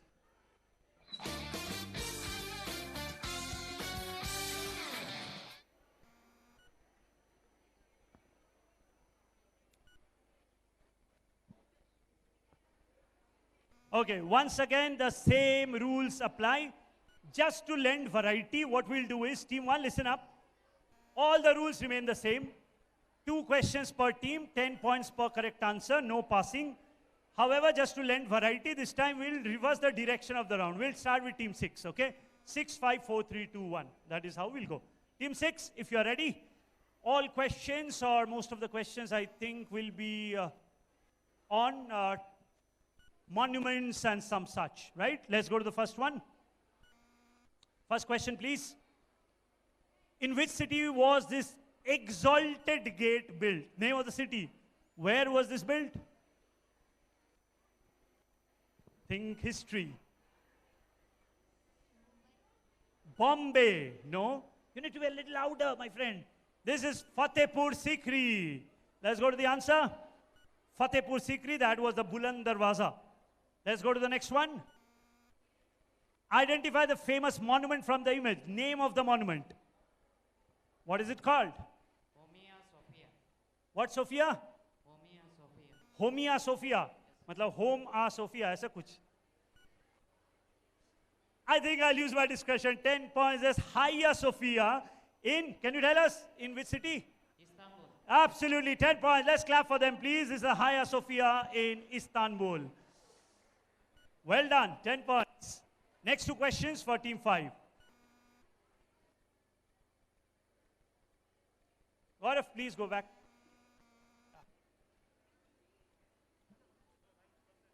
Audience, please understand, I'm screaming my heart out and it's very, very hot up on stage.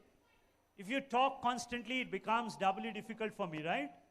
So please be a little quiet, all of you. Quiet.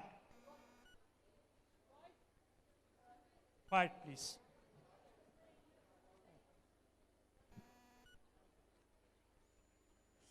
All right, let's go to the next set of questions. This is for team 5. This monastery is located near the Indo-China border. Identify the city where it is located. This is for team 5. Spiti, maybe? No, it's not Spiti. This is called the Tawang Monastery in Arunachal Pradesh. Next question for you. This is the Jahaz Mahal located somewhere in Madhya Pradesh. Where in Madhya Pradesh? Khajuraho. No, it's Mandu. Let's go to the answer. Mandu. Team 4. Next up is your question. What is the name of this marvelous building? Exact name? Team 4. I can't believe you are taking that much time with all the fathers sitting here. What's your answer?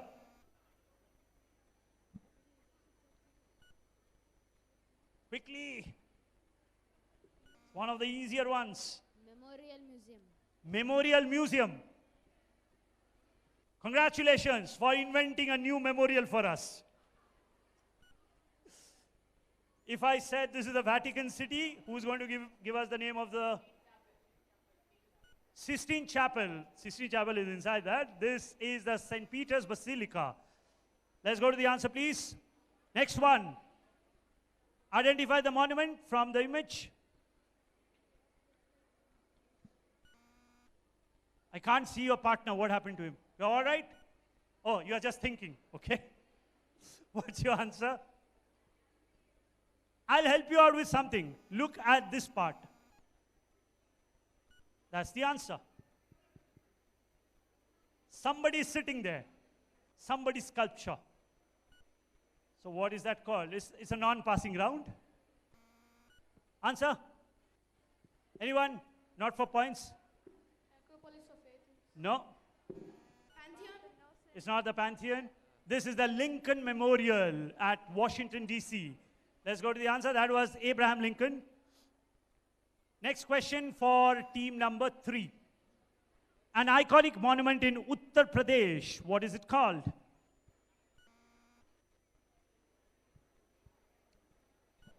It is a gateway. It's called the Dash Darwaza. What is the dash? No, this is the Rumi Darwaza. Let's go to the answer, please. Next question. It was the 8th gate to the inner city of Babylon, constructed circa 569 BC. But after the end of the First World War in 1918, the smaller frontal gate was reconstructed at a museum in Berlin. What is the name of this gate? One of the most famous entrance gate to the city of Babylon. By the way, this image is of the reconstructed gate, not the original gate. What is the name of this gate?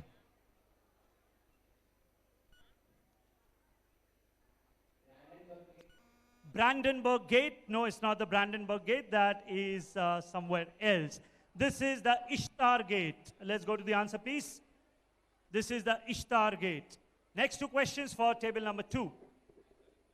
Identify the monument which is connected to the Indian freedom struggle. Kalapani Jail in Andaman and Nicobar. How do we better know Kalapani? What is the English name of it?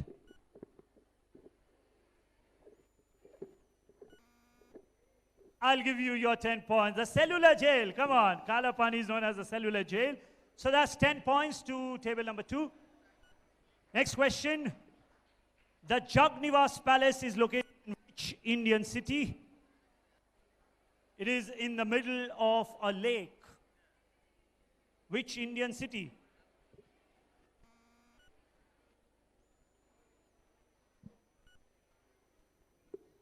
Answering? Gaurav, please be ready with the scores after this round.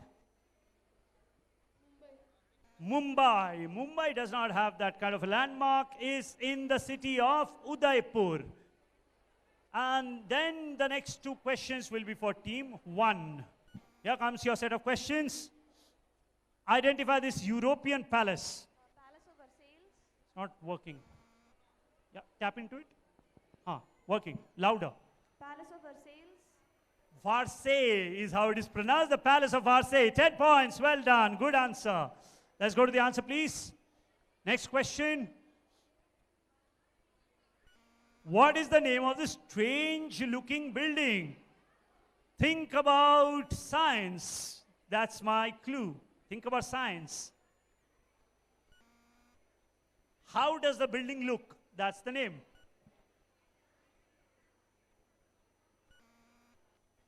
Answering? Pass. Doesn't it look like atoms? This is called the atomium. Let's go to the answer. Atomium. That's in Belgium.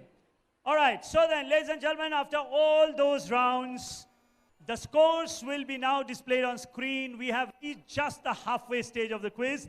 Still a lot of questions to go. Here comes the scores on the screen as I take a breather. If anybody can help me with the bottle of water, that will be very kind.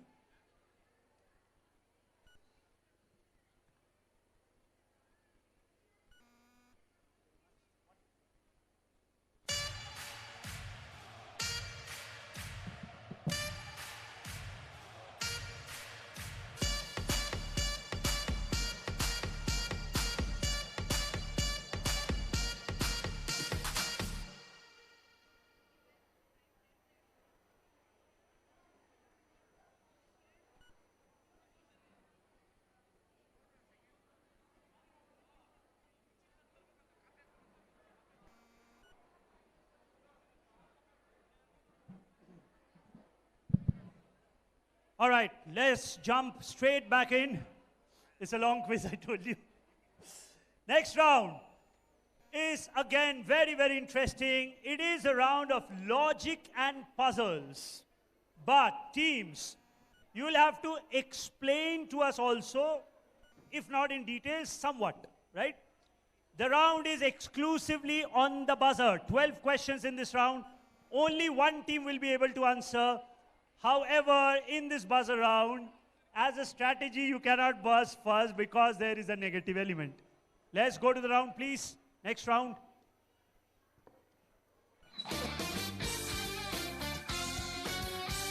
Can we get it on the screen? On the screen, please. The round is called Brain Spark. It is exclusively on the buzzer, +10 or a -5. You will have to explain the logic of what comes next. It could be, a set of numbers, some other logic, but you'll have to explain also.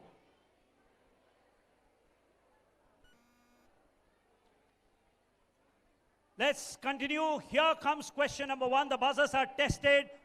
On the buzzer, all of you, I have no voice, but I can tell you stories. I have no legs. Team number 5, answer. It's a book. He was almost grabbing the microphone from you. You had a different answer, is it? No, it's still a book. The protocol of a quiz is, in any case, if you had a different answer, in a quiz, only the first answer that I hear is taken. A book is what they say, and that's perfectly correct. Well done, 10 points. Yes, it is a book. Please do clap for them. Well answered. Next question on the screen. This is easy. A man is condemned to death. He has to choose between 3 rooms. Team 3 will answer. Third room. Why? Okay, just.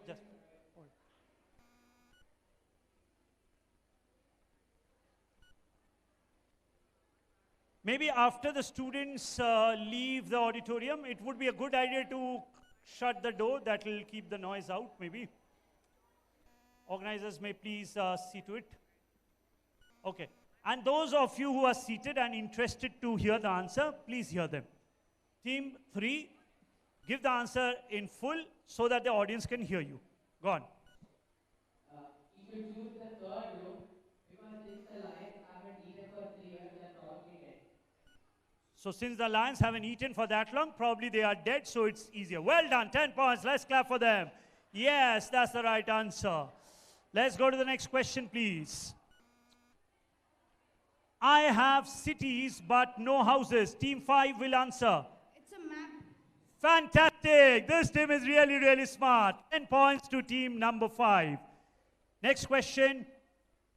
Look at the series F2-D8C16. Team 1 has buzzed. What's your answer? And the explanation. What is missing after F2 and between F2 and D8? Answer, team 1. It's E4. E4. And why? Can you explain? Because the letters come in a reversing order, in the alphabetic order from the end to the beginning. In fact, that is not that important. What is important here is the answer. You say E4, I'll use my discretion. Well done, 10 points. That is the correct answer. Next question, please. 10 points to table number 1. What number will fill the blank? Table number 3, answer.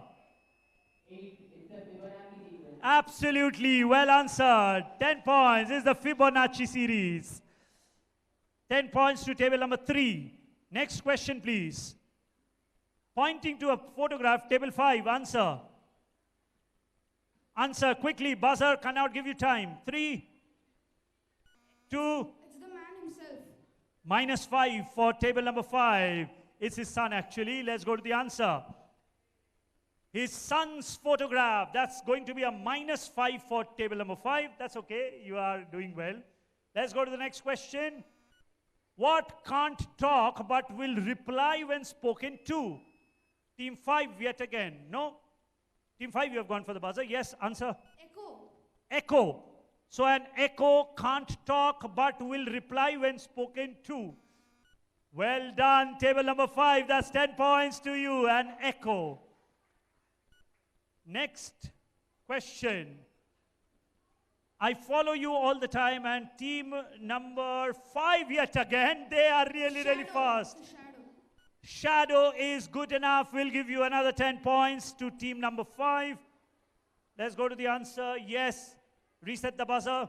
Buzzers are armed. Next question up on screen. What is the next number in the sequence? Team 2, answer.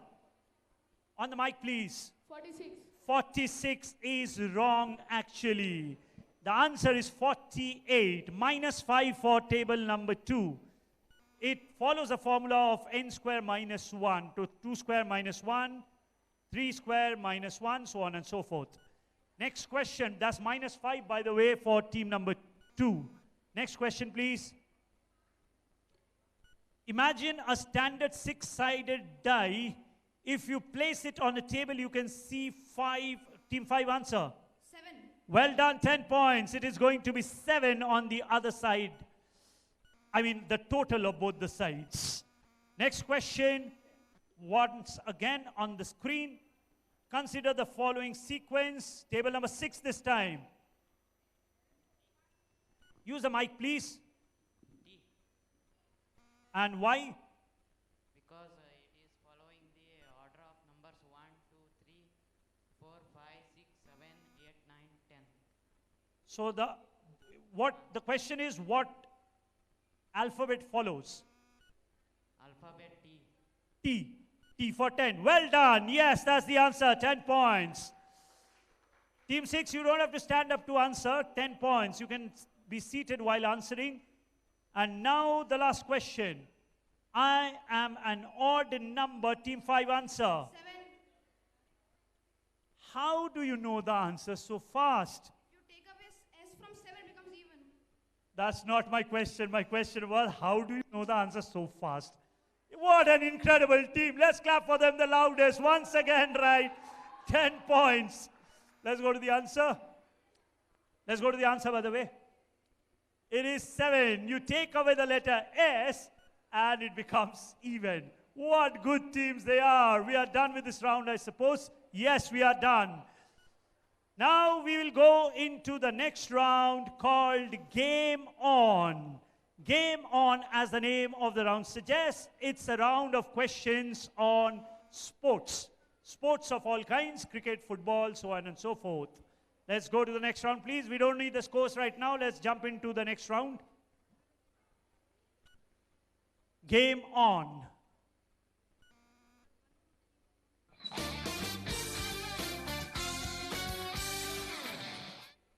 Okay, so 3 questions per team. Questions will not pass. 3 questions, one after the other. 10 points, no negatives. Clear? Last passing round, we started from team 6, so we'll reverse the direction again. This time, team 1. All questions on sports. Team 1, be cheerful. Here comes your first question on the screen. This I asked as an audience question, so we will not ask this question. We'll change the question a little, so don't worry about this. The question still remains about the Golden Slam, because I was discussing in the morning with the audience engagement about Golden Slam. Your question is, give us the name of the first tennis player to have won the Golden Slam. What is the name of the tennis player? The question still remains about Golden Slam, but the question is about the name of the player. A female tennis player. Margaret Court is incorrect. The answer is Steffi Graf. Steffi Graf is the first Golden Slam girl. Next question, please. Who was the first? Come on, yaar. Lot of audience engagement happening in the morning. So again, I'll keep the idea of the question same with some twist to it. So the question is still going to be about T20 cricket. The question is, give us the name of the, this is the benefit of, so there are quizzers and quizmasters, right? When quizmasters are anchored, they cannot change the question. And when you've been doing it for 40 years, you can change the question right up on stage. Here comes the question. Give us the name of the only bowler to have taken 3 hat-tricks in IPL while playing for 3 different teams? Very interesting. 3 hat-tricks while playing for 3 different teams. Which bowler? Answer. Jasprit Bumrah, 3 hat-tricks. No, this is Amit Mishra. Next question. In the sport of Formula One racing, what does the DRS system refer to which drivers can activate to gain a speed advantage for overtaking? In other words, what is the full form of DRS? DRS is also used in cricket in some format. Obviously, in cricket, DRS means something else. No clue at all. Let's go to the answer, please. Drag reduction system is DRS.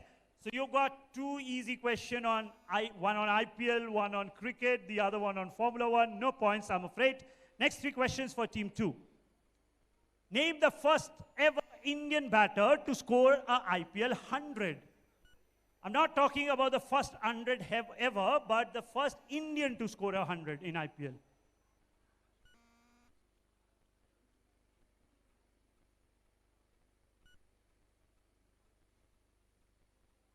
Answers?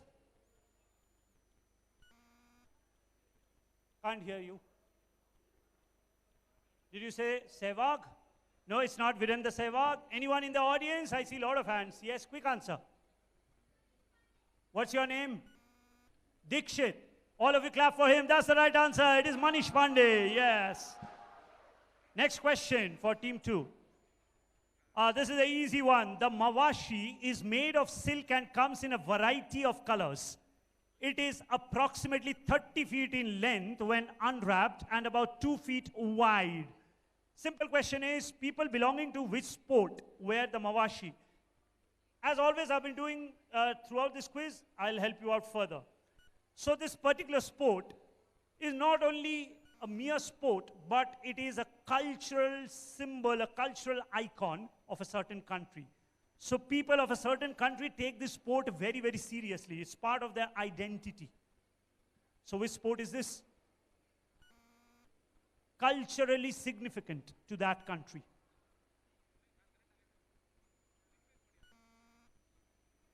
Answers? No? Answer is sumo wrestling, and I was talking about Japan. It is a cultural icon of Japan, sumo wrestling. That is the mawashi that they are wearing. Next question. Which Indian won the bronze medal at the Atlanta Olympic Games, thereby getting an individual medal for India at the Summer Games after a gap of 44 years? Actually happens to be a friend of mine, comes from, well, I'm not going to tell you where. 44 years later, the second individual medal for India at the Olympics. Who's he? Answering? Team 2, this was easy.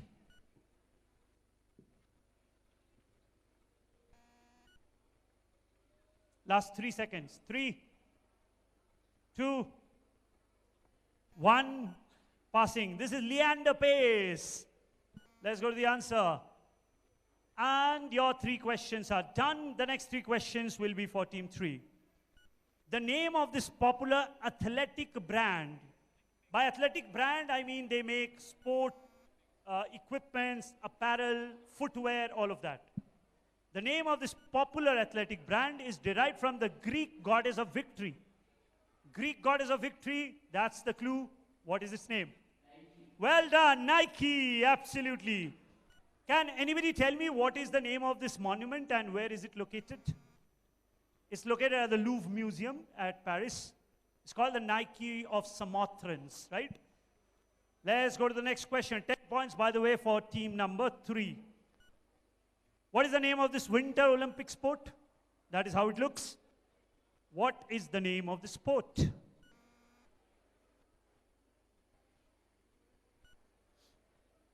Answers?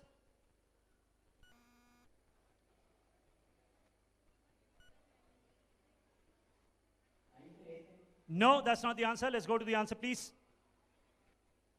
Luge. Let's go to the next question. This term, which is used to describe a situation in a game where the next point itself might decide the winner, has its origin in 19th century dueling. It might be used in quizzing also. One question deciding the winner. What is it called, or what is the term called?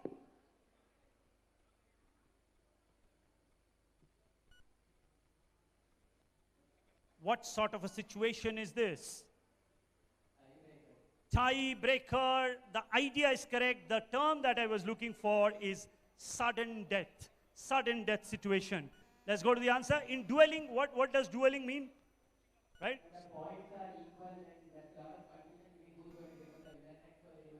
Right. No, but in dueling, tiebreaker is not used. It's dueling mein whoever is killed first.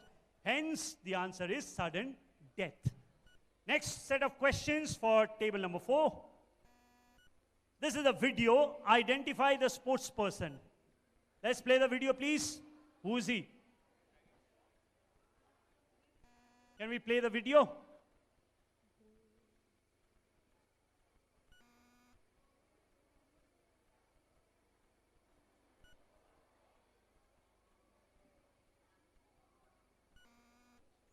Who is he?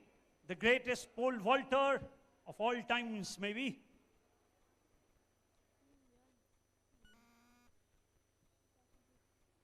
Answering? No? Let's go to the answer. Team 5, can you answer? Mondo Duplantis. Absolutely, that is Duplantis. Team 5 is really, really good. This is Duplantis. Let's go to the next question for table 4. Epi, foil, and saber are 3 distinct disciplines in the modern version of which sport? These are all equipments used in the same sport. Epi, foil, and saber. What is the sport?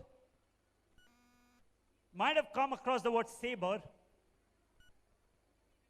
There's an English word called saber rattling. So what does saber mean? Think. No? Fencing or sword fighting. Let's go to the answer. Fencing. Next question for table number 4. This is a recently released Hollywood movie, last 2 months probably. Which 7-time Formula 1 champion was the producer of this Brad Pitt starrer? F1 the movie. Who was the producer of this movie? Which real-life Formula 1 champion, 7 times champion? No.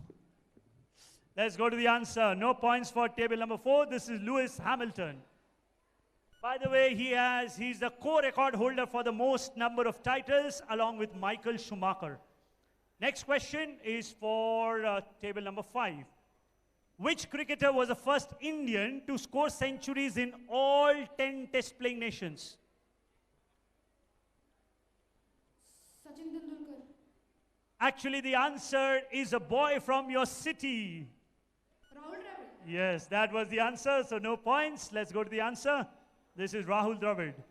Next question.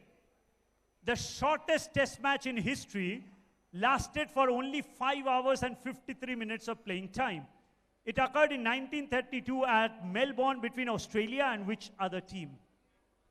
So you have to give us the name of the team.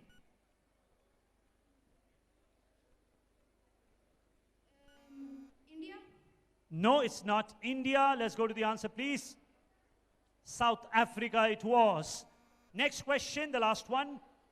The idiom to win hands down, just like you are doing, winning hands down, that word originates from a sport. From which sport? Think creatively. Try and paint a picture of who can win a hands down. It originates from which sport? Kabaddi. Actually, when the jockeys, when they're astride a horse, when they're certain of winning, they put their hands down. So it comes from horse racing. Let's go to the answer, please. Next set of questions, it's for team 6. It is a weight category in various combat sports like boxing, wrestling. Now, the name of the category comes from the name of these chickens.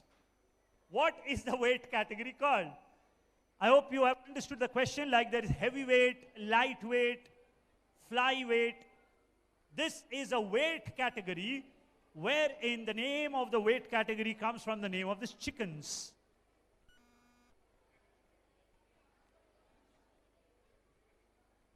Answer, please.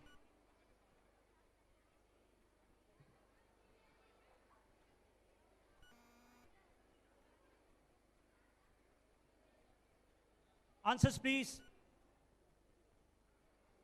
I'm going to take that as a pass. 3. This is bantam category. Let's go to the answer. Next question, the last one. This Indian cricketer is the only test player in history to have dismissed Sir Don Bradman hit wicket. This occurred during India's first ever tour of Australia in 47-48. Who is this bowler who also was India's first test centurion? In other words, forget about the first part.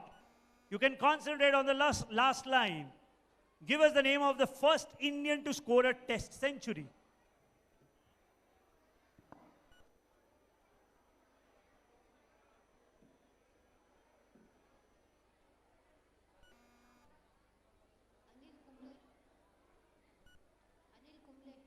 Sorry? Anil Kumble. In 1947-48, that would make him almost immortal. No, it's not Anil Kumble. Let's go to the answer. And Anil Kumble, we are talking about a batsman, like test century. All right, so we are done with this round. Next up, what we are going to do is, we'll jump into a round called Tech Trends. Here comes the round, Tech Trends. Let's go to the next round, please. Gaurav, Tech Trends. Oh, one more question remains. Okay, so sorry. Yes, one more question. Let's go to the next question. In test matches, which former cricketer holds the record for the highest number of Player of the Match award? Who has got most Player of the Match award in test matches? Take a wild guess.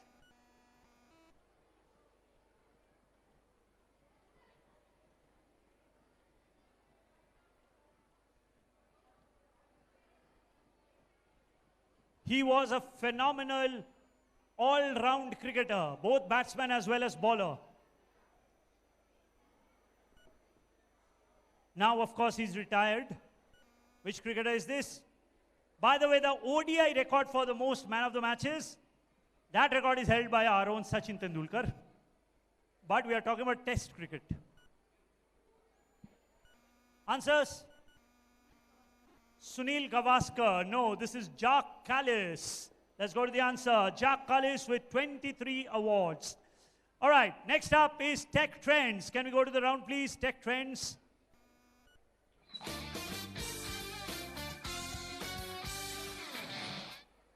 Same rules apply. 3 questions per team. To the other teams, it's on the buzzer. Okay? Passing happens on the buzzer. However, this time, on the buzzer, there is a +5 or a -5. You will have to write the answer on the buzzer. +5, -5 on the buzzer, or direct, no negatives. Clear? Team 1, let's start with you. All questions are about the world of technology. Let's go to the first question. The world's first webcam was set up at the Cambridge University. Team 3, you have to write the answer. +5 or a -5 to you. For a very specific non-surveillance purpose. So it was not made for any surveillance activity, but for a certain, hide your answer from other teams. Well done. +5 points to table 3. Table 1, answer. What's your answer, table 1? Coffee pot. So they wanted to see whether there was coffee remaining or not. Next question, please. Let's go to the answer. It's coffee pot. Next question, team 1. The world's first smartphone which debuted. Reset the buzzer, by the way. Gaurav, reset the buzzer. It's team 3 had gone for the buzzer on this one. I've seen that. Reset the buzzer. Only fastest team. Reset the buzzer, Gaurav. No other team should press the buzzer now. Team 3 only. The world's first smartphone, which debuted in 1994, had a touch screen and email capabilities and apps. It was created by IBM. What was it called? That's not the spelling though. I've got the idea. Well done. Plus 5 points to table 3. Direct to team 1. Answer. Nokia. IBM created a model called Nokia. They were competitors. Simon is the answer. Let's go to the answer, please. Next question, team 3. What is the name of the team 6? You have to write the answer. What is the name of the psychological phenomenon where people feel their phones are vibrating in their pocket all the time when it is actually not vibrating? Please do not check. Put your hands inside your pocket right now to check. What is this phenomenon called? Write the answer. Reset the buzzer, please. -5 to team 6. And team 1 will now try and answer this. Answer? Audience, anyone? Can anybody tell me what is the love of phones called? Anyone? It's called nomophobia, by the way. Yes, ma'am, you can tell me. No, we are giving negative. We can't do that.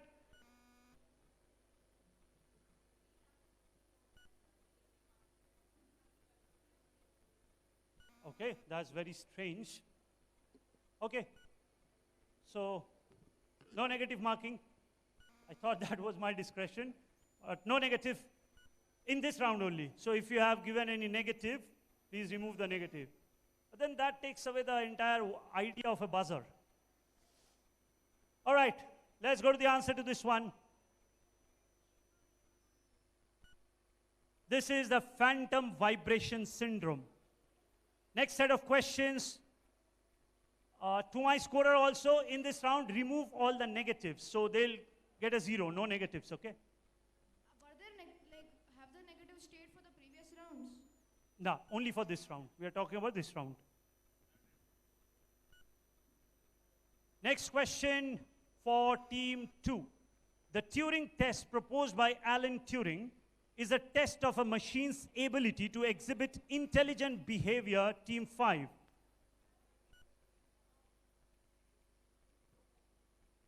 Now, if there are no negatives, team will keep on buzzing.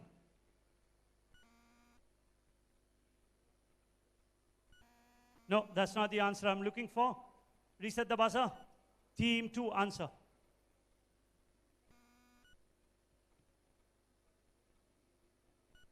Team 2, can we have your answer? Yes, no, say something. No answer. This is called the imitation game. Can we go to the answer, please? Reset the buzzer. Next question, team 6.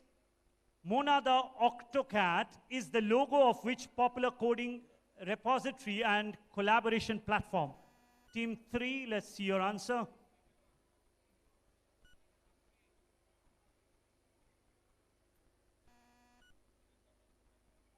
Okay. And it's a direct for team number 2. Team 2, answer.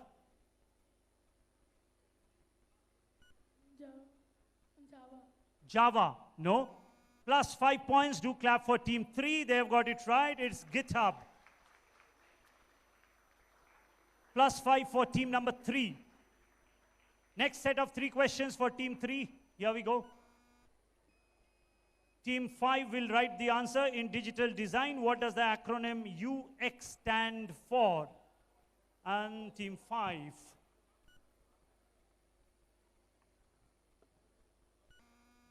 That's plus 5 points for team 5. Team 3, let's hear your answer.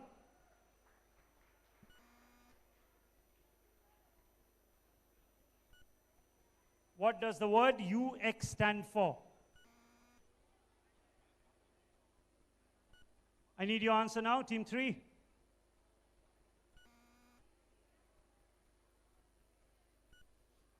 3, 2, 1, and we'll pass it. User experience, it was one of the easiest one. Let's go to the answer, please. User experience. Next question for Team 3. Reset the buzzer, please. Reset the buzzer. Gaurav, reset the buzzer. Gaurav, reset the buzzer. It's not reset. Okay, let's go back to the question.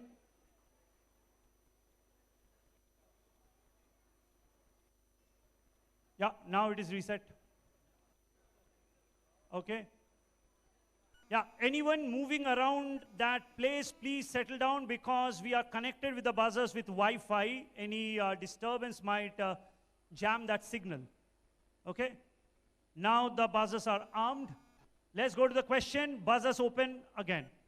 The ubiquitous phenomenon in modern computing was not invented at Microsoft or Apple. It was first implemented in the 1970s on an experimental word processor by a computer scientist, Larry Tesler, who also invented the concept. Team 5, write the answer. What command did he invent is the question. You will write the answer, team number 5. No? Team 3, answer.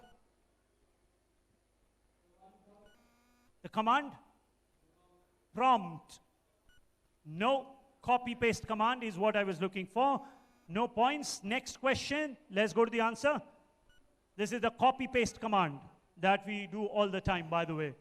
This is Narendra Singh Kapani. He was an Indian-American physicist and a pioneer in what specific field of technology? Related generally to computing. What specific field of computing or IT are we talking about? Narendra Singh Kapani.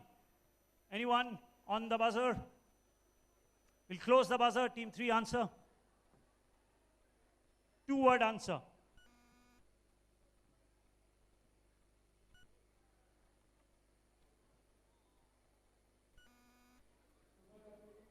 Supercomputing.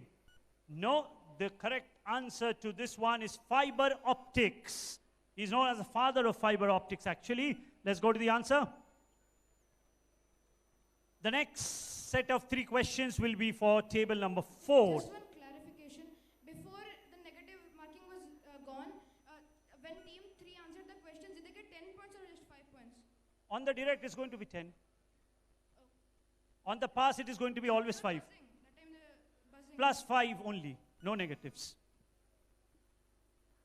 Next question is for table number 4.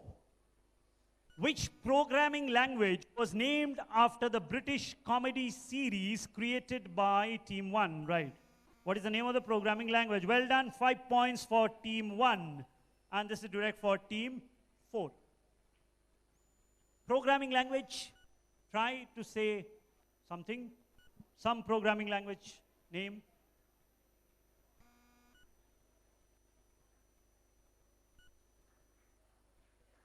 Any answer? The answer is Python. That's Monty Python and the Circus. So Python was named upon that. Next question for you. Smartphones and electric vehicles rely, table 5, write the answer. What is this rare earth element that we are talking about? Team 5, before I take your answer, I can suggest you something.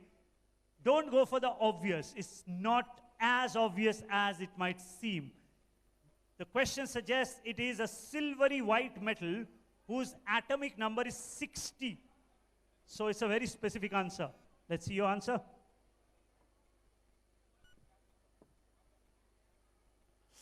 This team is really, really, really smart. And I love this team. Plus 5 points. What a good answer that is. Team 4, answer.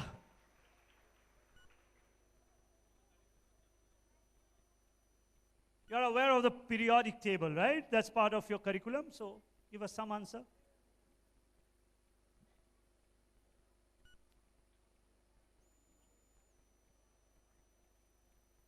Say something, my friend. Come out of your shell. copper, nickel, anything at all that comes to your mind? No? Here comes the answer on screen. It's neodymium. Next question. By the way, do clap for Team 5 once again. They got it right. Next question. Many early internet technologies were developed at Xerox PRC. Team 5 has gone for it yet again. No? Reset the buzzer. So once again, somebody is moving. Many early internet technologies were developed at Xerox PARC. Famously, Steve Jobs saw the graphical user interface there and adapted it for Apple. What does the acronym PARC stand for? Buzzing is open. Any team may let us know. Team 5, write the answer. And it's going to be your last direct.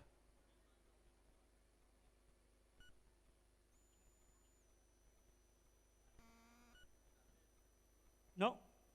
Team 4, answer. What does PARC stand for? Guesses? It's called the Palo Alto Research Center. Next set of questions is for Team 5. Here comes the first of it on screen. The popular coding font, Fira Code, is known for its use of ligatures which combine multiple characters into single, more readable glyphs. Which organization was behind this? On the buzzer, Team 3, write the answer. I'm looking for the name of the organization which was behind the font Fira Code. No, that's not the answer. Team 5.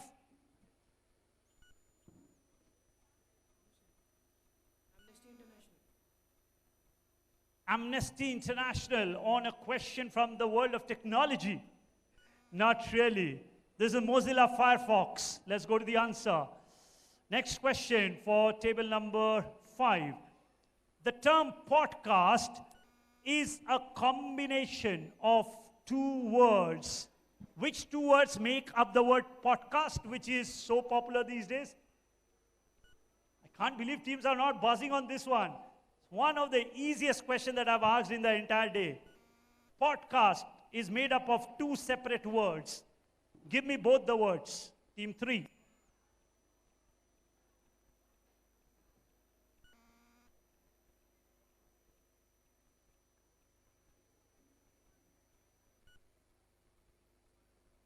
No. Team 5. Is it iPod and Chromecasting? iPod and? iPod and casting. iPod and broadcast makes up for podcast, but I think I will use my discretion. Well, 10 points. Let's go to the answer. By casting, they mean broadcasting.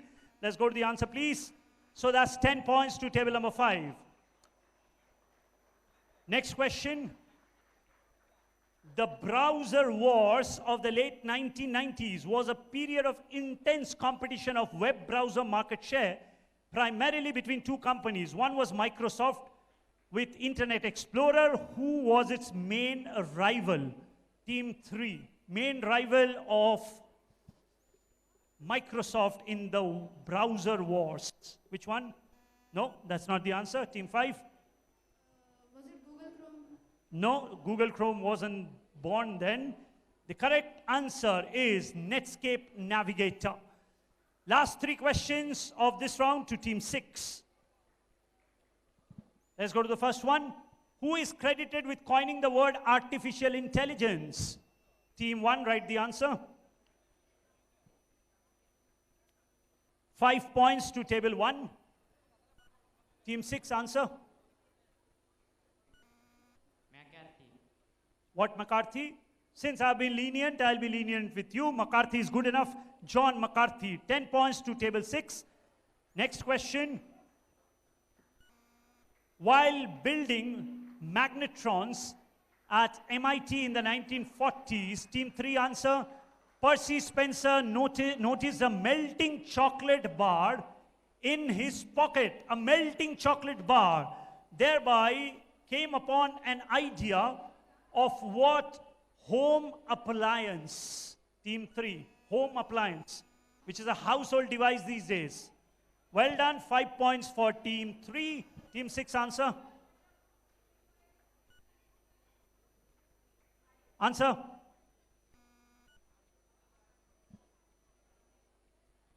No answer?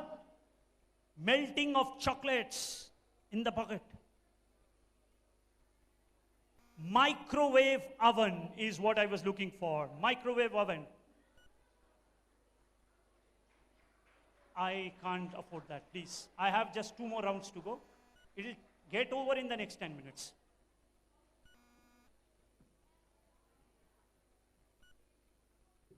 Okay. Let's go to the last question. Team 6. Reset the buzzer, please. Gaurav, reset the buzzer. Yeah. Name this company. Buzzer is now open. Team 3 now, write the answer. Name this company that develops LLMs, which is owned and funded by hedge fund High Flyer. I'll come to you, Team 6. Well done. 5 points to table number 3. And Team 6, answer.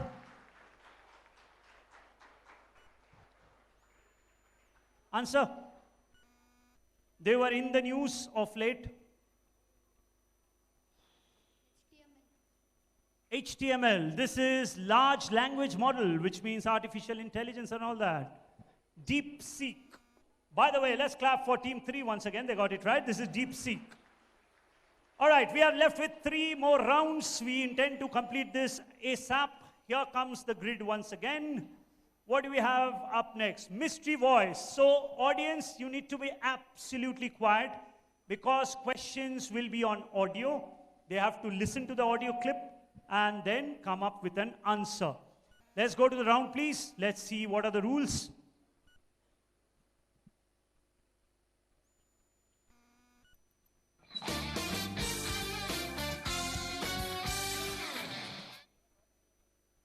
Team, please switch over.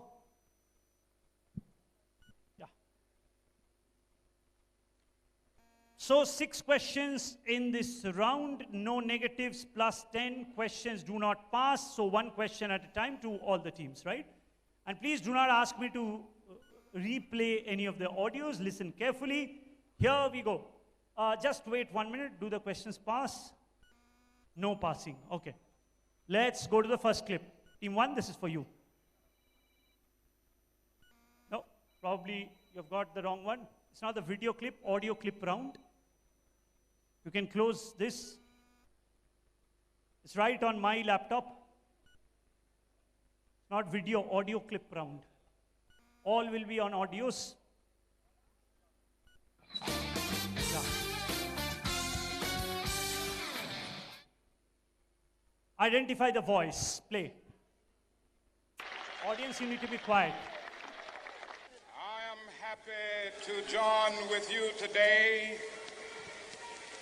in what will go down in history as the greatest demonstration for freedom in the history of our nation.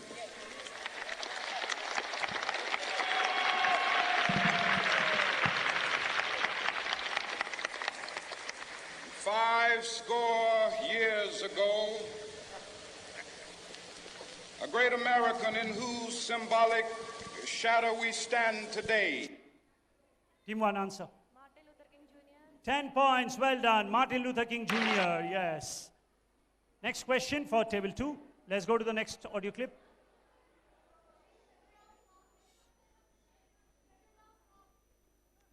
Next question, please. One evening, a gentleman came to our house and said, there is a Hindu family with 8 children, have not eaten for a long time. Do something for them. And I took rice and I went immediately. And there was this mother, and those little ones' faces, shining eyes from sheer hunger. She took the rice from my hands. She divided into 2 and she went out. When she came back, I asked her, where did you go? What did you do? And one answer she gave me, they are hungry also. She knew that the next door neighbor, a Muslim family, was hungry. What surprised me most, not that she gave the rice, but what surprised me most, that in her suffering, In her hunger, she knew. One two. evening, a gentleman came.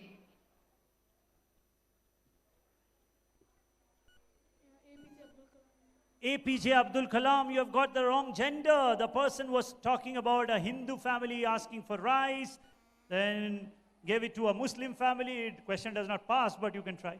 Mother Teresa it was, yes. Let's go to the answer, Mother Teresa.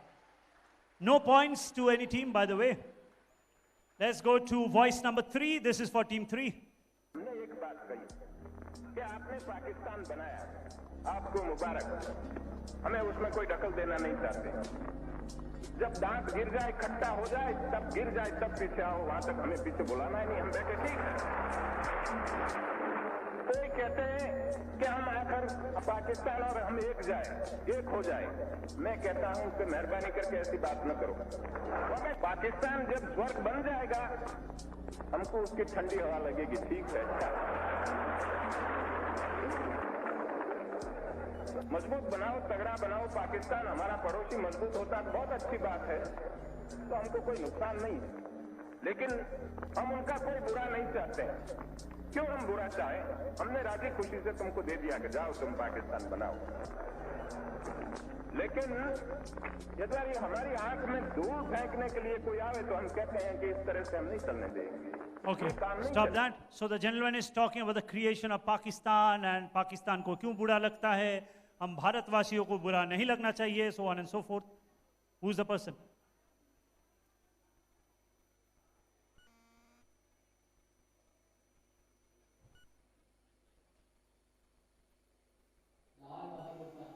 That is Sardar Vallabhbhai Patel actually. Let's go to the answer, no points. Next question for table 4. Identify. From this distant vantage point, the Earth might not seem of any particular interest. But for us, it's different. Consider again that dot. That's here. That's home. That's us. On it, everyone you love, everyone you know, everyone you ever heard of, every human being who ever was, lived out their lives. The aggregate of our joy and suffering, thousands of confident religions, ideologies, and economic doctrines, every hunter and forager, answer, every hero and coward, Swami Vivekananda talking about cosmology and stars and planets. No, that's Carl Sagan, no points. Next question for table 5. Let's play the next clip, please. Identify the voice. Today, I want to tell you 3 stories from my life. That's it. No big deal. Just 3 stories. The first story is about connecting the dots. I dropped out of Reed College after the first 6 months, but then stayed around as a drop-in for another 18 months or so before I really quit. So why'd I drop out? It started before I was born. My biological mother was a young, unwed graduate student, and she decided to put me up for adoption. She felt very strongly that I should be adopted by college graduates, so everything was all set. Very famous person. Today, who's he? Steve Jobs. Well done, 10 points. That is Steve Jobs, absolutely. All of you are not clapping. I'm not going to go to the next question. All of you please do clap. What a wonderful answer that is. Last question of this round for team 6. Play. Yesterday morning at 2:41 a.m. at General Eisenhower's headquarters, General Jodl, the representative of the German High Command, and of Grand Admiral Dönitz, the designated head of the German state, signed the act of unconditional surrender of all German land, sea, and air forces in Europe to the Allied expeditionary forces and simultaneously to the Soviet High Command. So the gentleman talking about German forces surrendering and all of that.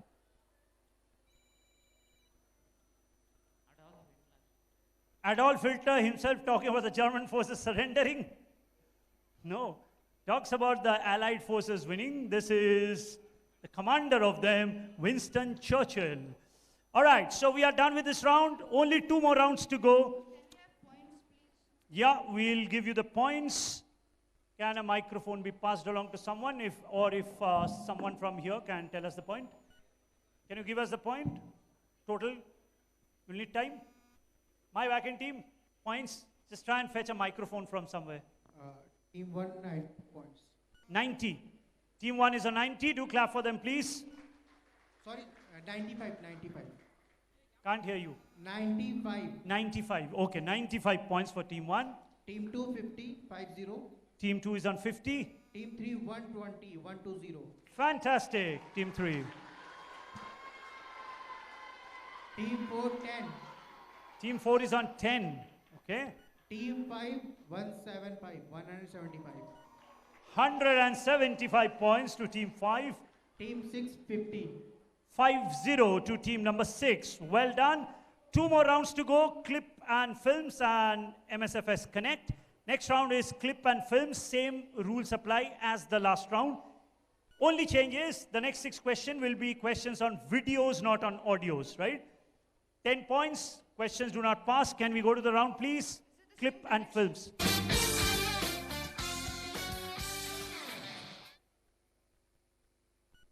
Your questions are answered there.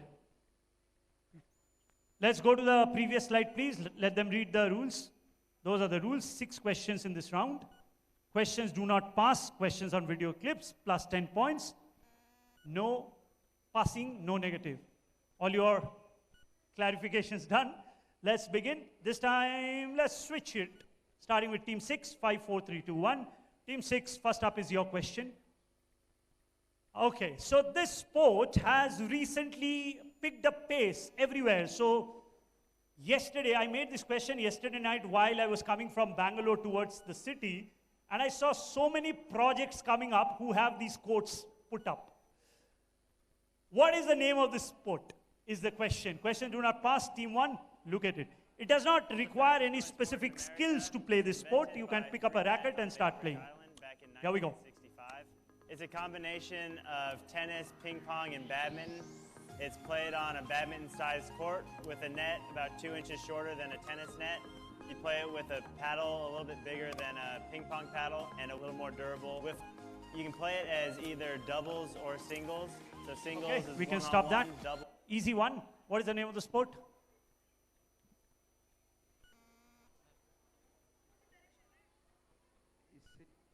Oh, sorry. I'm so sorry. It's the other way around. I flipped it. Sorry. Team 6, yes. Lawn tennis. Lawn tennis. No. Anyone else who wants to answer? Pickleball. Yes, this is the pickleball. No points though, because questions do not pass. Next question for Team 5. Famous for its unique floating islands called the Fumdis, located in the state of Manipur. Identify the lake. Play.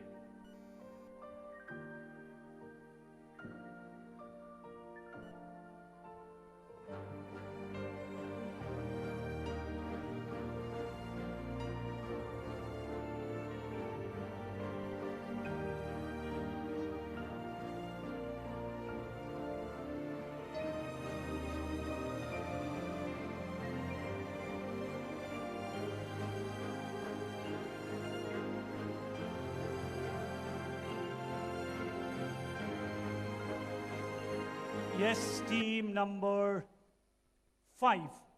Answer? Don't know, but maybe Lake Meghti. Meghti. No, that's not the answer. This is the Loktak Lake. Let's go to the answer. It's, by the way, the only floating national park. Next one for Team 4. Identify the 2 chess players. I need the name of both of them. 5 plus 5. 5 points for identifying one. 10 points for identifying both. Play.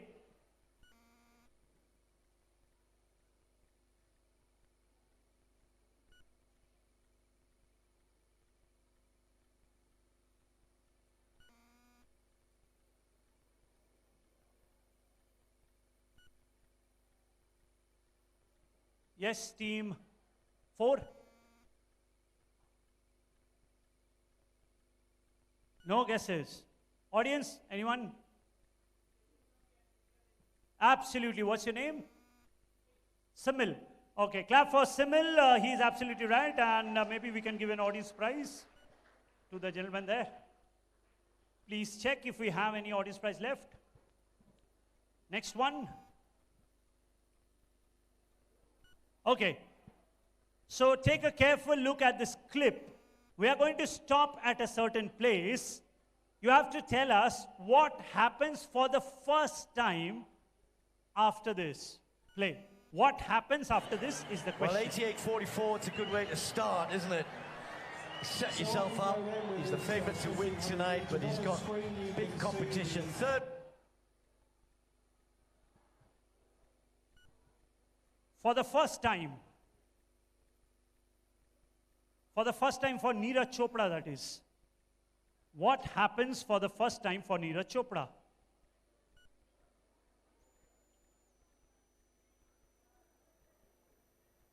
Answering?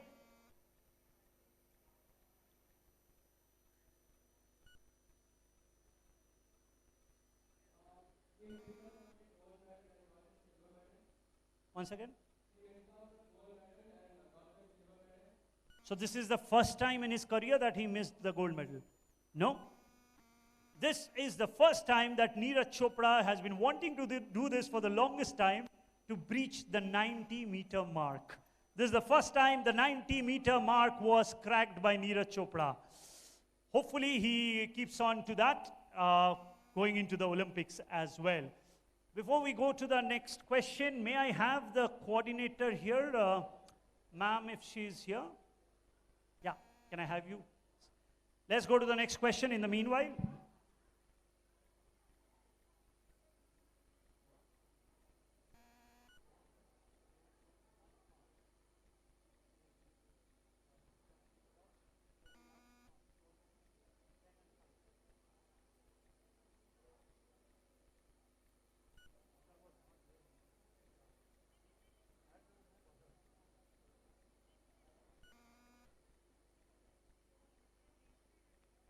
What are the special fluids known as when hit with a strong force, it becomes hard?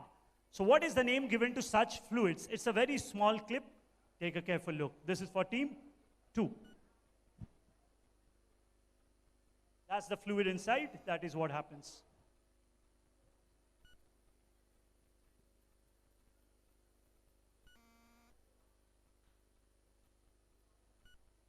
What are such fluids called? Non-Newtonian fluids. Well done, 10 points. Non-Newtonian fluids, absolutely. Last question to table number 1. This is located somewhere in Bihar. It is the tomb of a famous person. Whose tomb is what you will have to tell us. Tomb of which historical person? Play.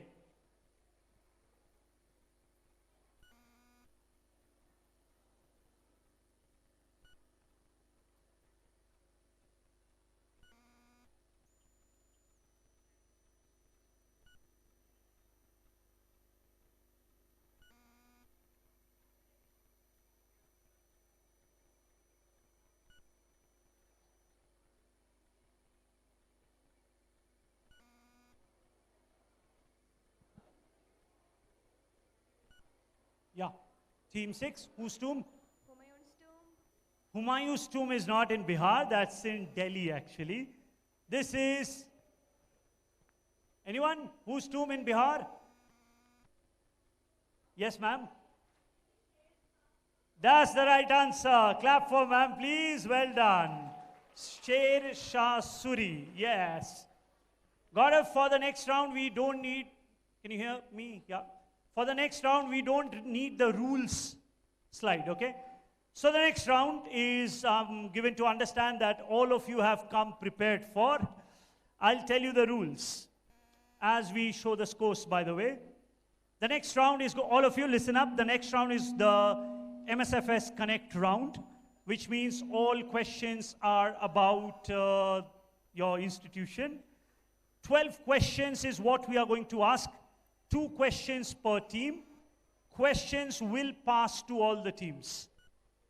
If you give the correct answer on the direct, then of course questions do not pass.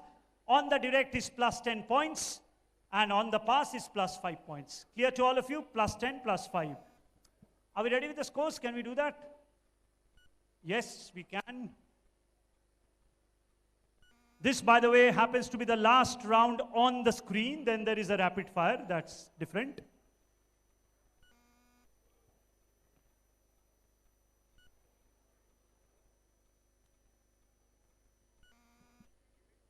And for the next round, may I urge all the teams, because I've done all the walking today, so don't make me walk on this one. Since you don't have to write anything, please be a little loud when you give the answer. Here comes the scores on screen.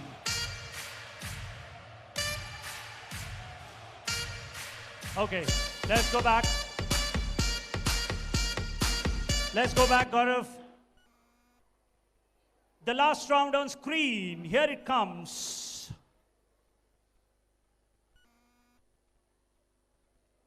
This is for team number 1. Who founded the missionaries of St. Francis? Yes, team 1, answer. Father Pierre Marie Marmier.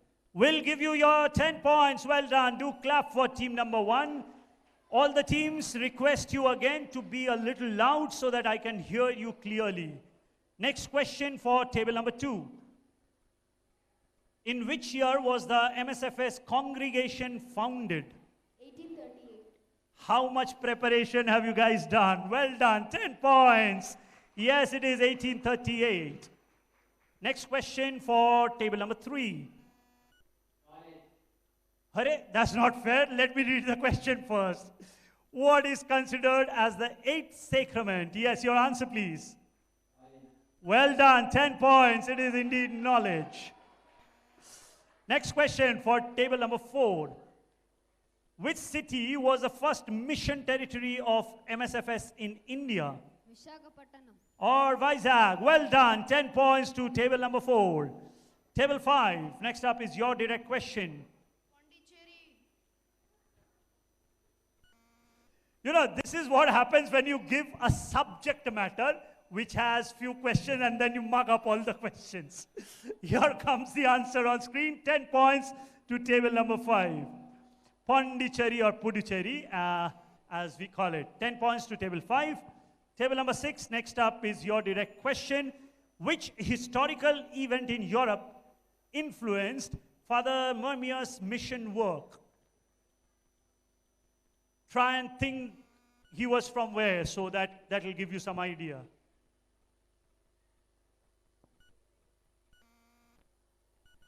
Jane D. Chantal's work. Louder. Jane D. Chantal's work. No. Question passes. Passes for 5 points. French Revolution. The French Revolution. Yes, it is correct. 5 points to table number 1. Audience, you need to clap whenever you hear the right answer. 5 points. Next question, once again to table number 1. This is your question, table 1. Who inspired Father Marmier to start the MSFS? Bishop Ray. Bishop Ray is correct. 10 points to table 1. Table 2, next up is your question. Which Indian diocese was first formed by dividing Visakhapatnam? Plus 10 points to table 2. Since I'm not from the institute, trust to me, I have no clue whether the questions are really that easy or whether all of you have mugged up everything. But anyways, congratulations, 10 points is what you get. Next question to table number 3. What religious order did St. Francis de Sales co-found? Table 3.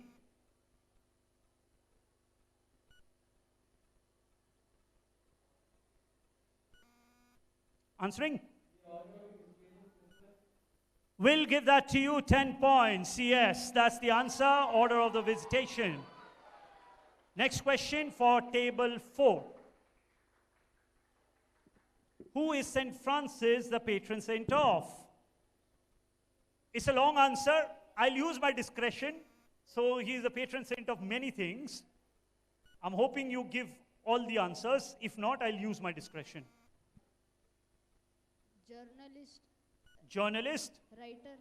writers, and one more. Journalist, writers, and are you adding anything? Okay, I'm going to go to the fathers. Can we give them points for that, full points? No, or should we wait for another one? There's 1 point missing. Should we be lenient and give them points? Okay, we'll give that to you. So let's clap for table number 4. That's 10 points. Writers, journalists, and Catholic press is what I was looking for in particular. So 10 points to table number 4. Next question to table 5. Which pope declared St. Francis a doctor of the church? Pope Pius IX. Pope Pius IX. Yes, 10 points to team 5. You know, I've been shouting questions for the last 3 hours, 4 hours. This round went by in 5 minutes flat. Last question to table number 6. Here comes your question. What was the provisional name given to the missionaries by Bishop Ray?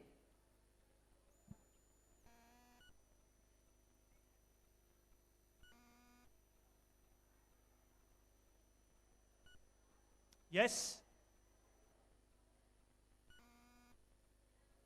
Answering? Missionaries of St. Francis DCL. No. Table 1. Missionaries of Annecy. Well done. 5 points. Sorry, 5 points. Let's clap for table number 1. So then, ladies and gentlemen, there we have it. That about concludes most of the rounds. Can I keep it here if you don't mind? Thank you. That concludes most of the round of this quiz with 1 round remaining, which is going to be very, very rapid. Listen to the rules. A maximum of 10 questions per team. I'll be very, very strict on this. The timer is going to be up on screen. 1 minute. This is called quick quest, which means questions are on rapid fire. Can we go to the round for the rules, please? Here are the rules. Audience, I need you to be absolutely quiet so that I do not mishear any of the teams, please.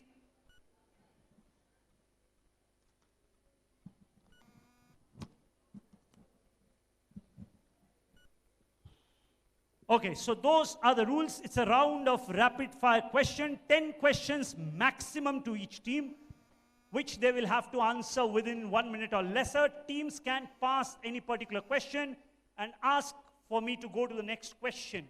However, they cannot come back to the previous question, right? Clear on all the rules?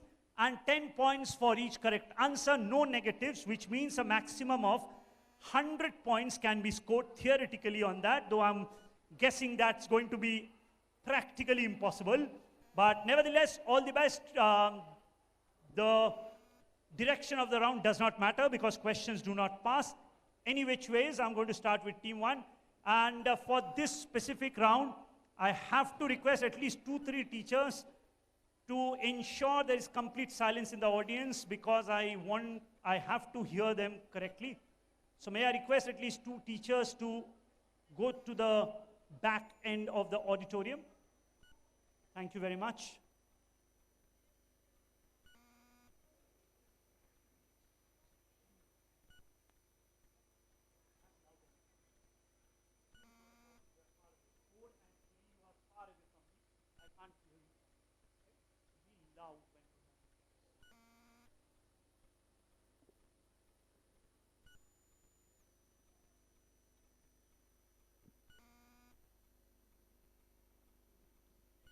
By the way, you have to hear me. Questions are not going to be on screen. On screen, you are going to get only the clock, counting you down to 1 minute. In case you are unable to hear me or want me to repeat a question, feel free. Clear? Team 1, all set? Because the moment the next slide comes, the timer is going to start. Can we start, audience? I hope I have your support. Thank you all and our good wishes first to table number 1.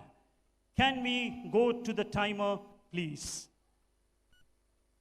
And your timer has started. In which category was Muhammad Yunus, the chief advisor of the interim Bangladeshi government, awarded the Nobel Prize in 2006? Which category?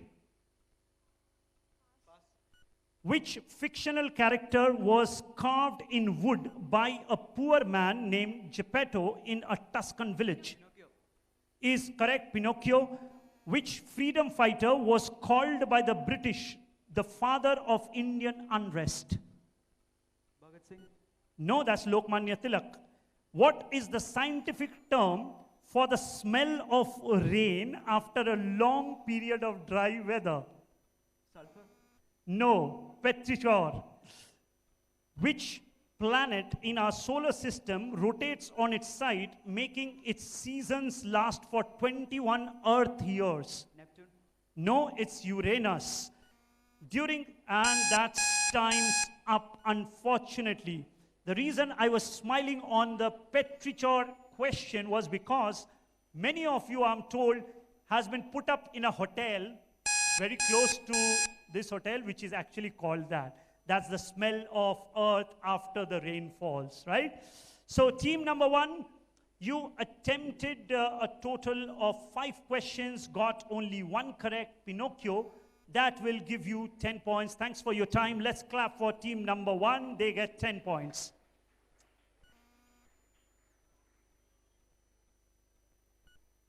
Gaurav, that's 10 points to team 1.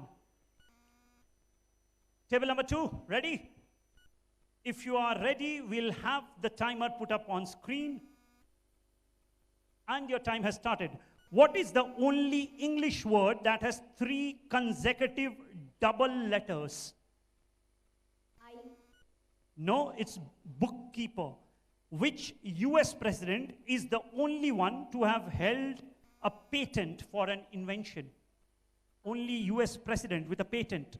Passing, that's Abraham Lincoln. What pen name did Dhanpat Rai Srivastav use for his literary works such as Karmabhumi and Rangabhumi? How do we know this author better? This was easy, Munshi Premchand.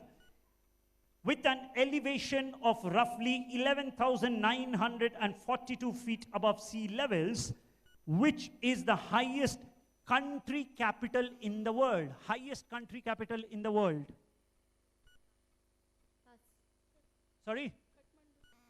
Louder. Kathmandu is incorrect, and your time's up. The answer is La Paz. That's the highest country capital in the world. You took a shot at 4 questions. Team number 2, unfortunately, you could not get any points, but ladies and gentlemen, do clap for their effort.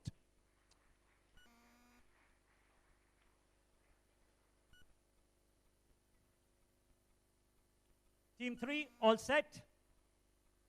Don't look nervous, because if you are nervous, I don't feel good. All the best to you, and once again requesting you to be as loud as you possibly can. If you are ready, we'll run the timer now. And your time has started. What was the first ever video game console called? Odyssey is absolutely correct. We'll give you 10 points. Following the differences with Gandhi, Subhash Chandra Bose resigned from the presidency of the Indian National Congress to form a new political party in 1939. What was this party called? After he left Congress, Subhash Chandra... That's not a political party. All India Forward Bloc is the answer. Next question. What is the science of dactylography? Dactylography is the science of fingerprints. Next question.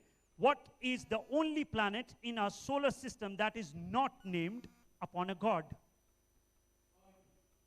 Earth is correct.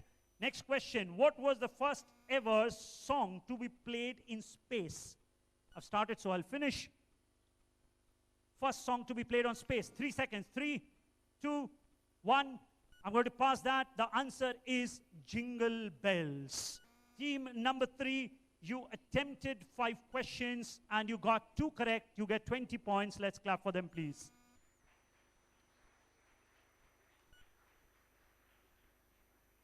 Audience members, all the kids, please listen up.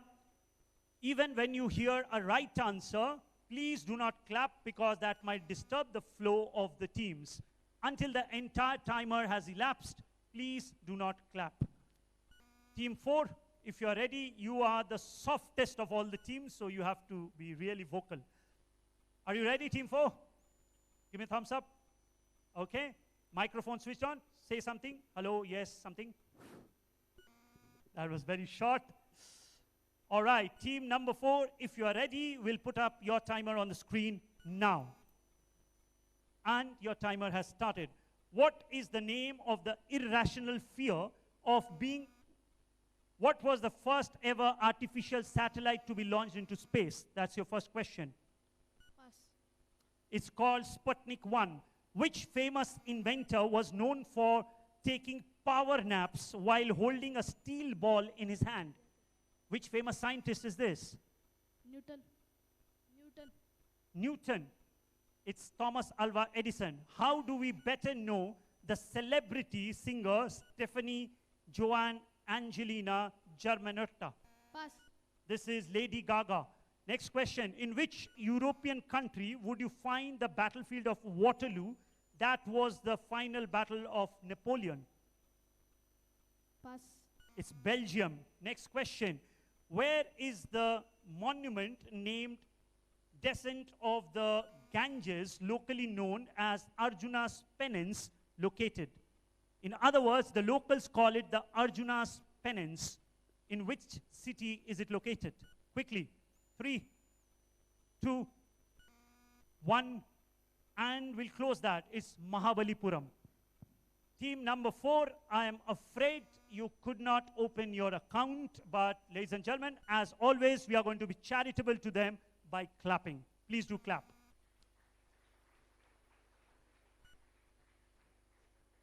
Team 5, seemingly the smartest one today. All the best with your set of questions. The timer on the screen, please.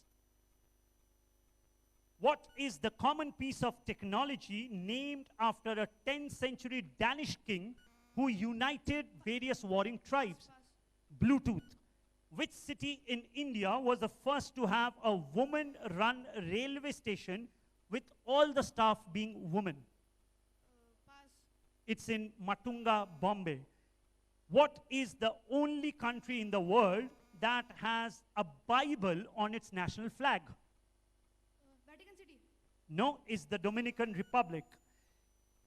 Bats are blind mammals, so they emit sound waves when they encounter an object which bounce off, creating echoes.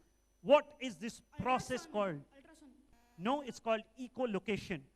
What is the name of the condition where a person can taste words or hear colors? Which capital city of India has been officially renamed as Sri Vijayapuram? Port Blair. Port Blair is correct. So you have got, out of 6, only 1 correct. Will give you 10 points. The answer that you missed on what is the name of the condition where a person can taste words or hear colors is called synesthesia. Let's clap for team number 5. By the way, they get 10 points. And since we are left with only 1 team, Gaurav, can we do the honors of reading out the scores, please? Let's see if Team 6 can do anything to get a prize or to be on the podium or not. Starting with Team 1, please. Use a mic. Not on the screen, use a mic, that will be fine. Team 1, 135. 135 for Team 1. Team 2, 80. Team 2 on 80. Team 3, 160. 160 for Team 3. Team 4, 30. Team 3 on 30. Team 4 on 30. Team 5, 205, 205. 205 for team number 5. And Team 650, 50. Team 650. Ladies and gentlemen, the last round is going to be inconsequential to determine the winners. We'll do that anyways. But I present to you the winners of this quiz. Let's hear it for team number 5, please. Give them a good hand. Well done. And now across to table number 6 for the last set of questions. The timer is going to come on screen shortly. And here we go. If Thursday is named after Thor, what name gives Wednesday its origin? Wednesday originates from where is the question? Passing. It comes from Odin. Almost every large galaxy has a supermassive black hole at its center. What is the name of the black hole at the center of the Milky Way galaxy called? Sagittarius A. On 30th October 1928, Lala Lajpat Rai succumbed to injuries and passed away. He was lathi-charged upon by the police at Lahore. What was he protesting about? It's the Simon Commission. Which fighter aircraft serving in the Indian Air Force literally means a gust of wind in its local language of origin? Indian Air Force main fighter aircraft. What is the name of the aircraft? Your time has elapsed, but I'll take that once again. F-16. India does not have an F-16. Ladies and gentlemen, this is the most talked about aircraft. It's called the Rafale. Rafale means a gust of wind. All right, so then, there we have it, ladies and gentlemen. The long quiz comes to an end. So what I'm going to do is ask all the audience members, including all our dignitaries, to give a heartfelt round of applause to all the teams. Well done to all the teams, and do well in all your future endeavors. Can we have the final scores on screen? But before we do that, as many of you know, I have somewhere else to go. So this will proceed with the prize distribution. So I'll quickly give you my thank you notes. First of all, thank you to the host school for being such a magnanimous host. Can we have a round of applause for the host school, please, for wonderful design of the stage and everything else indeed. Next up, a huge round of applause to the large audience. We've had a full house almost throughout the quiz, so clap for yourselves. And last but not the least, in fact, they should be the first, a warm round of applause, not only to the 6 teams who are on stage now, but I'm given to understand some 15, 16 teams participated in the quiz since the morning. So to all the teams, this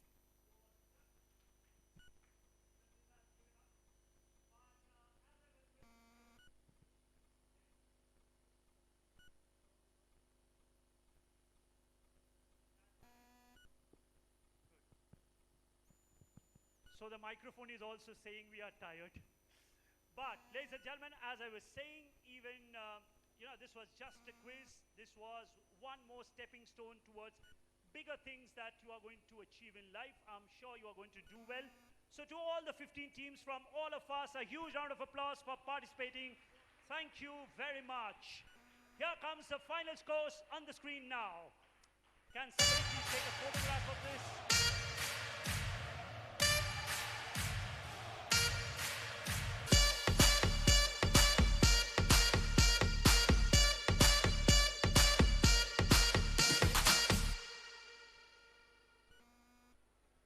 Photographs done?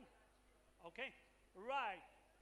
So then, until we meet again, ladies and gentlemen, at some other forum, at some other quiz, always keep smiling, and more importantly, be inquisitive, keep quizzing. Bye-bye, see you all again. Over to our anchor. Thank you, sir. It's with immense joy and pride I welcome you all to the closing ceremony of the Desalite Inter-School Quiz and Debate Competition 2025. We are happy and honored to have with us the esteemed guests, dedicated teachers and brilliant participants with us today. This event has been a celebration of knowledge, teamwork and spirit of learning. To bring this wonderful gathering to a close, it's time to express our heartfelt gratitude. I now invite Ms. Hemalata to deliver the vote of thanks. Gratitude is the memory of the heart. John Baptist Mathew. A very good evening to one and all gathered here. As we come to the end of this enlightening and vibrant Desalite Inter-School Quiz and Debate Competition 2025, it is with a heart full of gratitude and deep appreciation that I stand before you to offer the vote of thanks. First and foremost, we bow our heads in reverence to the Almighty God, whose grace, presence, and guiding hand have been with us from the inception of this event to its successful conclusion. It is He who makes all things beautiful in His time, and we are truly blessed by His providence. Our sincere thanks to the quiz masters, Mr. Gautam Bose and Preetham Upadhyay, whose brilliance, creativity, and clarity transformed the competition into a thrilling intellectual experience. Your contribution added immense value to the minds of our young participants. To the moderator, Dr. Joel Jacob, and esteemed judges of the debate competition, Mr. Yadukrishnan PT, Dr. Thinam Bora, and Ms. Twinkle Sarah Joseph, we thank you for lending your time, wisdom, and impartial judgment to this platform. Your insights, questions, and observations challenged our students to rise to greater heights of articulation and critical thinking. A special word of appreciation goes to Reverend Father Benny, Counselor in charge of education for the Southwest India province of the SFS group of institutions. Father, your unwavering commitment to academic excellence and formation has been the guiding light behind initiatives such as this. We also express our heartfelt thanks to Reverend Father Santosh, Provincial Counselor in charge of formation, Southwest India province. Your encouraging presence among us today reminds us that true formation involves both mind and spirit, and this event has indeed been a testimony to that vision. To Reverend Father Joshi Philip, Manager of the SFS Group of Institutions, Electronic City, thank you, Father, for your warm support, constant encouragement, and for providing the infrastructure and environment that made this gathering possible. With hearts filled with gratitude, we extend our sincere thanks to Reverend Father Binu, the Superior and Principal of SFS College, for your unwavering support and gracious encouragement. Your spiritual guidance and presence have been a true inspiration for all of us. We sincerely thank Reverend Father Shibu, Vice Principal, SFS College. Your leadership and encouragement have been truly valuable. I deeply appreciate the time and effort you extend towards the growth and success of the students. We also offer our heartfelt thanks to the esteemed parish priests, assistant parish priests, and the dedicated directors of various SFS institutions who joined us and lent their support with great generosity of spirit. Your presence and prayers added a special grace to the occasion. Our deep gratitude to the principals and vice principals of all participating schools. Your cooperation, trust, and active involvement have made this inter-school event a celebration of unity, talent, and shared educational values. To the teachers who accompanied the participants, we acknowledge your role as mentors and motivators. Your presence here has enriched the experience of our students and added grace to this gathering. To our star participants, the students, you are the heart of this event. Your knowledge, courage, and eloquence have been truly inspiring. Whether you won or not, today, each one of you is a victor in the arena of learning and self-expression. We extend our sincere appreciation to Subodhana Private Limited for sponsoring the cash prizes for our quiz and debate competition. Your valuable contribution not only encouraged healthy competition, but also motivated our students to strive for excellence. Thank you for being a part of our journey in nurturing young minds. A big thanks to the audience too, whose encouragement and support added a warmth and energy to this assembly. Heartfelt thanks to the organizers who worked tirelessly behind the scenes, ensuring that every detail was taken care with precision and passion. To the stage decoration committee, your creativity turned this venue into a space of elegance and meaning. Your efforts brought vibrancy and special delight to the occasion. To the technical team, thank you for handling the light and sound arrangement so seamlessly. Your quiet presence and flawless execution allowed the rest of the program to unfold smoothly. We also thank Bhavani Studio, photographers and videographers for capturing these memorable moments that we will cherish for years to come. To the caterers, your warm service and delicious food reminded us that nourishment is both of body and spirit. Thank you for serving with such care and grace. And last but not least, a warmest thanks to the house mothers. Your humble service, so often unexpressed, plays a crucial role in ensuring comfort and order. May you be blessed for all that you do silently with love. In conclusion, let us remember that events such as this are not just competitions, but sacred opportunities to come together, to learn from one another, and to grow as one SFS family. Let this day inspire us to carry the torch of knowledge, faith, and fraternity back to our institutions and into the world. Let all that you do be done in love. 1 Corinthians 16:14. Thank you, and may God bless us all abundantly.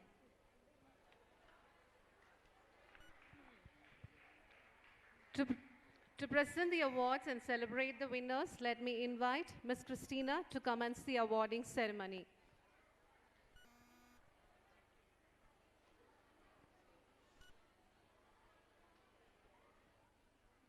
It is now the moment to acknowledge and celebrate the remarkable talent that has been showcased here today.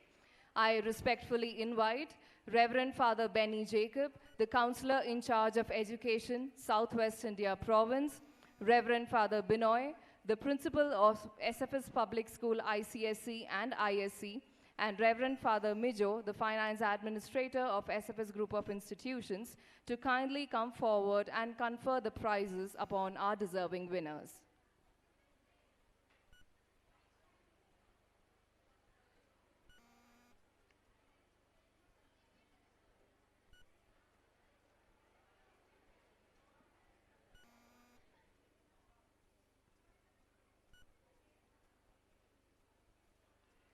The debate competition has truly been a feast of ideas and intellect, with participants presenting powerful arguments for and against the motion, as well as sharp interjections that enrich the discussion.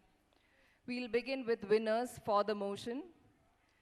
The second runner-up, winning a cash prize of Rs 10,000, is Emma Maria Joby from SFS Public School and Junior College, Etumanur.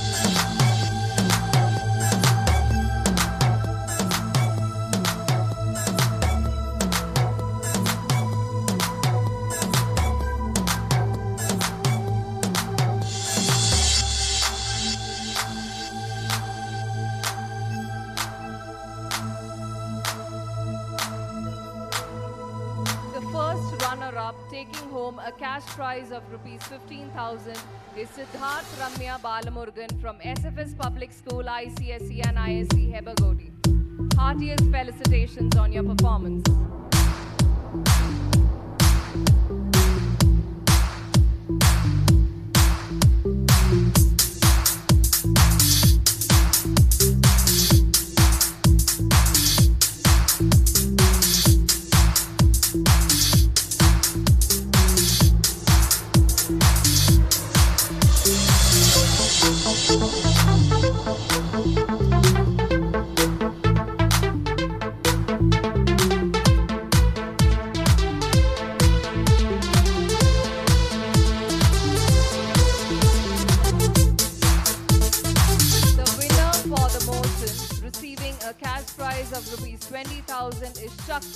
From SFS High School, Hebagodi. Your clarity, conviction, and excellence truly shone through. Congratulations.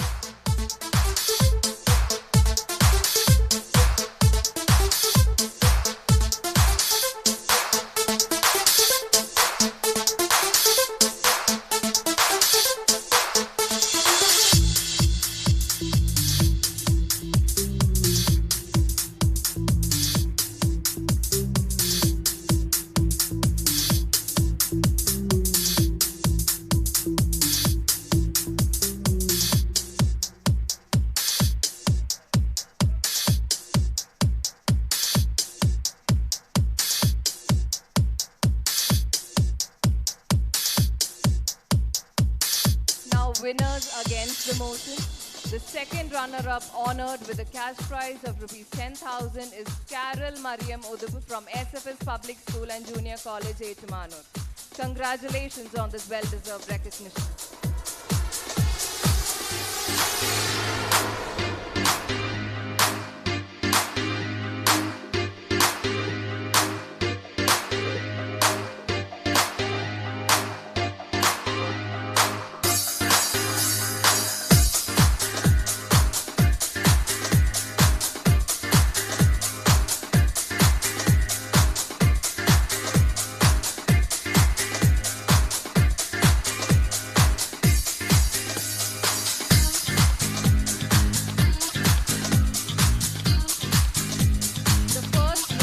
Awarded a cash prize of rupees 15,000 is Pranita TY from SFS High School, Hebagodi.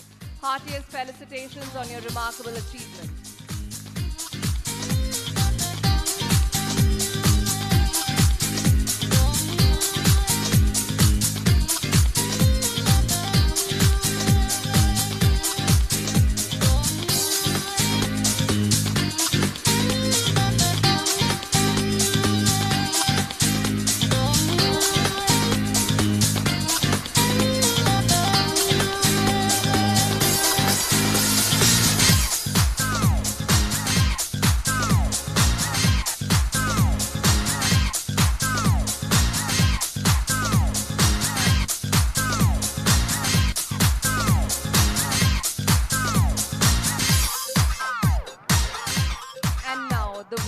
Against the motion, claiming the top cash prize of rupees 20,000 is Purti DM from SFS Academy, Hebagodi.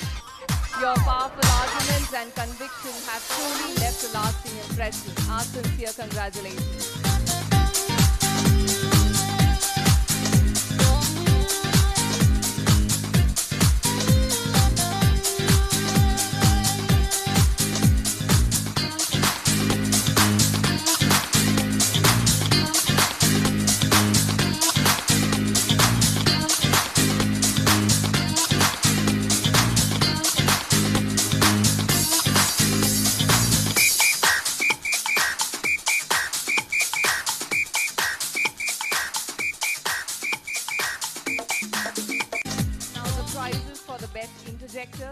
The second runner-up receiving a cash prize of rupees 5,000 is Gyanita from SFS Public School, Kengeri. We applaud your commendable effort and achievement.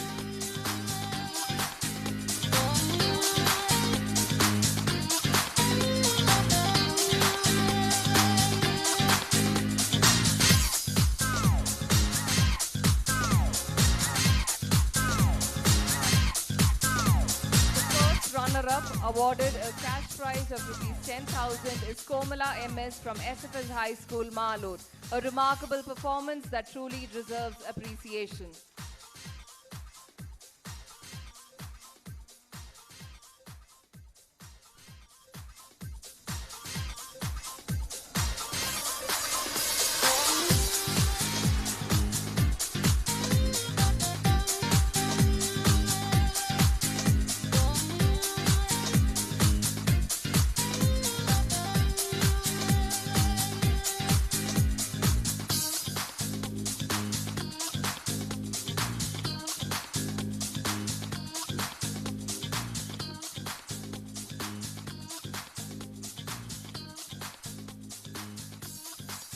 The winner of the Interjectors Prize, honored with the cash prize of rupees 15,000, is Shreya Anup from SFS Public School and Junior College, Manur.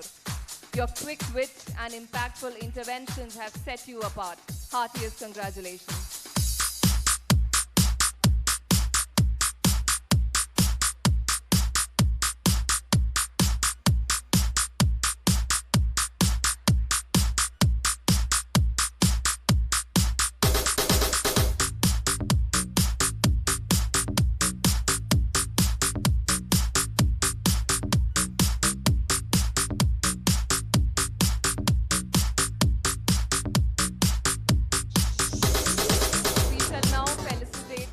Debate teams of this competition. The second runner-up team is SFS Academy, Hebagodi. Congratulations, team.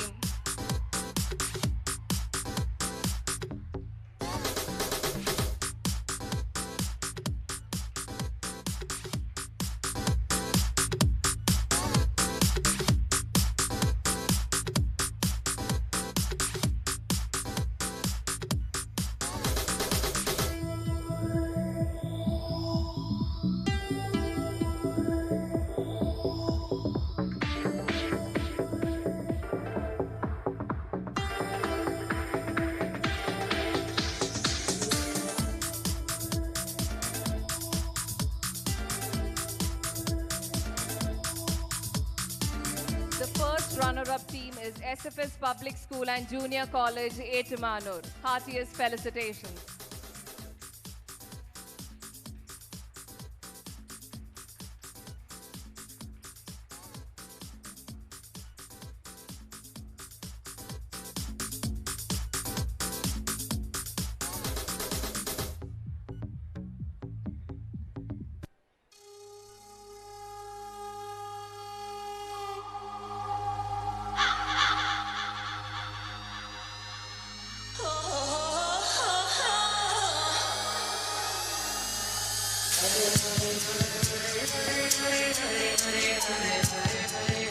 And now, the best team of the debate competition with the winner's trophy is SFS High School, Hebagodi.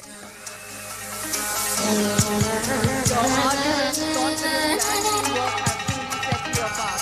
Congratulations.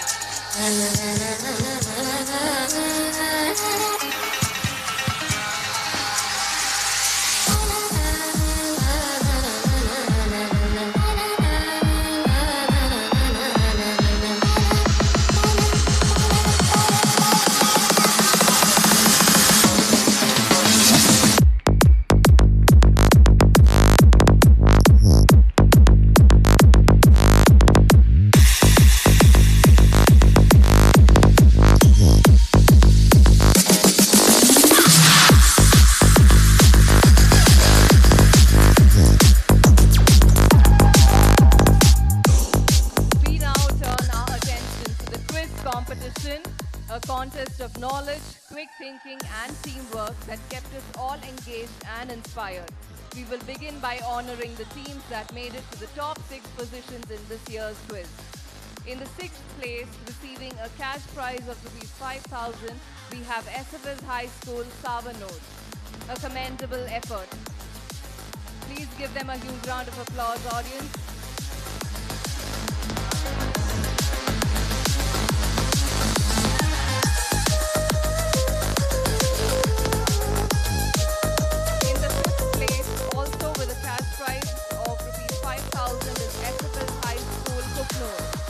Well done, team.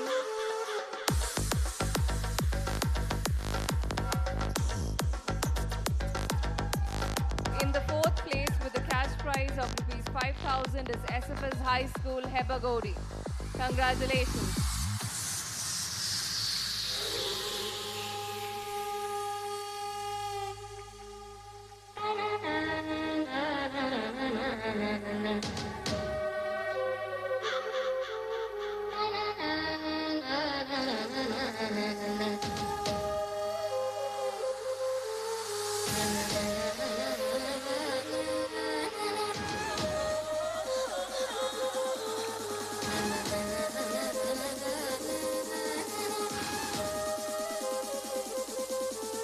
second runner-up receiving a cash award of rupees 20,000 is SFS Public School and Junior College, Etumano. Congratulations on this fine achievement.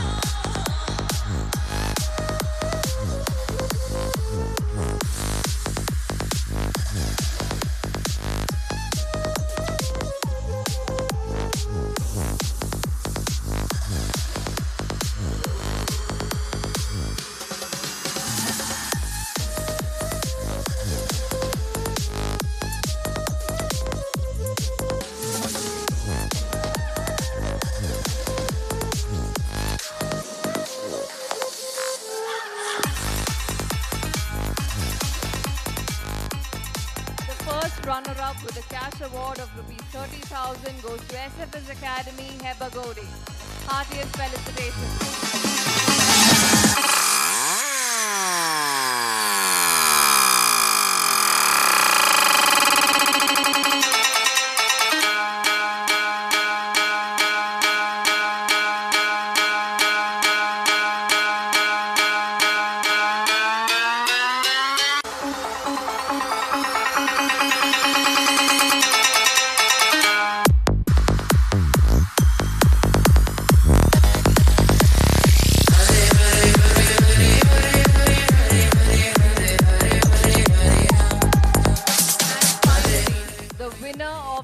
Competition, receiving the winner's trophy and a cash prize of rupees 40,000 is SFS Public School ICSE and ISC Hebagodi.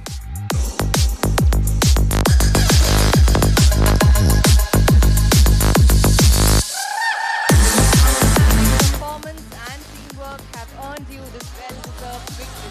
Our heartiest congratulations.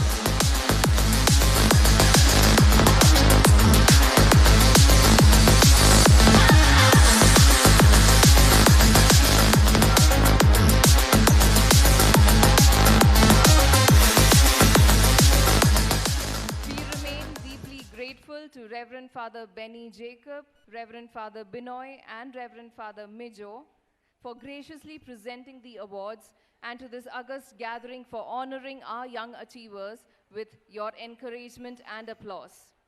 Even as we celebrate the winners, let us acknowledge the commitment, preparation, and enthusiasm of every Desalite who took part in these competitions.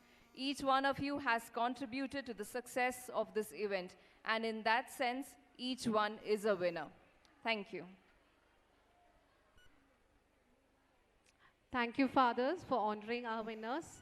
As we wrap up, let's carry forward the spirit of inquiry and collaboration. Until next time, keep questioning and keep growing. May I request everyone to kindly rise for the national anthem.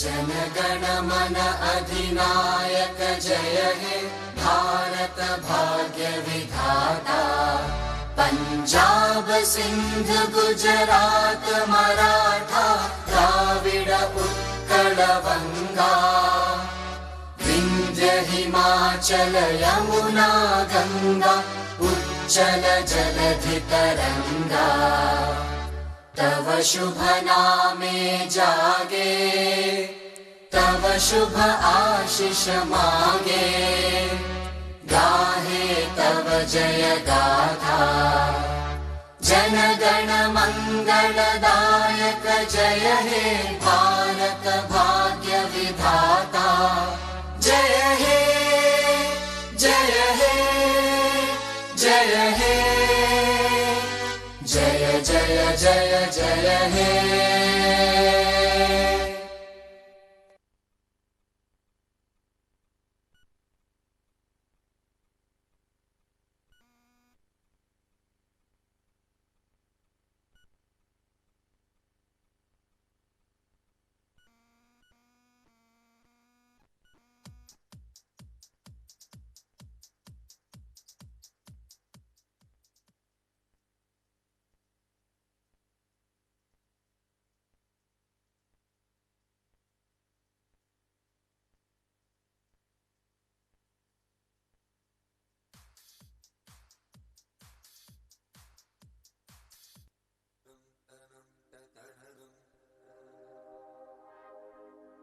Your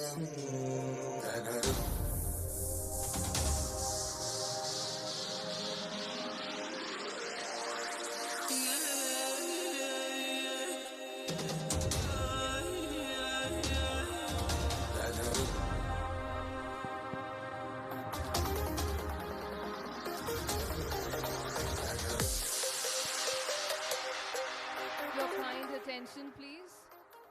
All the participating teams and their accompanying teachers are requested to collect their complimentary kit from the conference room before leaving. Thank you.